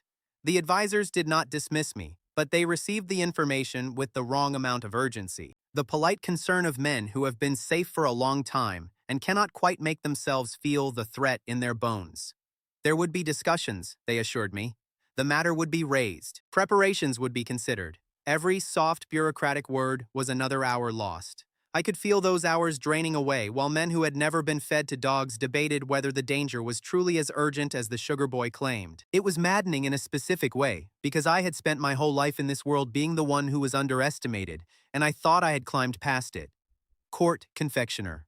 Royal project. A discovery that changed the nature of magic. And still, when I stood before the king's advisors and said war was coming, some part of them heard only the cart boy who sold clouds to children. Status, I was learning, is not the same as being believed. You can rise very high and still, in the moment that matters most, be dismissed as the sweet little man with the sweet little product. The one person who took it completely seriously was, of all people, the one I feared most.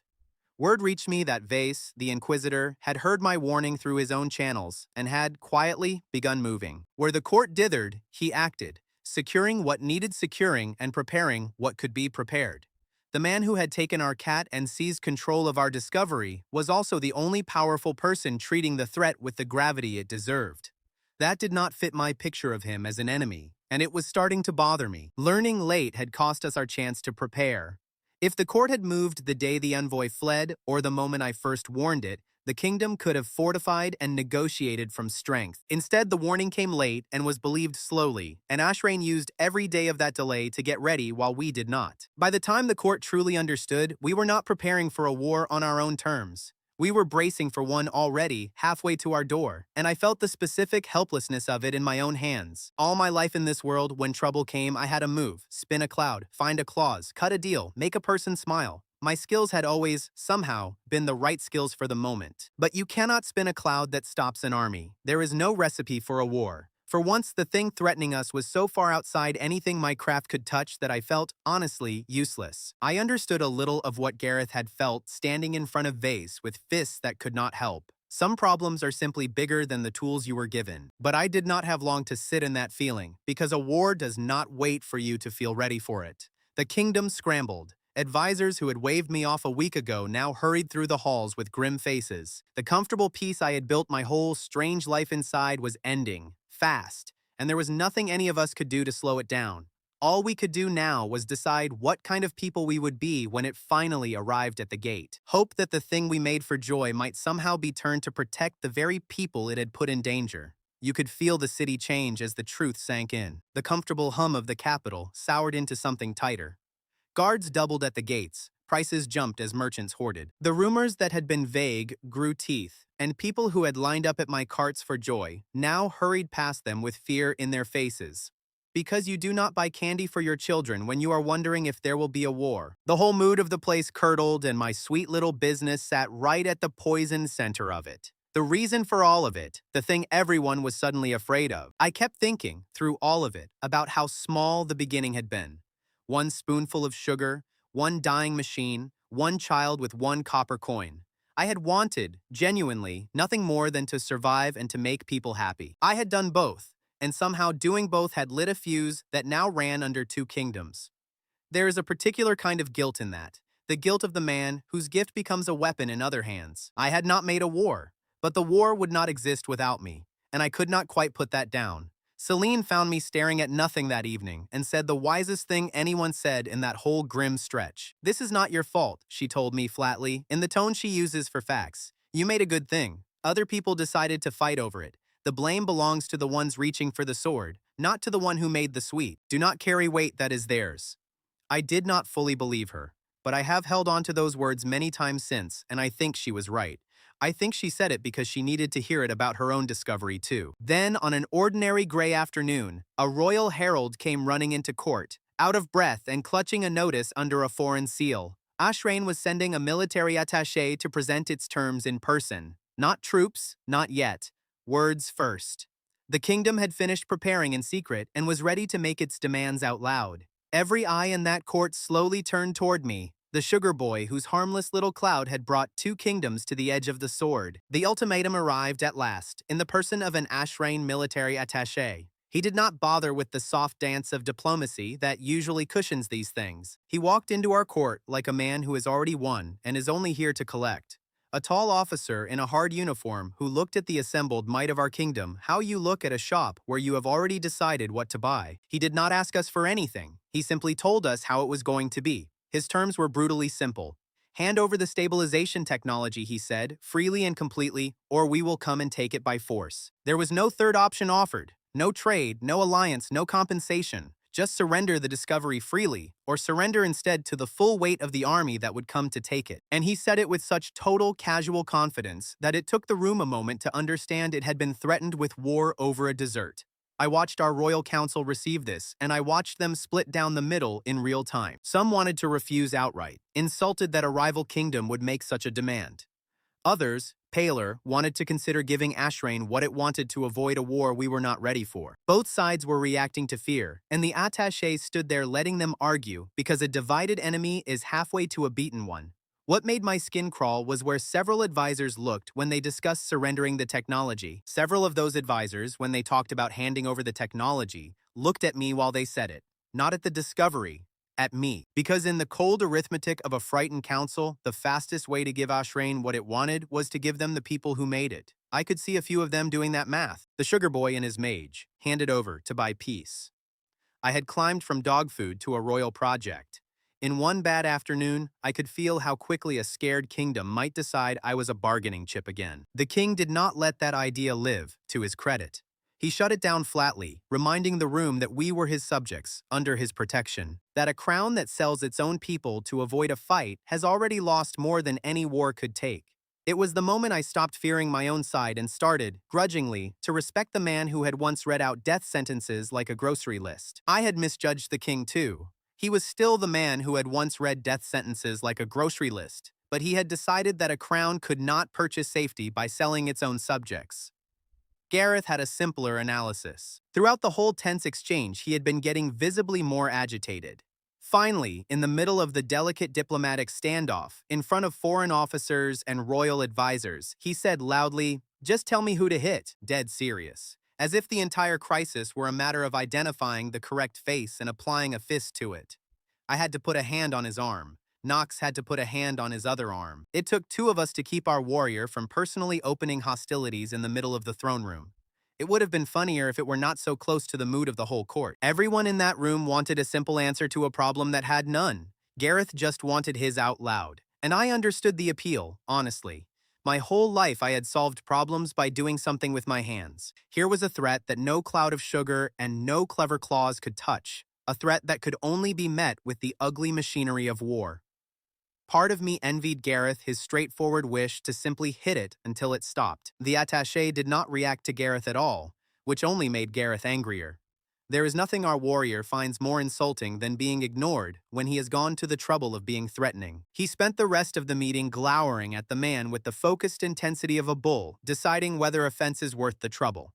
I spent the rest of the meeting keeping one hand near his elbow in case the fence lost. For most of that meeting, Diplomacy meant keeping our strongest friend from ending it early. Formal talks followed, and I found myself sitting at a table where the fate of kingdoms was being discussed because the thing being fought over was mine. Diplomacy was its own craft, as precise and brutal as any.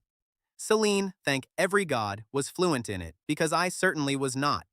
The attaché made a demand he thought was clever. If your stabilization is so safe, he said, then demonstrate that it can be handed over safely. Prove the technology is transferable. Or admit you are simply hiding a weapon out of spite. He thought he was cornering us. He thought we would either have to give up the secret or look like liars. He did not know he was walking into Celine. She did not flinch. She had been waiting for exactly this, and she gave him the answer that kept us alive for the rest of the war. You may already have stolen the principal, she said evenly, looking the attaché dead in the eye. I suspect you have, but hear me clearly, because your soldiers' lives depend on it. Without the dosing, without the humidity control, without the calibration and the control protocol, the principle is not useless to you. It is far worse than useless. It is dangerous, most of all to the man who sets it off.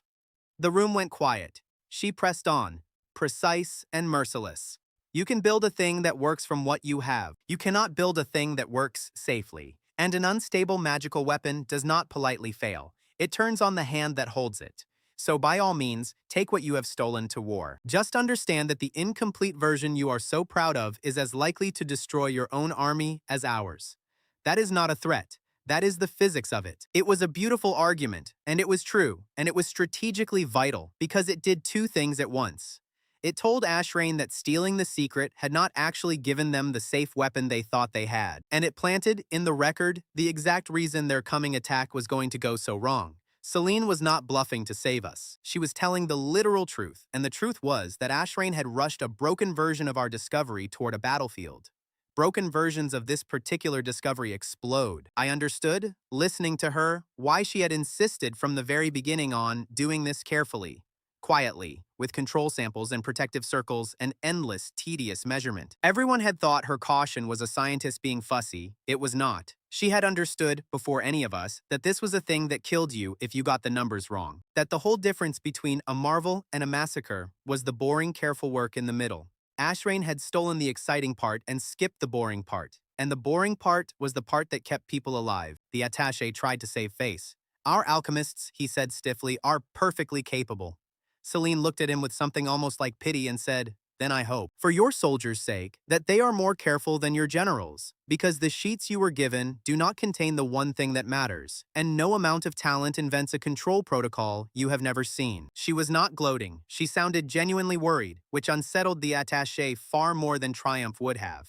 It is hard to dismiss a warning delivered as a kindness. The attaché was thrown for a moment. I watched him recalculate, watched the confidence flicker as he wondered whether his own alchemists had told him the whole story about the weapon they were building. But the decision to go to war had not been made in this room, and no argument here could reverse it. It had been made weeks ago, in that dark council with the mustachioed cloud drawing, by generals who had already committed their pride and their armies to taking this thing by force. Logic arriving at the table now was too late to move a machine already rolling. You could see it happen the moment the machine overruled the man. For just a breath, Celine's warning had reached him, and a smarter, freer envoy might have carried it home and slowed the whole thing down. But he was not free. He had orders, and the orders did not include the option of being persuaded.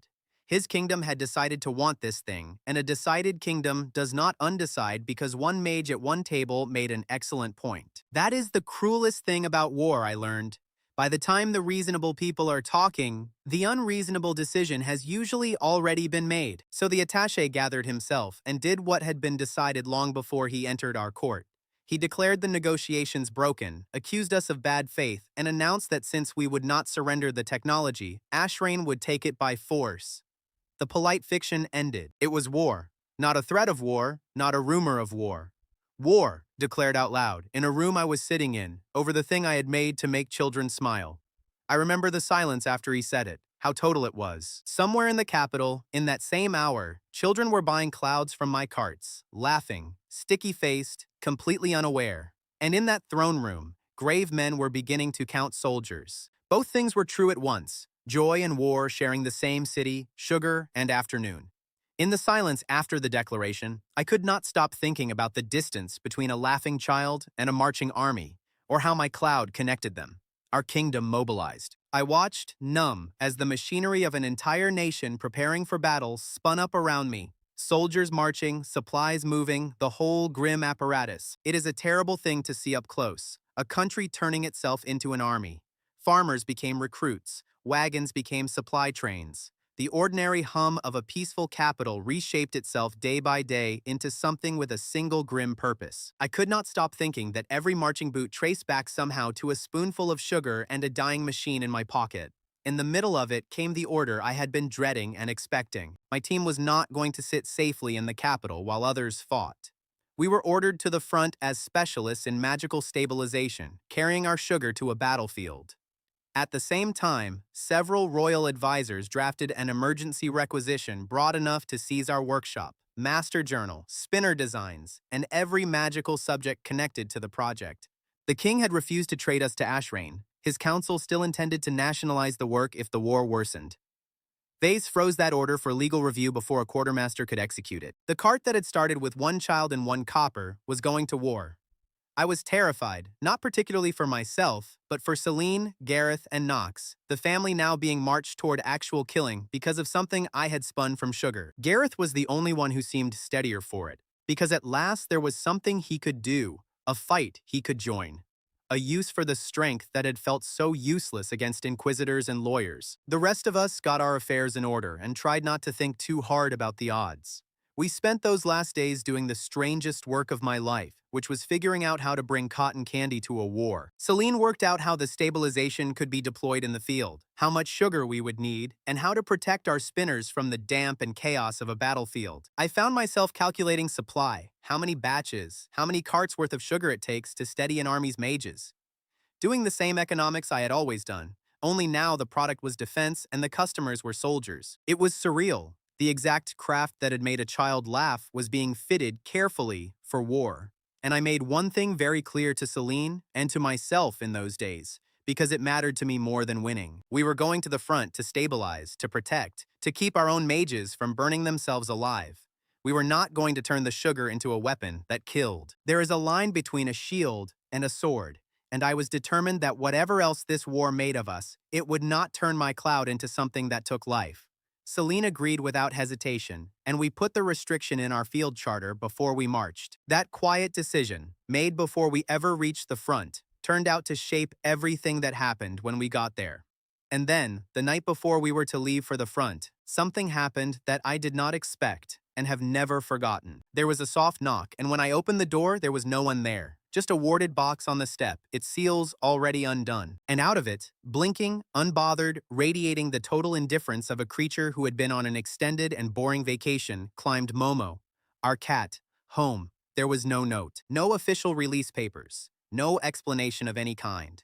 But I did not need one, because there was only one person who could have quietly ordered a magical creature freed from Inquisition custody and returned. Vase was the only person who could have done it. The inquisitor who had taken Momo by the letter of the law had now returned him without papers, silently and deniably. I stood there in the doorway, holding a purring cat and trying to understand it. And I think I did understand, a little, even then. Vase knew Momo's nature and his strange bond with the sugar.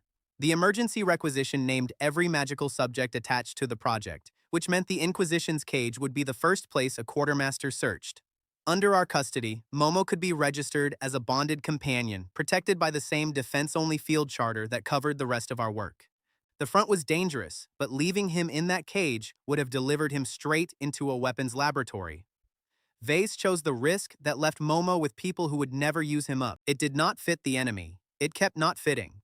First, he had honored the law that protected our rights when he could have crushed it. Then he had taken the threat seriously when the whole court dithered. Now he had smuggled our cat home in the dark on the eve of war.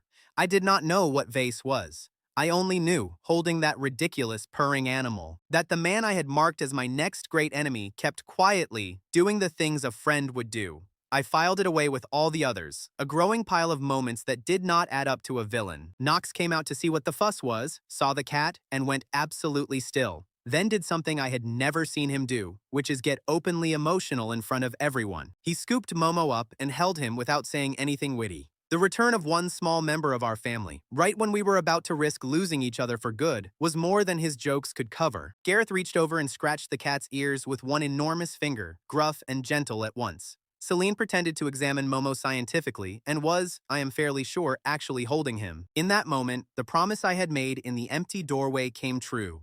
When they carried Momo away in a warded box, I had sworn to the team that we would get him back. I had not known how. I had not had a plan. I had just needed it to be true. And now here he was, home, on the eve of the worst thing we had ever faced, returned by the last hand I would have expected. I had not solved it. Vase had looked at a legal order, recognized what it would do to Momo, and chosen to put the cat beyond its reach. My promise survived because a man I had misread decided to help. I did not understand Vase at all. That last night, the whole family ate candy together and said small, ordinary things instead of the large, frightening ones. Gareth sharpened things. Knox told a story that was mostly lies. Celine sat closer to me than she strictly needed to, and neither of us mentioned it. Momo slept on the sugar sacks and sparked faintly in his dreams, and for a few hours we were not soldiers marching to war. We were just us, one more time before everything changed again. We left for the front the next morning, and we were still afraid, because only a fool marches to war unafraid. But we were less afraid than we had been the night before.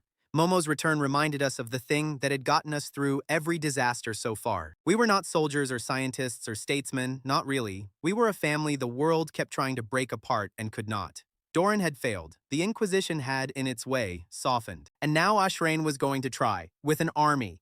I found, marching toward it with my strange, complete little family around me, that I believed we would survive that too. I did not yet know that Ashrain's stolen, half-finished sugar weapon would turn its first real battle into the most expensive sticky disaster any of us had ever seen. I had imagined the front as a place of grim silence and mud. It was mud, at least. But my first impression, riding in with 3 cartloads of sugar and a cat, was Gareth striding around camp, cheerfully giving orders to soldiers who outranked him, and radiating the joy of a man whose particular talents were finally wanted. He was insufferable, and I loved him for it. For once, nobody was asking him to peel an onion, bow correctly, or hold a knife less threateningly. Here, being enormous and unafraid and ready to hit things was the entire job description. He belonged. He directed traffic. He lifted things 4 men could not. He gave a rousing speech to a squad that had not asked for one. The war had not even started for us, and Gareth was already home. And watching him, I thought again about the wound the word useless had pressed on him. The thing I finally understood back when he vouched for Knox. Gareth's whole terror had always been being surplus, thrown away, a man nobody needed. And here was a place that needed him completely, that valued the exact thing he was. He was not brave that day because he had no fear. He was brave because, for once, someone was glad he existed. I have found that is most of what courage is actually made of. The actual soldiers did not share his enthusiasm about us. Word had gone around that the Crown was sending magic specialists to the front. The hardened officers had been expecting battle mages, war wizards, something fearsome. What they got was a sugar boy, a disgraced scholar, a shifty-looking fellow, a warrior with no rank, and a cat. The commander who received us looked at our carts of candy with an expression of open, weary contempt, and I could not entirely blame him. His position got worse from his point of view when we explained what we actually did. He had assumed, if the sugar was useful at all, that it was some kind of bomb. When I explained that we were there to stabilize our mages and shield our troops, he stared at me as if I had grown a second head. I need a weapon, he said flatly, not a dessert. I need something that kills the enemy, not something that keeps my men comfortable. Take your candy home.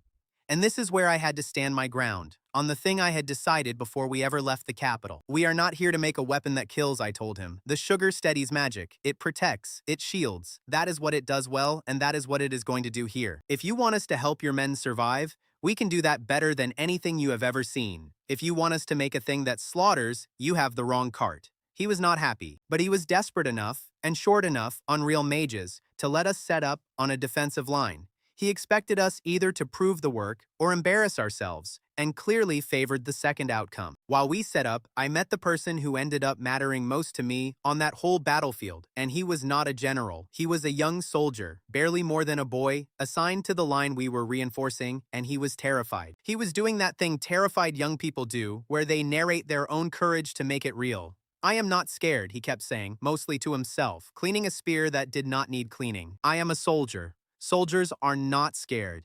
He was shaking the whole time he said it. I talked to the boy myself, a little, while we worked. I did not tell him not to be afraid, because that is a stupid thing to tell a person about to face death. I have been this scared kid marked to die once, in a barracks full of strangers, so instead, I told him the truth, that fear meant he understood the situation correctly, that the trick was not to feel no fear, but to have something beside you, worth being scared for. Stay near our line, I told him. We are going to keep as many of you alive as we can. That is the whole reason we came. He looked at me like nobody had ever put it that way. That the mages had come to protect him rather than to spend him. Gareth, of all people, also tried to help. It was painful and sweet in equal measure because Gareth's idea of comfort was to recite stiff army encouragements he had heard somewhere and did not believe. Steady, lad, keep your discipline. A soldier's duty is his shield, that kind of thing, delivered in a wooden voice completely unlike him. The boy nodded politely at these hollow phrases, no more comforted than before. Gareth, who could face a boar without blinking, had no idea how to face a frightened child, and it showed. But he kept trying, awkwardly, hovering near the boy, and I filed that away too, because the Gareth I met in a barracks would not have bothered. Something in him had softened toward the young and the scared, and I thought I knew why. Then the alarm sounded, and there was no more time for any of it because the enemy was coming. The first clash of a real battle is nothing like a tournament, and I will not pretend I was brave. It was noise and dust and the terrifying speed of it. Ashrain's vanguard came at our line, and our few mages readied their spells. Celine stepped up to do the thing we had come to do, to cast a stabilized defensive working in genuine combat for the very first time. She looked at me. I nodded. She began, and I fed the spun sugar into her magic as we had done through dozens of controlled trials. We had tested humidity, dose, and supporting casters separately. We had never combined rain-heavy open air, an intentionally high defensive dose, and 3 frightened battle mages pouring power into Celine's circuit at once. The stabilization did not fail. It worked far too well. It grabbed it and would not let go. The protective wind, which was supposed to hold for a controlled moment, held, and kept holding. Spun through with sugar threads that refused to dissolve, gathering dust and moisture and battlefield grime as it grew. It became a cloud. Then it became a very large cloud. Then it became an enormous, glistening, absurdly sticky net of stabilized wind and caramelizing sugar that expanded across a whole section of the battlefield at a speed that defied all reason. It engulfed everything in its path in a warm, sweet-smelling, immovable mass. Both armies stopped fighting to stare at the strangest thing anyone on that field had ever seen. A war interrupted by the world's largest and stickiest cloud. I fell back on the one move I could think of, which was shout to Celine to stop feeding it power, and she was already trying. Cutting the feed did not collapse it. The filaments had already trapped enough magical flux to keep the barrier circulating until the excess dispersed.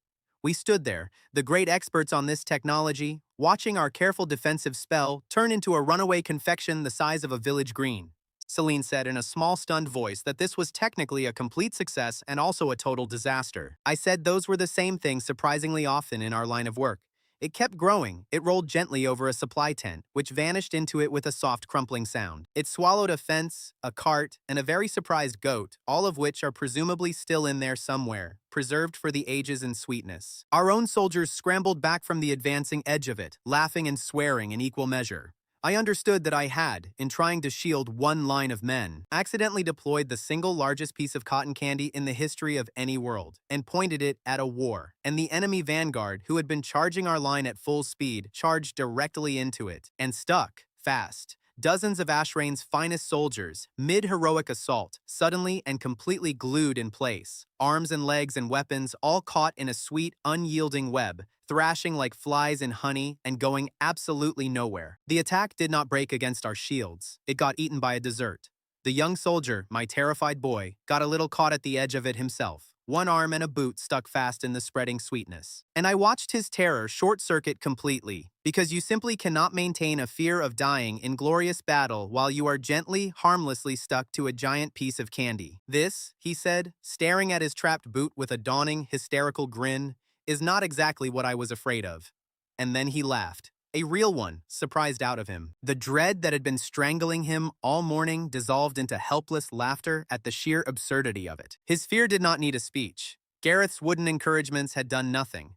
But being stuck to a colossal sugar cloud in the middle of a battle he had been sure would kill him did more for the boy's courage than any words could. It is very hard to be afraid of something that has turned into a farce. The whole line felt it. Men who had braced to die were laughing at enemy soldiers wriggling in candy, and that laughter steadied them. Gareth waded in to pull the boy free, which mostly meant Gareth also got stuck, which meant Nox had to come pull Gareth free. This meant Nox got stuck too, until we had a small chain of my friends all glued to the world's largest dessert. They bickered cheerfully while a war paused around them. Momo walked delicately across the top of the sticky mass without sinking at all. Because of course he did, licking it as he went, the only creature on that field completely in his element.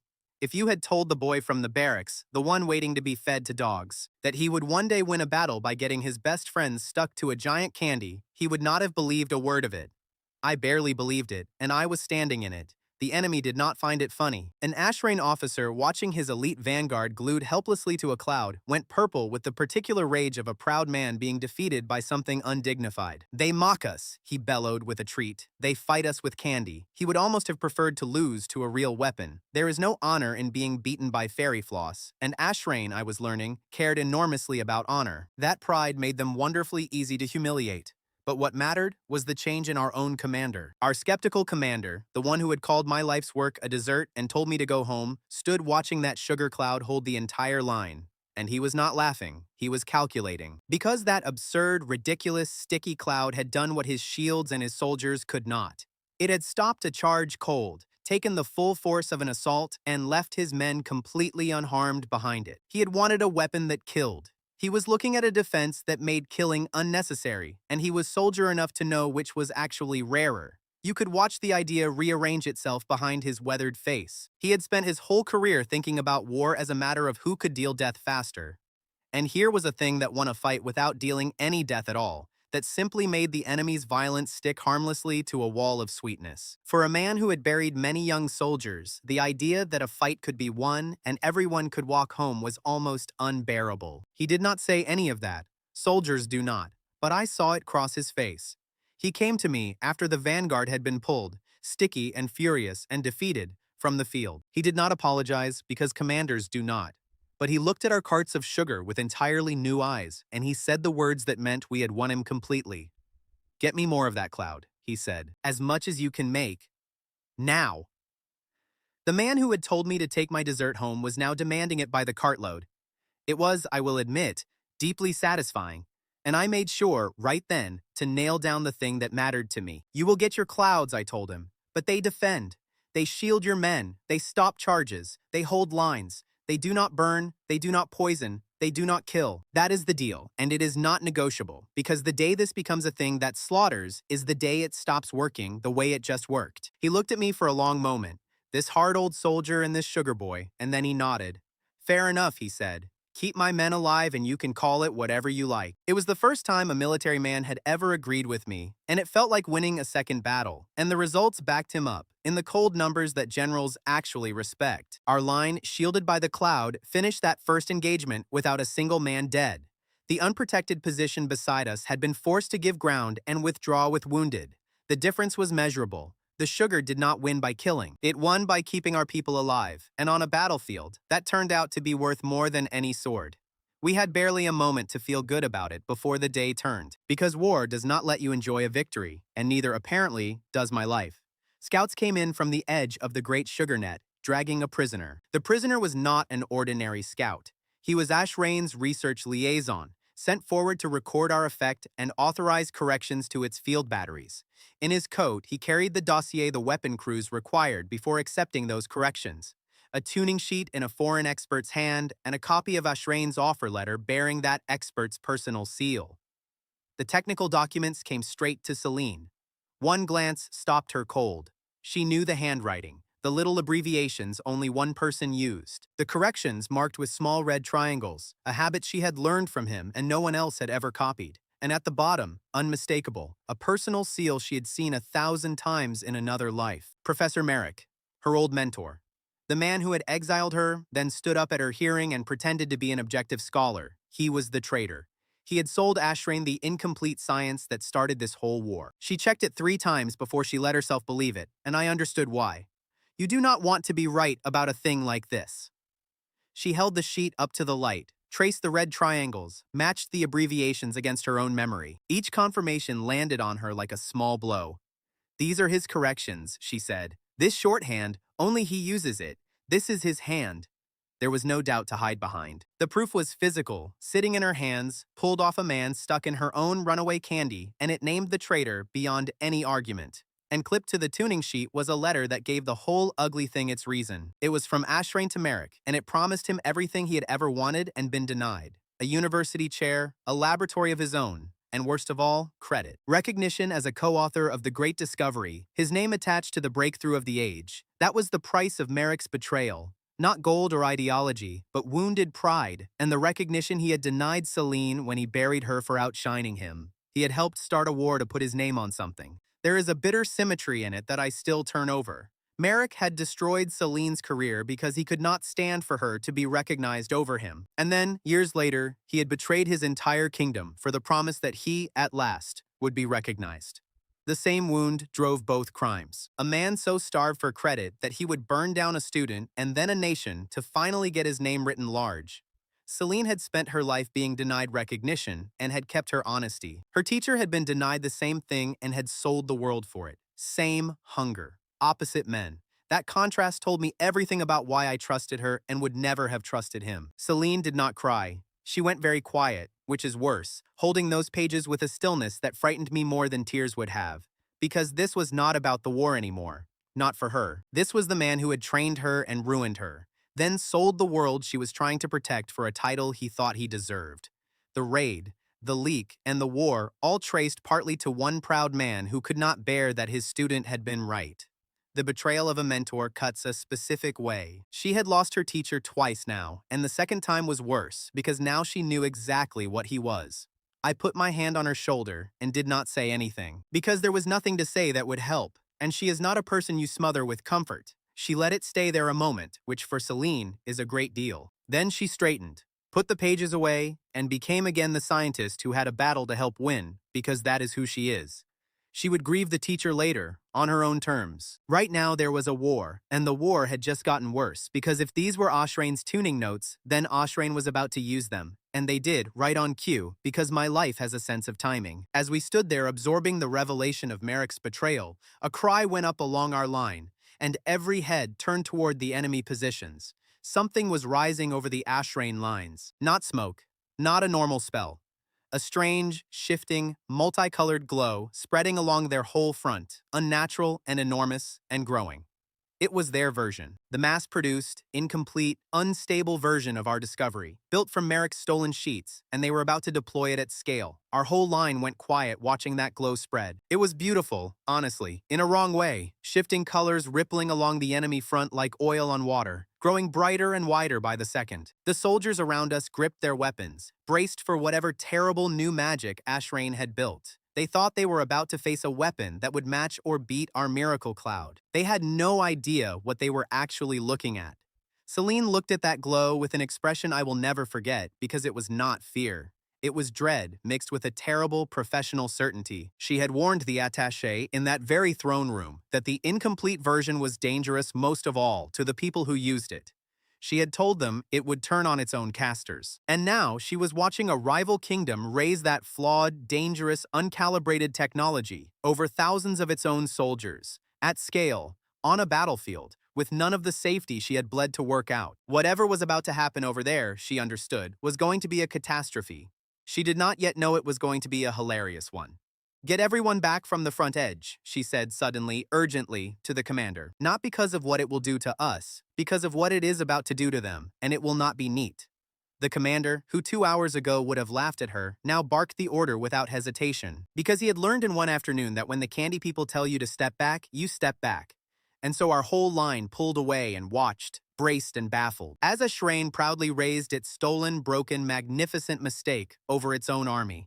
Whatever came next, we were going to have front row seats. So Ashrain raised its great glowing weapon over its own army, and the whole battlefield held its breath waiting for the attack. What happened instead was the single most undignified military disaster I have ever witnessed. I have thought many times since about how to describe it with the gravity a war deserves. I have failed every time because there is no dignified way to describe an army being defeated by its own desert. The enemy's stolen version of our technology activated. The multicolored glow pulsed, brightened, and then, instead of unleashing whatever devastation Ashrain's generals had promised their soldiers. The charges did what Celine had warned they would do. They overheated. The incomplete formula, run at scale in the wrong humidity, with none of the careful dosing she had bled to work out, could not hold. And a weapon that cannot hold its magic does not simply fizzle, it vents, loudly, stickily, and all over the people standing nearest to it. Weeks earlier, Celine had warned the attaché in plain words that the stolen version was not useless but dangerous, most of all to whoever launched it. They had not listened because pride does not listen. And now the physics she had described so precisely was playing out at scale across the enemy front. Celine watched it happen with the grim, unhappy expression of a person who takes no joy in being right about a disaster. I told them, she said quietly, more sad than smug. I told them exactly this. They should have listened. The first Ashrain charges burst, and out of them came not fire, not force, but caramel. Great gouts of hot, foaming, stretchy caramel sprang across the front ranks of their own army in a golden tide. The enemy mage who had raised the weapon, a proud figure in fine robes, tried to bellow the command for a second volley to save face. I watched his signal horn, already filling with molten sugar, emit a single pathetic descending squeak instead of a war cry. It is very hard to rally troops when your trumpet has been turned into toffee. And then the glaze cooled, and their whole front line discovered the specific horror of what our discovery does when you get it wrong. It stuck, visors sealed shut over confused faces, sword hilts welded to gauntlets, boots glued to the ground, and worse, to each other. Straps and buckles and banners all fused into one enormous sticky sculpture of a proud army that had, moments ago, been about to win a war and was now physically incapable of moving. I want to be very clear about something because it matters to the whole tone of what happened, and it matters to who we are. Their minds were completely fine. This was not some magic that stole their will or turned them into puppets. Every one of those Ashrain soldiers was fully awake, fully aware, fully in command of his own thoughts, completely unable to do anything about the fact that his boots were now married to his neighbor's boots. That is a specific and profound kind of humiliation. They knew what was happening to them, and they could not stop it, and it was made of candy. The Ashrain officers, to their eternal credit and my endless delight, tried to maintain discipline through the entire catastrophe. An officer would bark an order, forward march, and the sealed sticky line would attempt to obey. Each command produced a fresh disaster. One soldier tried to draw his sword, failed, and announced with wounded dignity that he was not surrendering. He physically could not remove the weapon from its scabbard. Another pair, boots fused side by side, attempted to advance and toppled like a felled tree. It was a parade of a proud army fighting bravely and losing entirely to the laws of sugar. The details are what I treasure. A standard bearer whose banner had drooped into the glaze and set solid, so that he now held aloft a rigid, sagging flag shaped like a melting candle. A cavalry officer whose horse had been spared, but whose own backside had welded firmly to his saddle, leaving him unable to dismount and deeply unwilling to discuss it. A drummer whose sticks had glued to the drum, his hands and each other produced a single muffled thud when he tried to sound the retreat. Every proud symbol of a proud army, one by one, defeated by candy. Our own soldiers, watching this from behind our line, had completely lost military composure. Hardened men were doubled over laughing. The young soldier from the day before, the one who had been so terrified, was laughing so hard he had to sit down. And I understood that Ashrain had, in a single afternoon, lost the thing an army fears losing most. It was not ground or men, but the belief that Ashrain was to be taken seriously. Fear is hard to maintain once an army becomes the punchline. Ashrain had marched to prove its might and instead become the funniest story on the continent. It would take them a very long time to live it down. Then the animals arrived, because of course they did. The whole battlefield now smelled like the greatest fair in the history of the world, an irresistible perfume of warm caramel drifting for miles. The local wildlife responded exactly as you would expect. Goats, raccoons, deer, every creature within smelling distance came trotting onto an active battlefield to lick the glaze off abandoned shields, utterly unconcerned with the war being fought over their snack. And both armies, both of us, had to pause our great historic conflict to shoo woodland animals away from still hot magical charges before they hurt themselves. I saw an Ashrain sergeant and one of our corporals working together, wordlessly, to drag a single extremely offended boar away from a glazed helmet. Enemies united against a pig. The boar deserves its own mention, because the boar became a legend. It was, as far as anyone could tell, a completely ordinary wild boar that had wandered onto the field for the caramel. It took immediate and violent offense at being denied its snack. It charged an ash rain formation, scattered them, ate glaze directly off a fallen shield. Then it held a small patch of contested ground against all comers, ours and theirs alike, with the territorial fury of a creature defending the best meal of its life. Both armies gave that boar a very wide berth. I like to think it is still out there somewhere, undefeated, remembering the greatest day of its life.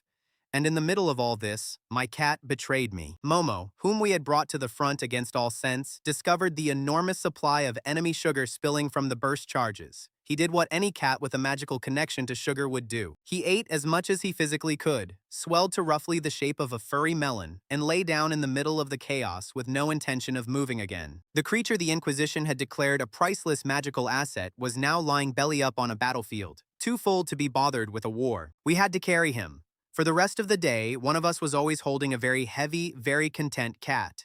Nox, carrying the bloated cat at one point, observed that this was the same creature two kingdoms had gone to war partly over. He observed that if Ashrain's generals could see their terrifying magical prize snoring, distended and indifferent to their strategy, they might reconsider a few choices. Until sunset, holding up our comatose cat toward the enemy lines became a running joke. "Behold," Nox would announce, "your doom." It was not tactically sound. It was extremely funny. But underneath the farce, Celine saw the thing that was not funny, and she saw it fast. She had been watching the enemy charges with a scientist's eye while the rest of us laughed, and her face changed. "The foam," she said, grabbing my arm, "the caramel venting, the sticky mess, that was only the first stage. That was the pressure release." She pointed at the enemy supply depot, at the reserve charges we could now see through the gap the animals had opened. They were pulsing, faster and faster, glowing hotter. "Those cores," she said, "are going to burst next, and not with foam, with everything they were storing, right in the middle of their own men." And like that, the comedy had a knife in it. Ashrain's soldiers, stuck and glazed but still alive, were in real danger now. The weapon their generals had rushed to the field was about to detonate among the troops it was supposed to protect. The enemy line, still trying to peel itself out of the sugar, had no idea that the true danger was behind it. It was the pile of unstable charges at their own backs, counting down. Our own commander, the one who now believed in us, saw the same thing Celine did, and he did the cold military math out loud. "If we do nothing," he said, "their reserve charges finish the job for us. We win this field without losing a man." He was not being cruel. He was being a soldier, and by every rule of war he was correct. The smart move, the winning move, was to stand back and let Ashrain's own weapon destroy Ashrain's own army. He looked at me when he said it, though, because he had spent a day learning that I did not play by those rules, and he wanted to see what I would do. I looked at that pulsing depot and at the frightened enemy soldiers who were about to be killed by their own leader's greed. There was no moment of decision in me. I already knew what we were going to do. It was not a strategy. It was just the only thing I have ever known how to be. We went to help them. We crossed our own line, into the space between the armies. We crossed toward the soldiers we were supposed to be fighting and started getting them free. Celine directed the rescue, calling out which charges were closest to bursting, how much time remained, and where to pull people. Gareth simply tore stuck men free of the glaze and carried them clear two at a time. Nox, quick and clever, worked the buckles and straps our brute force could not. We waded into the enemy, and we saved them from the thing their own kingdom had done to them. I reached one soldier half melted into his own shield, burned along one arm where a charge had vented on him. Young, terrified, staring at me as I pulled the glaze away from his skin. And he asked me the question that broke my heart a little, in a small, confused voice. "Nobody warned us," he said, "that the second blast would be real.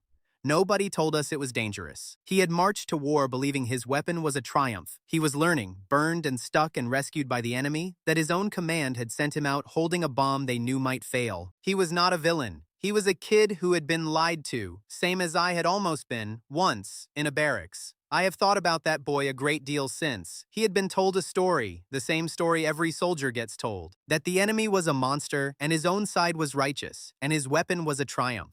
And in the space of one afternoon, every piece of that story had come apart in his burned hands. His weapon had turned on him, his command had lied to him, and the monster he had been sent to kill was crouched over him, pulling molten sugar off his skin and telling him to get to cover. That is a lot to learn at once.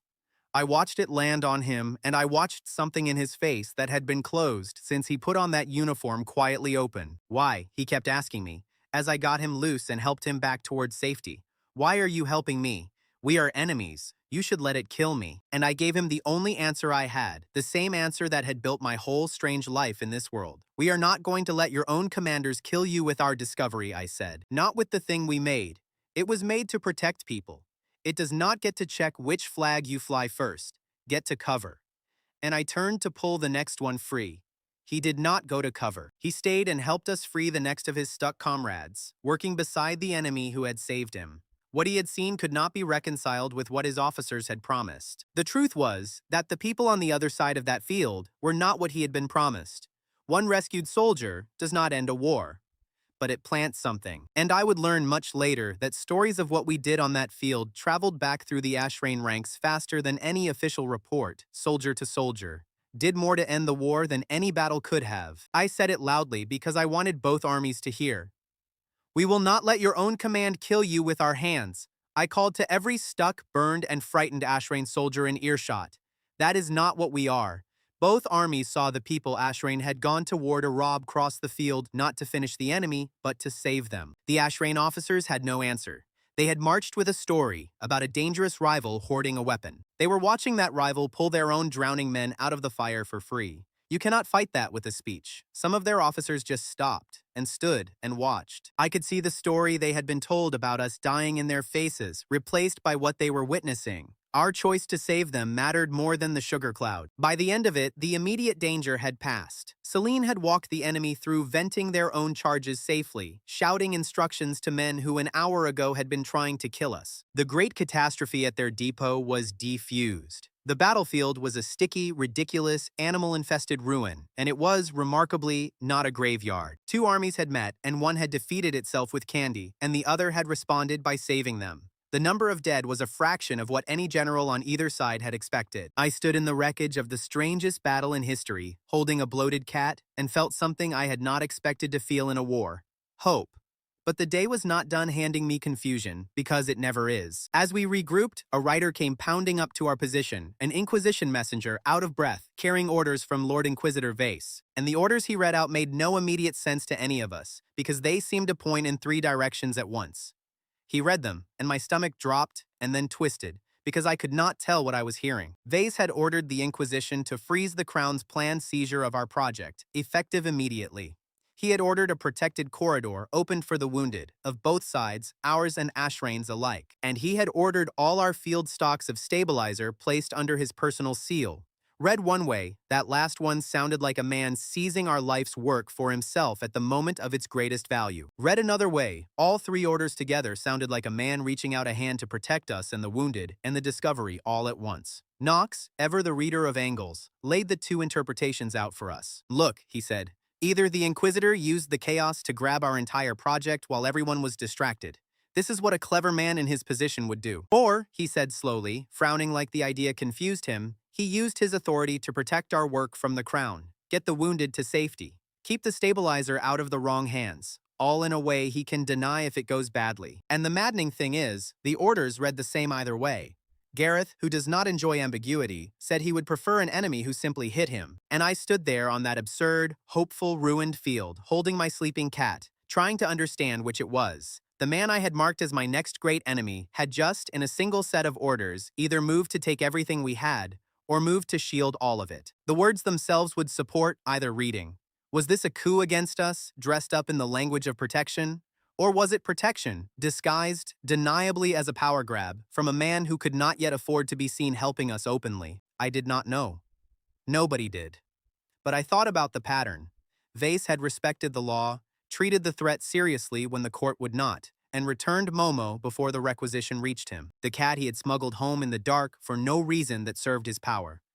And now, orders that happened, whatever their wording, to protect the wounded and freeze a seizure and secure the discovery. Every time I had braced for Vase to be a villain, he had done the thing a good man does and let it look like something else. I was starting to suspect I had read the man backwards, and the whole team turned to look at me, sticky and exhausted and waiting, as if I had the faintest idea what Lord Inquisitor Vase actually wanted. I did not.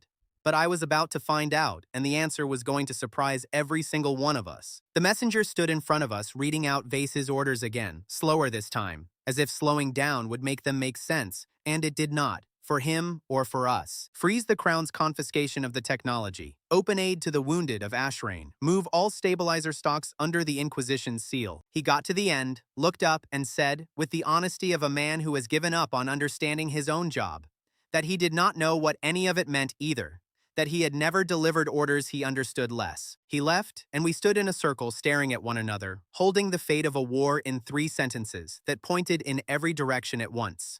In the manner of my team, we immediately began to argue about it, badly. Everyone had a theory, and every theory was completely different, and none of them convinced even the person saying it. Nox was sure it was a power grab, the Inquisitor seizing everything under cover of chaos, because that is what Nox would suspect of anyone, having been that kind of clever himself. Gareth was sure it was a trap, because Gareth suspects traps the way other people suspect rain. Celine thought it might be genuine protection, but could not explain why an Inquisitor would risk his own authority for us. And I did not know what to think, which is my natural state. We went in circles, each of us more certain and less convincing by the minute. The theories got wilder the longer we argued, which is what happens when frightened people fill an information gap with imagination. Nox proposed that Vase planned to auction each kingdom to the other, then, growing desperate, that he was somehow working for both, and neither. Celine pointed out that at least 2 of his theories were mutually exclusive, and Nox said that was exactly what made them clever. Gareth, who had stopped listening, was testing the tent flaps for ambushes. It would have been funny if we had not been deciding, in real time, whether to start a fight with the most powerful man in the kingdom. Fear made us judge Vase by his reputation instead of his actions. The disgraced mage, the thief, and the sugar boy, all written off on sight, were about to do the same to someone else. I did not fully realize the irony until later, but it shames me a little even now. Gareth, running out of patience, proposed the direct solution, which for Gareth is always some version of hitting the problem first. We should move against him now, he said. Secure our own stocks, get out from under his seal, before whatever he is planning closes on us. Strike first. And there was a horrible logic to it, the logic of frightened people who have been betrayed before. I watched the team start to lean toward it, toward doing something irreversible on the strength of a suspicion. And I stopped it. I planted myself in the middle of my own team, and I said the thing that turned out to be the most important call I made in the whole war. If we are wrong about him, I said, if we move against Vase and we are wrong, then we have just destroyed the one person powerful enough to stop the worst from happening, on nothing but a guess. Look at the pattern. Every single time we have been sure he was our enemy, he has quietly done the thing a friend would do. Before we treat him as a foe, we are going to do the one thing we have never actually tried. We are going to go ask him. It was closer than I like to admit. Gareth already had his hand on the crate of stabilizer we were meant to move, ready to act. Nox was already mapping the fastest route out from under the Inquisition's watch. For a few heartbeats, the momentum of fear nearly carried the whole team past the point of no return. If I had hesitated a moment longer, if I had let the arguing run one more circle, we would have moved against Vase. Everything that came after, the peace, the ending, all of it, would have died right there in a tent at midnight over a misunderstanding. That is how thin it was. That is how close good people came to ruining the best thing available to them, purely out of fear. It should not have been a radical idea, and yet it was. Because we had spent so long assuming Vase was a threat that simply talking to him had never occurred to us. But that is the whole engine of my life in this world, isn't it? When everyone else schemes, I just walk up and ask honestly, and it keeps working, because honesty is a move almost nobody expects. So we went to find the Inquisitor, braced for the confrontation of our lives. And the confrontation did not come because when we found Vase, he was not a looming threat at all. He was sitting alone in a command tent, surrounded by maps and reports, and he looked more than anything tired, bone tired. The kind of tired that comes not from a long day, but from a long fight fought and alone. He looked up at my whole team crowding into his tent ready for war. Something almost like relief crossed his face, as if he had been waiting a long time for someone to come and ask him directly. So I asked him directly. "What are you doing?" I said. "Your orders read like you are taking everything from us, and they read like you are protecting us, and I cannot tell which. My team is one bad guess away from doing something we cannot take back, so please, tell me, what do you actually want?" And Vase, Lord Inquisitor, the man I had feared as my next great enemy, set down his pen and told us the truth, and it rearranged everything. "I did enjoy the candy," he said, and there was almost a smile in it, an unexpectedly human thing on that cold, precise face. "When I first came to your lab, I will admit, the taste of the thing surprised me. It reminded me that small joy is not a frivolous thing. That is what made me look at you closely. But he leaned forward, and the tiredness sharpened into something like conviction. But that is not what made me your ally. Understand me. What made me your ally was watching what happened around your discovery. He laid it out, and it was the clearest anyone had ever named my whole strange story. Your enemies, he said, stole your knowledge for profit. Your own patrons, the crown, wanted to turn your gift into a weapon that kills. Foreign kings sent spies and armies to take it. Everyone who touched this discovery tried to bend it toward power. Then my field observers reported that you crossed open ground to save the soldiers who had marched there to kill you. He looked at me. The law exists to protect exactly that, he said, and almost no one ever gives it the chance.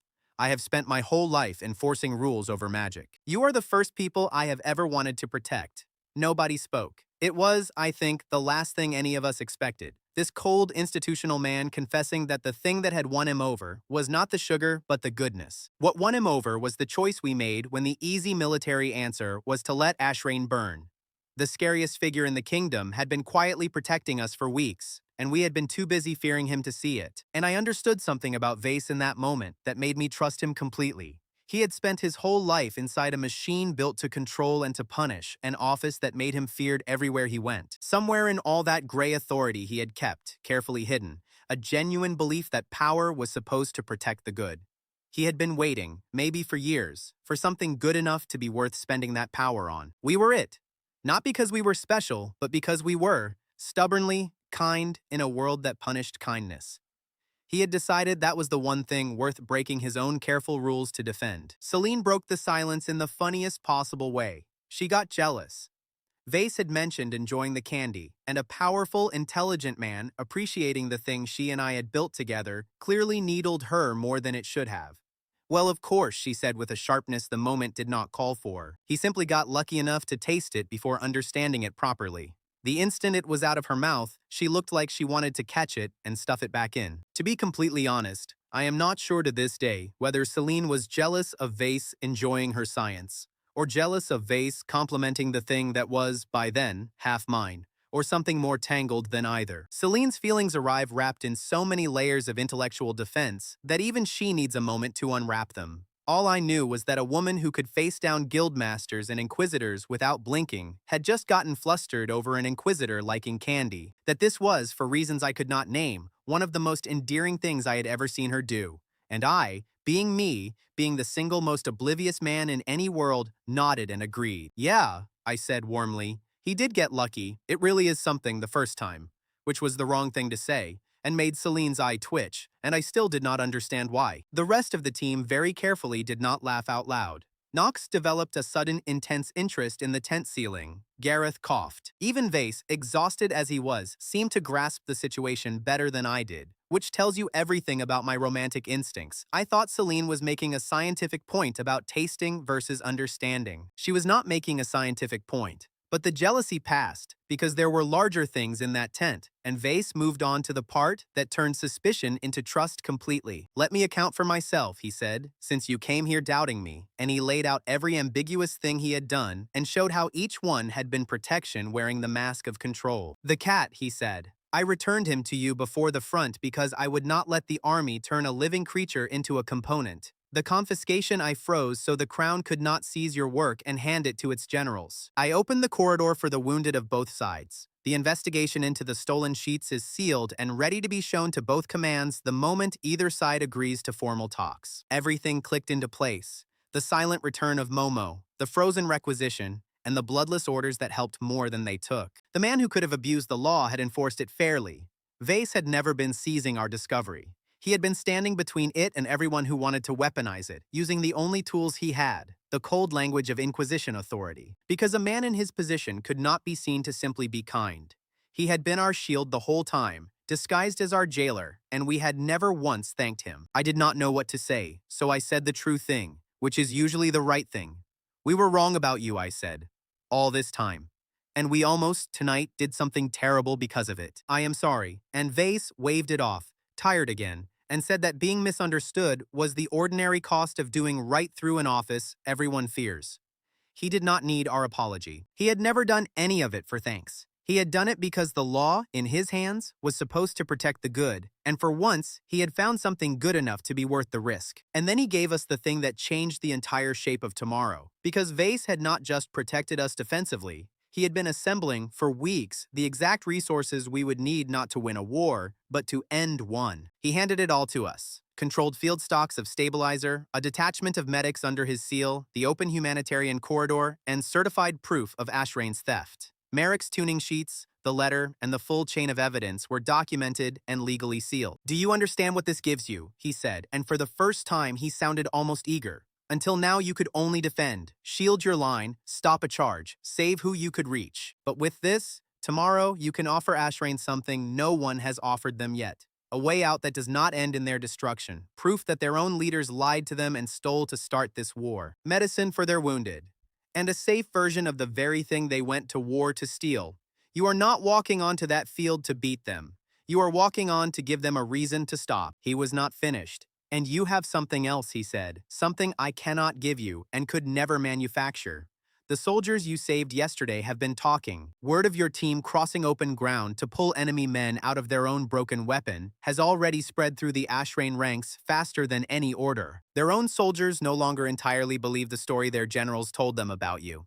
An army that has stopped believing its own war is an army looking for a reason to lay down its arms. You have already given them half of one. Tomorrow, you give them the rest." I sat with that because it recast everything we had done. The giant sticky cloud, the rescue, all of it, had not just been battlefield survival, it had been, without any of us planning it, the opening argument of a peace. Kindness offered in front of witnesses does not stay where you put it. It travels. And the mercy we had shown a handful of stuck and frightened enemy soldiers had walked itself, mouth to mouth, all the way up the enemy line, quietly dismantling a war from the inside. I had spent my whole life believing that being decent was its own reward. Face was telling me it was also, sometimes, a strategy. I looked at what he had built for us, this quiet, exhausted man who everyone feared, and I finally understood the size of what he had done. He had spent his authority and risked his position for weeks to hand us not a sword but a door, a way to turn war into peace. It was the most generous thing anyone in a position of power had ever done for us. He had done it while letting us believe he was the enemy, asking for nothing, expecting no credit. We left his tent no longer bracing against an inquisitor, but carrying the tools to end the war with an ally we had badly underestimated. I had expected each threat to be larger than the last. Doran, then Vase, then Ashrain. Instead, Vase had turned around and reached down to help me face the final one. That night, we did not sleep much. We planned. We laid out everything Vase had given us, and we built. Out of stabilizer and medics and proof and one desperate hope. A plan that was not a battle plan at all. It was a peace plan, dressed as a confrontation, aimed at a proud wounded kingdom that had every reason to keep fighting. It was thin.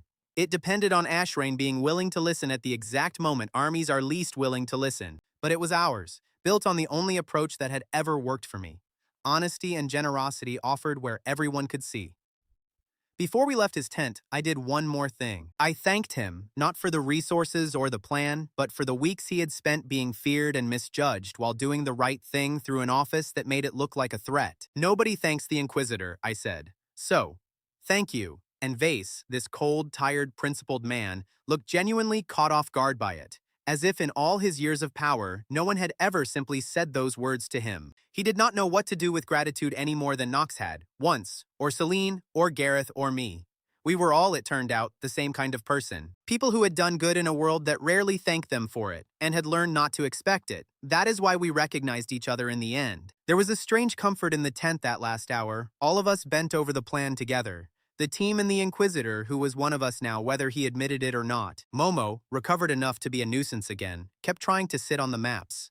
Gareth kept the medics organized with the brisk competence of a man who had found the war he was meant for. One about saving people instead of killing them. Nox checked and rechecked the proof of Merrick's betrayal like a jeweler appraising a gem. And Celine and I worked out the stabilizer figures side by side, close, the way we had at that very first cart, a whole lifetime ago. And as the sky began to gray toward dawn, we made ready to walk out onto that field one last time. The family was complete, joined now by a bloated cat and an unlikely ally. At first light, we would confront Ashrain, not to destroy it, but to end the war. I did not know if it would work. I only knew that everything, every part of my strange life since I fell through the sky, one child and one copper and one dying machine, had somehow led to this single morning. It had led to the question of whether a man who makes candy could stop a war with nothing but the truth and a spoonful of sugar. Dawn came up gray and cold, and for once in this whole ridiculous story, I walked toward an army instead of toward a cart with a spoon in my hand. Two lines faced each other across a torn field, ours on one side, Ashrain on the other, and between them, a strip of mud a lot of people expected to fill with bodies by noon. But something was wrong with the enemy line, and both armies could see it. Ashrain's front rank was full of men I recognized from the rescue. Their gear still showed it, sealed visors pried half open, sword hilts crusted with dried caramel, and one officer whose saddle remained welded to his armor. Behind them, the heavy weapon crews stood at their batteries and did not move. Because everyone on that field knew what happened last time those batteries fired. Silence where the war drums should have been. Somebody on the Ashrain staff clearly wanted the front rank to stand tall and pretend yesterday had not happened. The front rank was not selling it. The soldiers we had saved would not perform a confidence they did not feel. They had watched their own generals nearly cook them alive, then watched the candy people carry them to safety, and it showed on every face. A proud kingdom faced us at sunrise with a broken weapon and a rescued front line that no longer believed in its own war. Four misfits, an inquisitor, and a fat cat holding the only safe version of the thing everyone wanted. So I did the one move I have ever been any good at. I walked out into the open, unarmed, where everyone could see me, and I offered to talk instead of to fight. Gareth hated it. He wanted to hit something, preferably a general, and he told me so out of the side of his mouth as I stepped past our line. I told him the entire point was that nobody else had to get hit today. He grumbled, but he let me go, and he kept one hand near his hammer in case somebody made him useful. I stopped halfway across the mud, close enough for the Ashrain command to hear me without shouting, and I said the plainest true thing I had. You have already seen what happens when the unstable version goes off, I said. You watched it turn on your own men yesterday. There is no shame in listening before you bury anyone else over it. For a second, no one answered, and I could feel every archer on their line deciding whether I was worth an arrow. Then the Ashrain commander rode forward a few paces, and I watched him do the same cold math I had been counting on him to do since sunrise. His next volley was not safe. He had no replacement that worked, and the men who were supposed to hate me were standing in his own front rank, alive because of us. He did not agree because his heart grew 3 sizes. He agreed because every other option on that table got his own soldiers killed for nothing, and he was not a stupid man. He gave the order for his line to hold, and he said, coldly, that he would hear us. Coming from a man who had marched all this way to take everything I owned, that was a landslide. Behind me, I heard Nox exhale, like he had been holding his breath since dawn. We had a conversation instead of a battle. Now I only had to not lose it. We met in a plain tent pitched right on the line. One table, chairs for both sides, and the mud tracked in on everybody's boots so no one could pretend this was a palace. Vase came with us, and this was the part where I found out exactly what kind of ally he had decided to be. He did not walk in pretending to be neutral. He set a sealed folder on the table and opened it in front of both delegations. Inside was the certified chain of the theft, Merrick's tuning sheets, and the Ashrain letter promising the old professor a chair and a laboratory. Vase laid it flat so the Ashrain command had to face the proof that its war was built on half a stolen formula sold by a bitter man. The Ashrain officers did not enjoy that. One of them started to argue the documents could be forged, and Vase let him finish before he answered. He did not raise his voice. He said the Inquisition had no interest in humiliating Ashrain, only in the truth sitting on the table where both sides could check it. Then he proposed the shape of the thing. Not blind trust, which no one at that table had earned, but a parity commission with one named inspector from each kingdom. Every dangerous batch would carry both seals, so neither side could open one alone. A single master protocol would remain an Inquisition escrow, accessible only to those inspectors together. Every viewing, sample, and test would enter a ledger both sides signed. Vase was building a system in which claims could be checked without making the weapon recipe public. I watched the Ashrain commander lean toward it and then stop because there was still one thing he needed and did not have. He said it plainly, prove the safe version works, prove it can be made again, on purpose, and that destroying his unstable batches would not leave his kingdom naked while ours kept a working one. It was a fair and terrifying question because answering meant showing our hand to the people who had tried to take it by force. Everyone turned to Celine. Celine stood up, and I saw her do the thing she does right before she is about to be braver than she wants to be. She squared her shoulders like she was walking back into the guild that exiled her. She did not hand them her notes. She did something better and much harder. She offered to show them the principle live, with her own hands, in front of both commissions at once. But she tied it to a chain of conditions, because my team had learned the expensive way never to give away the one thing we had on a single honest word. Here is the safe calibration of a protective circuit, she said, setting a small ring of stabilized sugar on the table. The full protocol goes to both sides at the same moment. Not before a ceasefire, not before every unstable batch is destroyed under joint inspection. Openness, she said, but in the right order, so nobody arms himself while the other side is still busy trusting.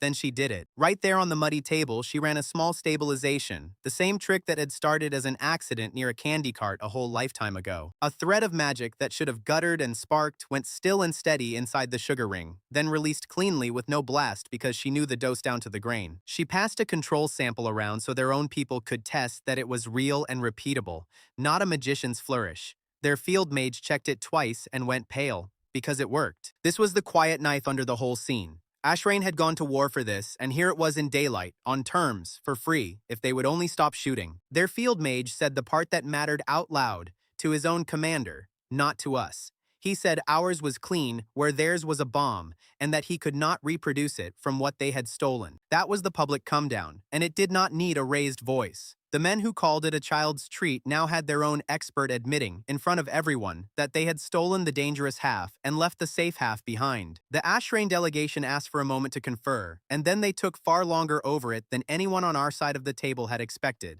We waited. That was the longest stretch of my life, longer than the tournament, longer than the raid, because this time I could not fix it with my hands. It was in theirs now. Gareth stood beside me, not saying a single word, which for Gareth is basically a prayer. Knox counted something under his breath. Celine kept her eyes on the sugar ring so she would not have to watch the commander's face. When the Ashrain commander rose at last, the whole field went quiet enough to hear the mud. He did not look beaten. He looked like a man who had spotted the only door out of a burning house. "We accept the truce," he said, loud, so both armies could hear it, and not only the tent. "We accept the joint inspection." And then he said the line that made it real. "Not as the defeated," he said, "as a side that also does not intend to bury its soldiers over a stolen half of a formula." He handed his own men away to stop. That did not cost them their pride. That was the largest reversal in the story, achieved without a final clash. The war did not stop because of a beautiful speech or because a plate of sweets melted a general's heart. Ashrain stopped because its weapon had turned on its own men. Witnesses to our mercy stood in its front rank, and a safe alternative it could verify gave its commander a face-saving exit. Every piece of that leverage traced back to day one, to making the honest version out loud in front of the people who came to doubt me, and letting them check it. Doran had been exposed. Vase had become an ally, and Ashrain did not need to be destroyed. It could be persuaded to stop. Both armies saw the first step happen at once, because words are cheap and Ashrain knew it. Their unstable batteries, the ones that had nearly roasted their own crews, were quenched and sealed on the spot. Joint teams walked the line, one inspector from each side, and doused every glowing core together. 2 seals on every crate, as Vase had drawn it. The war ended in hissing steam and a mountain of paperwork. I looked at Celine. She looked at me. Neither of us said anything clever. We had watched a spoonful of sugar and a stubborn refusal to lie stop 2 armies, and there were no words ready for it yet. The treaty itself took the rest of the day, because a real peace is not a handshake. It is a list. Every line on the list is somebody refusing to be cheated later. 5 terms. I had spent my life measuring things in coppers and carts. Now I stood over a document measured in kingdoms, still not quite believing my own name belonged anywhere on it. 1. A full ceasefire, effective the moment both commanders sealed the page, which they did with the ink barely dry on the argument that got them there. 2. Every unstable batch on both sides destroyed under joint inspection. So the dangerous version died here on this field, and did not ride home in a wagon to be copied in secret. 3. A shared defensive standard under the Parity Commission, limited to protective barriers, medical stabilization, and emergency venting. Every batch required both inspectors' seals, and any output above the agreed defensive threshold was forbidden. 4. All stolen records and correspondence returned. Ashrain formally voided Merrick's promised chair and laboratory, while Vase opened proceedings against him at home. The evidence would be heard in court rather than buried in an archive. This mattered to Celine far more than any of us said out loud. 5. A humanitarian and trade corridor kept open both directions, the same road for medicine and for sugar. So the thing that carried soldiers to safety could keep carrying ordinary goods after. And in the middle of that dry legal list, something absurd and wonderful happened to my little product. Cotton candy stopped being a disputed novelty and became, on paper, a recognized diplomatic instrument. The stuff I spun in a blind panic to not die in a cooking tournament was now a defensive standard between nations. The sugar and spinning motion were still simple enough for a child to watch. The magical calibration behind them was not.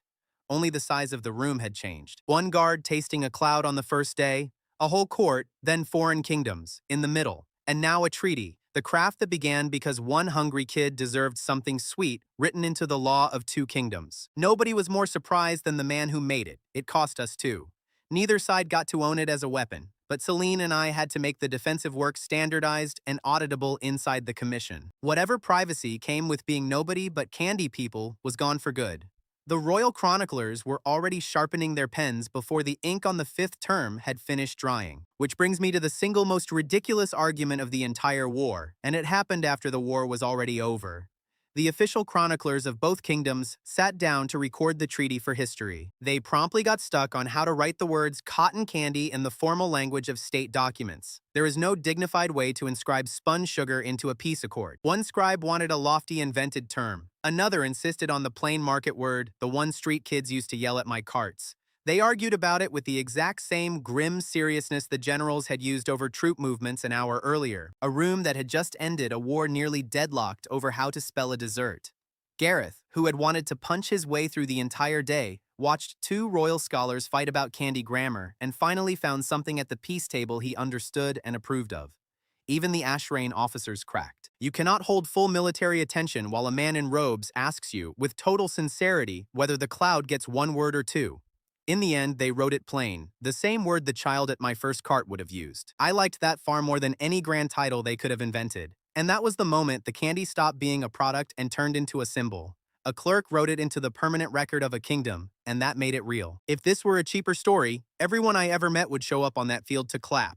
That is not how it went, and I am glad, because that too would have been a lie. The recognition came as real news comes, in dispatches, over days, to people scattered across a map, who were never anywhere near that muddy tent. The king received the signed treaty in his own hall. The same king who on my first day had looked at me like a stain, one bad minute from feeding me to his dogs. He read my name on a peace accord, went quiet a long moment, then laughed the laugh of a man who watched the smallest thing he almost threw away turn out to save him. Back in the capital, on the square, a young guard named Cade heard the announcement read aloud. The same Cade who first saw me as a bounty, then shyly asked for seconds of a cloud by royal order. He heard the sugar boy had ended a war, and the people around him did not connect the name to anything, but he did. He knew precisely who they meant. He had been there since copper number 1. And in a smaller, meaner room, Doran read about it on a printed leaflet. The guildmaster who spent the better part of a year trying to make my craft illegal read that it was now an official standard between kingdoms. The thing he called unlicensed nonsense had become law. There was no scene, speech, or chance to gloat. Doran read the leaflet and understood that the world had grown past his grudge. Vase set his mediator's seal on the accord, making his quiet alliance official, and the Ashrain command read the truce to its troops. Recognition reached every witness who had doubted me through the one thing none could dispute. What had happened? There was a price stitched into it, and I felt it land. I was never going to be nobody again. The anonymous kid who fell out of the sky was gone for good, and you cannot make a whole map forget a name. We had climbed so far from that first terrified afternoon that the four of us simply stood there a while, a little stunned, understanding that life would never again be as invisible as our first day at that tournament. That night, we did not throw a feast or light off fireworks, none of that. We ended up in a plain supply tent, the 5 of us, too worn out to perform any joy, only glad to still be a we. Gareth had commandeered a kettle and was brewing something that was technically tea. Knox had his boots off. Celine had stopped double-checking the sugar ring. Momo, still bloated from his battlefield sugar binge, was a warm loaf of cat asleep across the maps. Somebody, I think it was Knox, asked if I had ever once thought back on day 1 that spinning sugar would carry us here. I gave them the honest answer. The cart started because I did not want children to go without something sweet, I said. That was the whole plan. Everything after that was other people deciding my candy mattered. I meant it plainly, not as some lesson. I was not trying to sound wise. I had wanted a scared kid at a cart to have one nice thing, and somehow that rolled downhill into a peace treaty. Knox, being Knox, could not let a tender moment sit. He started calculating out loud what starting small was worth now, at current market. If a man were to franchise the whole concept across 3 kingdoms, Celine told him to put a price on his own head instead. It would clear the market faster. Gareth laughed so hard he spilled the drink that was technically tea. Momo opened one eye, judged every one of us, and went back to sleep. And that was the reward, honestly, not the treaty. This. A tent full of people the world had thrown away, warm and arguing and alive and together at the end of a very long day. Later, when the others had drifted off to sleep or to steal more of Gareth's tea, Celine and I ended up outside the tent under a sky that no longer had a war going on beneath it. She was quiet for a while, then looked at me with a small crooked smile I had seen exactly 4 times before. At the cart, during the experiment, after the raid, and in the Inquisitor's long shadow. You never did get it, did you? She said. Not really a question. 4 times she had reached toward me in her sideways, technical, frightened way, and 4 times I had said something oblivious about lucky timing. And for once, standing there under that quiet sky with no war left to run from, I got it. Late and slow, which is how I do almost everything, but I got there in the end. Not right away, I admitted. I am not fast about this sort of thing, in case the last year did not make that painfully clear. She almost laughed and waited to see if I would ruin it again. But I worked one thing out, I said. The next shop, and everything after the next shop, I want to build it right next to you. If that is something you happen to want too. It was not a grand confession. There was no music. I did not even turn around at first, because I am a coward about the things that matter most. She had stayed anyway. Celine, who owns a scientific rebuttal for absolutely everything, did not reach for one this time. She said good, in the smallest and steadiest voice, like a proof she had confirmed after months of testing. Naturally, that was the precise moment the tent flap opened. Knox was already trying to work a joint shop clause into our partnership agreement, out loud, pen in hand, ruining and blessing the moment at the same time. Momo, sensing peace, waddled out and sat directly between us as we reached for each other's hands. That cat has never respected a single thing. Celine took my hand over the top of him anyway. The team did not laugh at a failed confession this time. They laughed at how absurdly long the successful one had taken. She had waited nearly a year for me to catch up. I could stop it right there. Team whole, war over, handheld, cat smug. If that were the end, I would be at peace with it. But stories like mine do not really end. They travel on. Our mercy walked itself up the Ashrain line. My name rode across 2 kingdoms folded inside a stack of official dispatches. Far from our tent, in a market town in a 3rd kingdom nobody at the peace table had bothered to mention, a traveling merchant traded gossip over a cheap dinner. He told a story he had picked up somewhere on the road, a story about a man who ended a war with sugar, a man who, people swore up and down, had not come from any kingdom on the map at all, but from another world entirely. Across the table, a quiet local merchant stopped chewing. He did not care about the treaty, and he did not much care about the sugar. It was the part about another world that caught on something deep in his mind and would not let go. He took out a small book, the kind men like him always keep, and he wrote down the one detail that mattered to him. Not the treaty, not the sugar, the name, Yuto. I did not know any of this yet, sitting in that tent with sugar dried on my hands and Celine beside me at last. I thought the story was over. I thought I had become a Candyman again, only a famous one now. But the rumor of where I had really come from had started walking, quietly, into rooms I had never heard of. The rumor was moving toward people who would want very different things from a man who fell out of the sky. That was a problem for another day. For one night, the Candyman got to sit with his family, his girl, and his ridiculous cat, and rest. Yuto arrived with 1 dying spinner and no magic. He survived by making the only thing he knew, cotton candy. The cart brought him Celine, Gareth, Knox, and Momo. The same fine spun sugar filaments later steadied wild spells, exposed a stolen weapon, and gave 2 armies a reason to stop. Yuto never became a chosen hero. He kept the craft honest, kept his people together, and refused to let either kingdom turn protection into slaughter. That is how a street sweet ended a war.